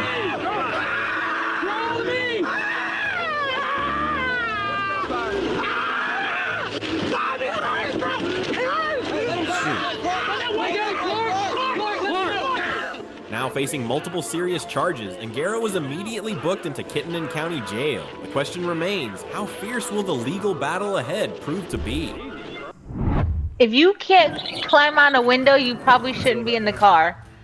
On April 2nd, 2025, Oklahoma City Police launched a high-stakes pursuit after a red Jeep Compass with license plate QHB 349 carrying a reckless couple fleeing from Del City defied law enforcement. Employing a TVI, you know officers that you're- confronted the suspects with unwavering resolve. If you're gonna flee and go through a chase, you know you're gonna get pitted. Which means if you get pitted, you might get stuck. So if you That guy can't fit just out ran your car him twice. window, if you can't fit out your car window, don't do it. Kind of prefer. Oh, they moving fast. Oh, I think they fast forwarded the video.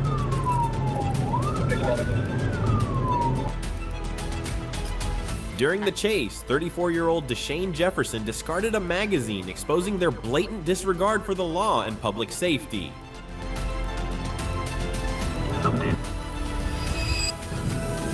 It looks like a baggies out the window just before I-40 westbound. So better to know it. Control officer trying to help us out. That was like a black baggie just before I-40 westbound.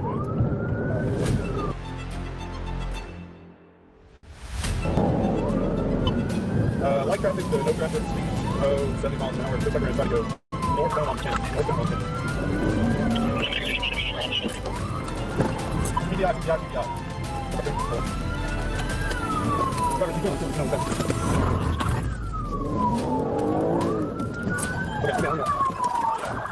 Oh, he surrendered. He's like, I don't want to die Efforts today. between multiple ground units and air support gradually tightened the noose, culminating in a decisive collision on Penn Street that brought the escape to an end.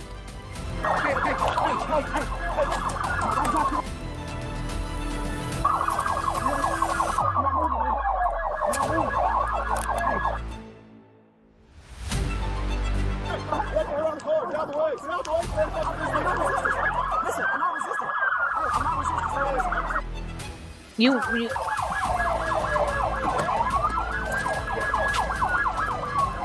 Oh, never mind. That was the passenger that got out the car freely. Now facing a host of serious charges, I including would. fleeing police, reckless driving, I drug didn't do possession and disposal, and potential weapons violations. You're the duo's guilty. brief escape will lead to a lengthy criminal Yeah, record. I don't get in cars. Don't got guns. Don't got nothing. Ooh. On October 8, 2023, Arkansas State Trooper Ronald Elkins initiated a pursuit of a Mercury Grand Marquis after the driver failed to stop for an expired license plate. I'm sorry. The fact that we've watched a couple of these videos now and the other ones were longer, the fact that we keep seeing Arkansas and have yet to see a repeated one is concerning, and Arkansas might need to do something. Right? Because they clearly have way too many police chases going on. Yeah, way too many problems going on. Wowzers. As the situation escalated, the driver refused to pull over, prompting a high-speed chase.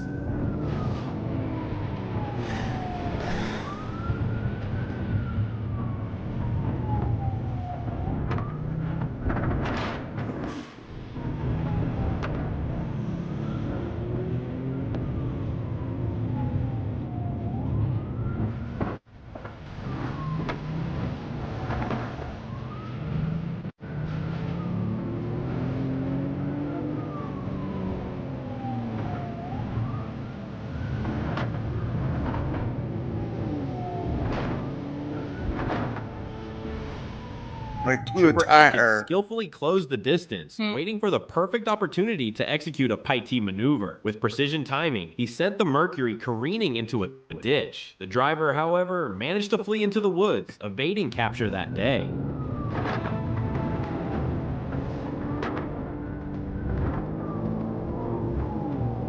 If you're gonna run from the police, have a game plan. Pretty much.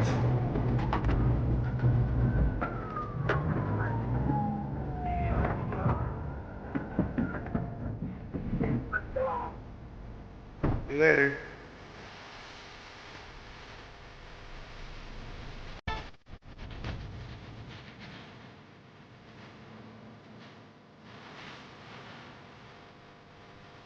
Despite the initial escape, persistence paid off when the suspect was located and arrested a few days later, bringing the case to a successful resolution.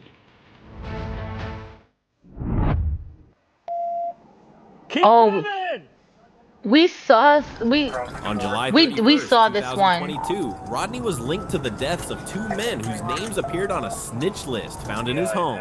We did see this one yesterday. But this looks like it's a different view. Through Douglas County. The last video showed us that as a clip, but didn't show that view at all. They only showed us from behind.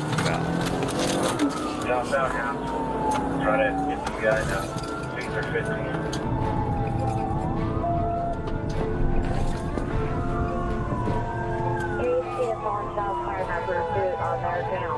Dashcam footage showed Rodney recklessly firing at officers while speeding through neighborhoods. One bullet struck a police cruiser, forcing it out of the pursuit. Another cruiser followed from a safe distance, aiming to end the chase with a spike strip.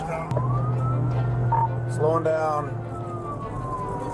Somebody can get their rifle out. Got his hands out the window. Everybody stay back. Stop. Driver! Face away! Step out! Keep coming! Keep coming! All right, get on the ground! Keep your hands out to your side like an airplane! Lay down, I'm stuck. Lay down. The strip worked. Rodney's car slowed and stopped, leading to a tense standoff with Lawrence police. He was arrested and charged with 2 counts of first-degree homicide and 6 of attempted homicide. Reports said he was suffering withdrawals and believed aliens were after him, according to his girlfriend. Back to Arkansas. Oh. A high-speed pursuit erupted after officers spotted a yellow Dodge Challenger weaving recklessly through traffic, failing to signal lane changes and repeatedly crossing double yellow lines. When police attempted to stop, the driver I was going to say another one. If you're going to run from the cops, maybe don't run in a car that's visible. It's a little yellow.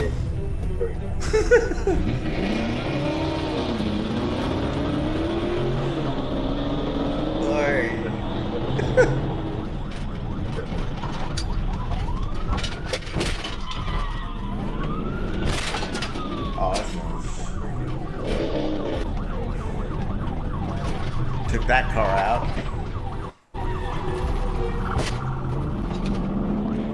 During the pursuit, officers executed 2 PIT maneuvers, finally forcing the vehicle to crash into a store sign. The suspect abandoned the car and fled on foot, carrying a backpack later found to contain marijuana and promethazine. Authorities also seized $3,720 in cash and additional illegal drugs from the vehicle.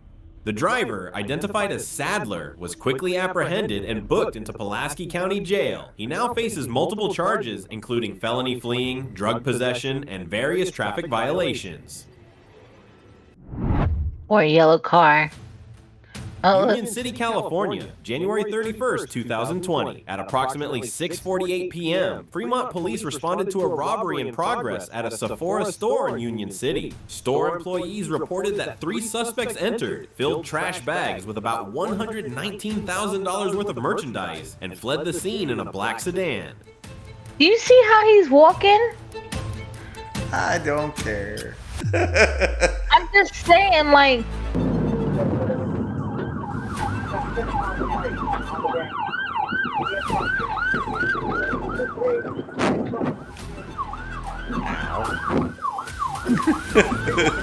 Also, if you're gonna be a criminal, at least make sure you are fit to get away. Within moments, Fremont officers located the suspect vehicle traveling northbound on Interstate 880. Ignoring police commands, the suspects accelerated at high speeds, evading capture by driving with their lights off. A pursuit was initiated as officers worked to intercept the fleeing vehicle. Hey, stop! Stop! Get off the ground! What was he doing? Trying to climb in the back of the car? I don't know. Where's your car parked?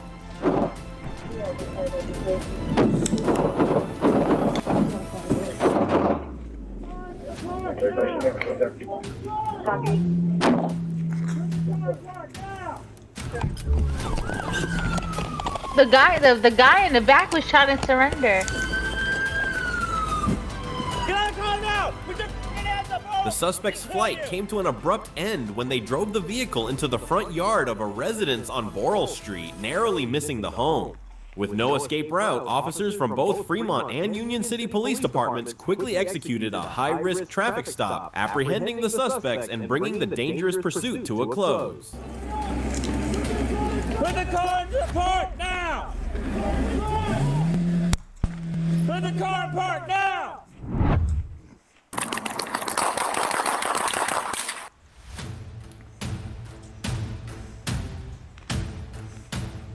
On August 30th, 2023 in San Antonio, Texas, officers conducting surveillance on the 6800 block of Cross Springs spotted a suspect wanted for aggravated assault on a public servant. When police attempted to stop the suspect's vehicle, it sped away, crashing into a marked patrol car. The suspect then drove the wrong way onto I-10 East, collided with a civilian vehicle, and fled on foot.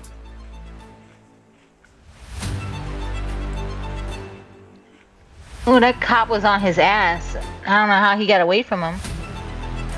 During the chase, the suspect fired multiple shots, injuring an officer's arm. In response, 2 officers returned fire as the suspect continued running down a grassy embankment toward the main lanes of Interstate 10 East. Drop the fucking gun!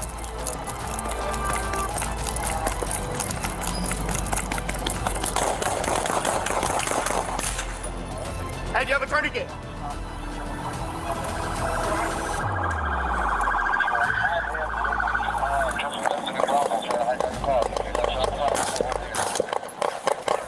That guy's got a rifle. The suspect, identified as 40-year-old Michael Kirkland, was pronounced dead at the scene. The wounded officer was taken to a local hospital and is currently in stable condition.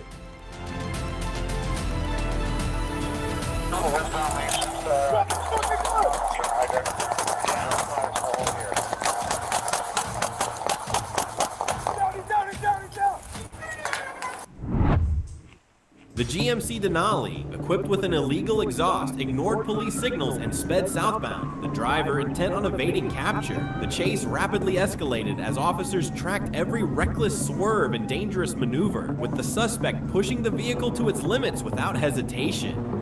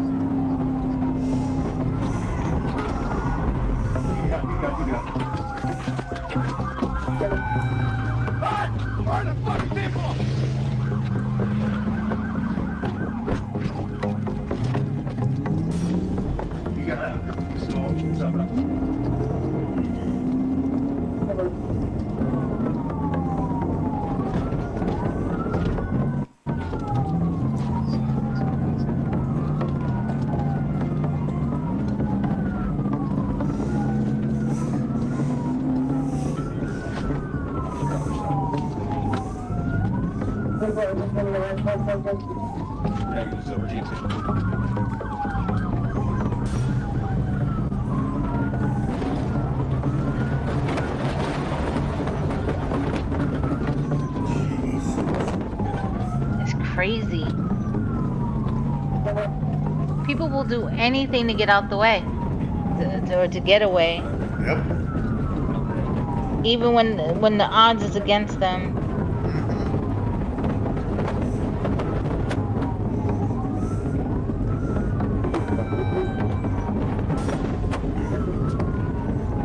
Like, this is not going to go in your favor. The climax when a flawlessly executed TVI maneuver forced the Denali off control, crashing into the brush amid a cloud of dust. What began as a harrowing chase ended with a dramatic yet safe conclusion, abruptly ending the suspect's wild escape attempt.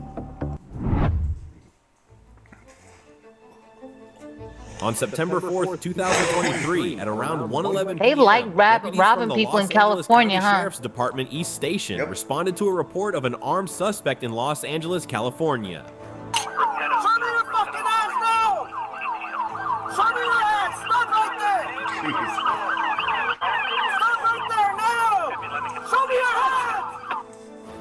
According to the 911 call, a man had entered a gas station, grabbed several items, then pulled a handgun from his backpack and held it in plain view as he fled the scene. The alarming nature of the report prompted an immediate law enforcement response. Running. Fucking ass now! Show me your fucking ass now! Show me your ass! Show me your fucking ass now! Show me your ass! Stop right there!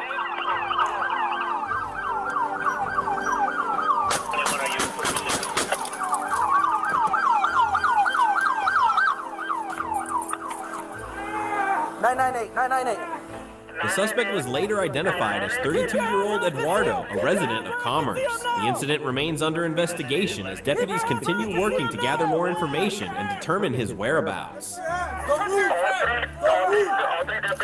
Determine his whereabouts. Ain't he on the floor? October 14th, He was on the floor. 2024, It was North blurry. Little Rock, Arkansas, at approximately 2:01 a.m. While assisting the North Little Rock Police Department near the intersection of West Broadway and Main Street, officers were alerted to a blue Dodge Challenger that had previously fled from authorities. The vehicle was soon located near Main Street and 5th Street. The suspect vehicle made a sharp turn westbound onto West Broadway, accelerating to speeds of approximately 85 miles per hour. As it approached the intersection of North Maple Street, the driver ignored a red light, continuing at high speed.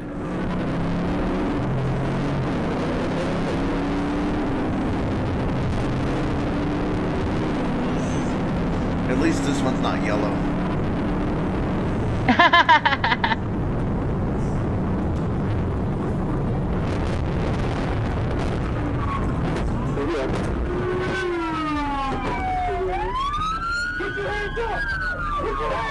You can't even see in those windows.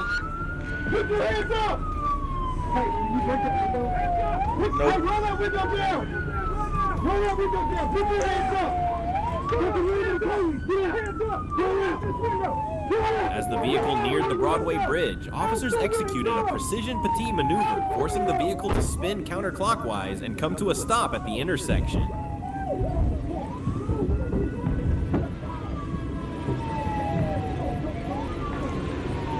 He's just sitting there like...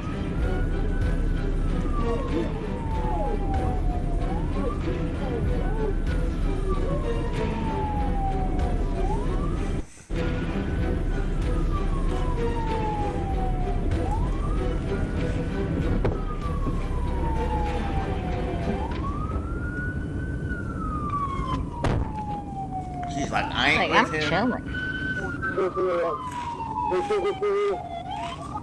Broadway to Broadway Bridge.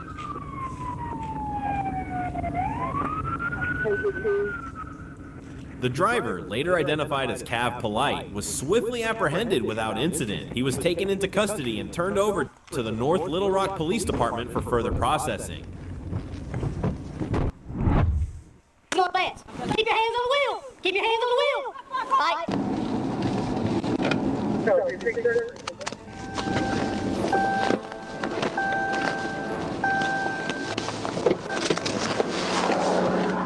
On Friday, the Johnston County District Attorney's Office cleared NC State Trooper Sergeant J.M. Dorsey Friday. in an officer-involved shooting from last month near Princeton. Don't do it!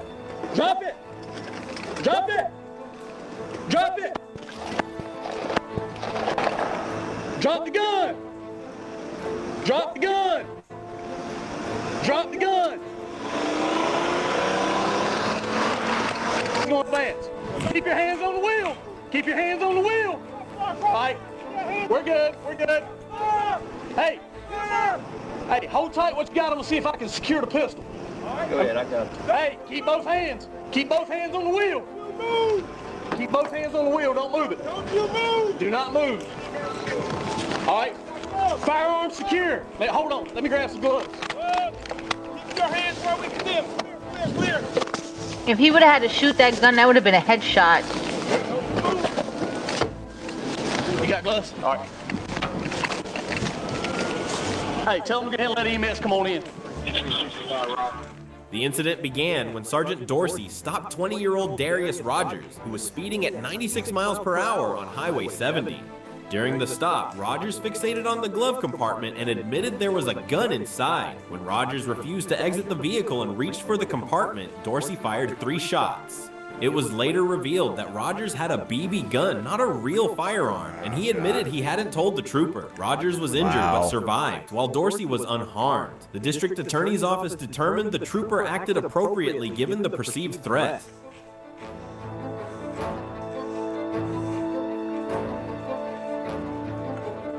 Makes sense.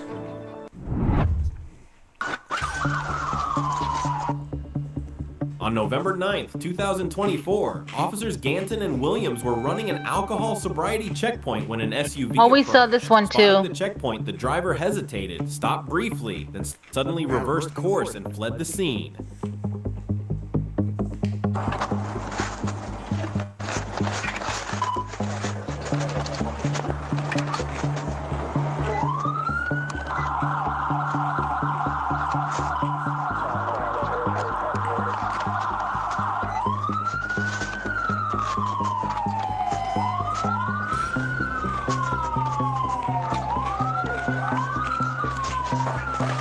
I guess I jinxed us, huh?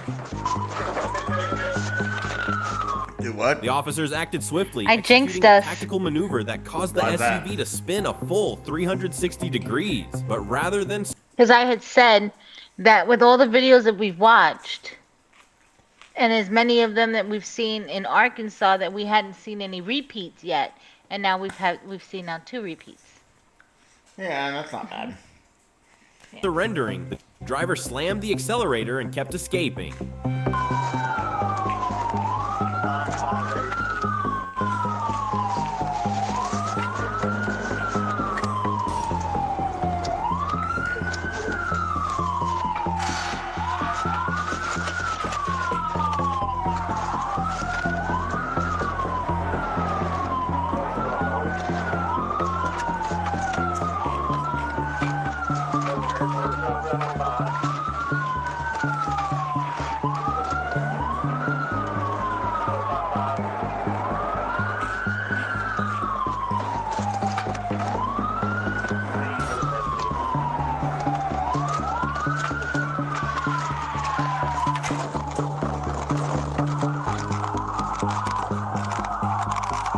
second attempt to stop the vehicle failed as the driver stubbornly refused to give in. Determined to evade the police, he pushed on.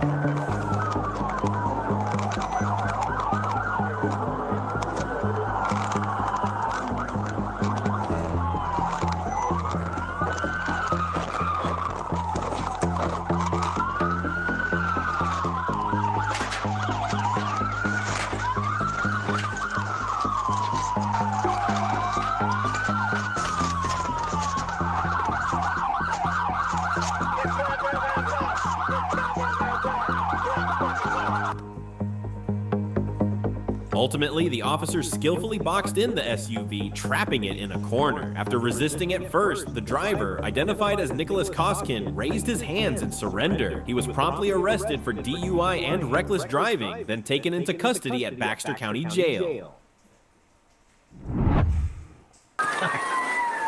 Arkansas again.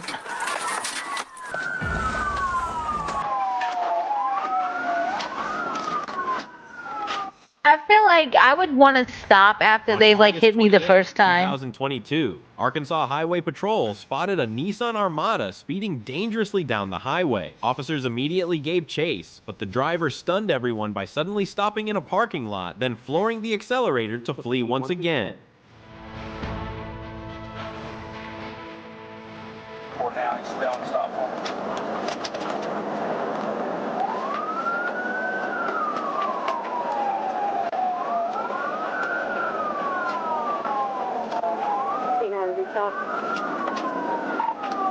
No, don't tell me 1037.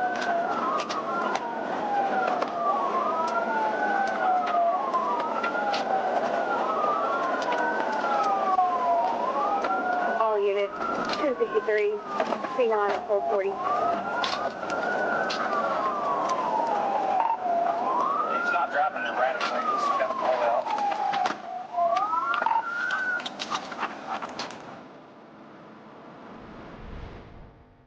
Despite losing a tire, the determined driver pushed on at high speed, recklessly risking lives. Police performed a Paiti maneuver, causing the car to spin and stop, but shockingly, he regained control and sped off once more.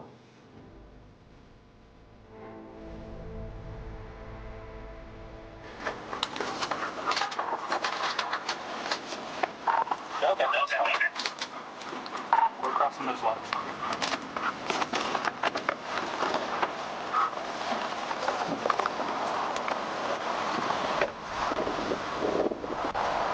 Hey, show me your hand. Roll that window down. Roll the window down. Put your hands out the window. Because I told you to. Show me your hands. Show me your hands.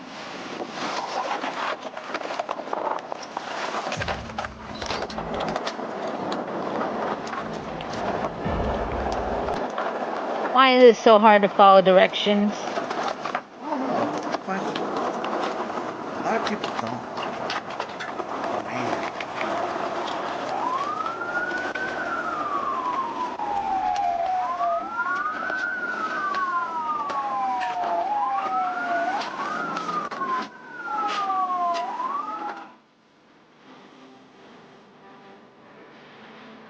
After several tense minutes, precise Paiti maneuvers forced the car to spin out and come to a complete stop. The driver then fled on foot but was quickly pursued and captured by officers and K-9 units.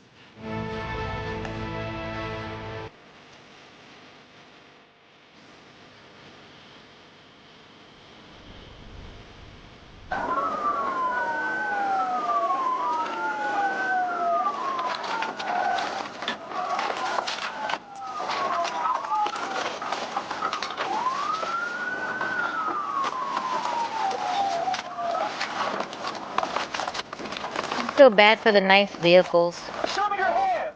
They don't deserve that treatment. Show me your hands. Right. It's like you're disrupting their pretty.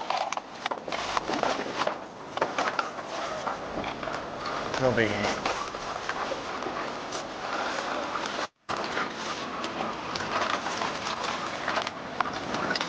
And this is why they cost thousands of dollars. Right?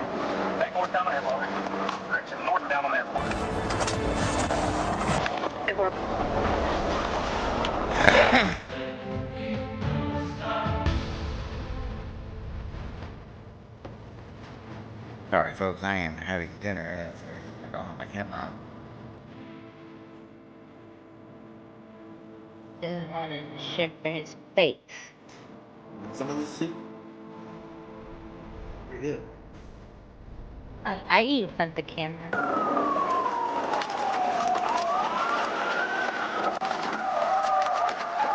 Somebody don't like it? They know what they can do. I love eating here. Pop out, Dad. Hands behind your back. Hands behind your back. Both of them. Both of them.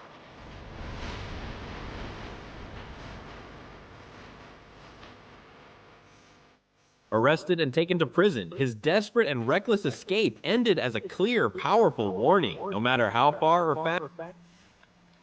Oh, Dang. I think, yeah, we did. You didn't want to, yeah. Alright, guys. That will be the end of today's video. Yes. Check back with us tomorrow to see what's happening next. Have a good night.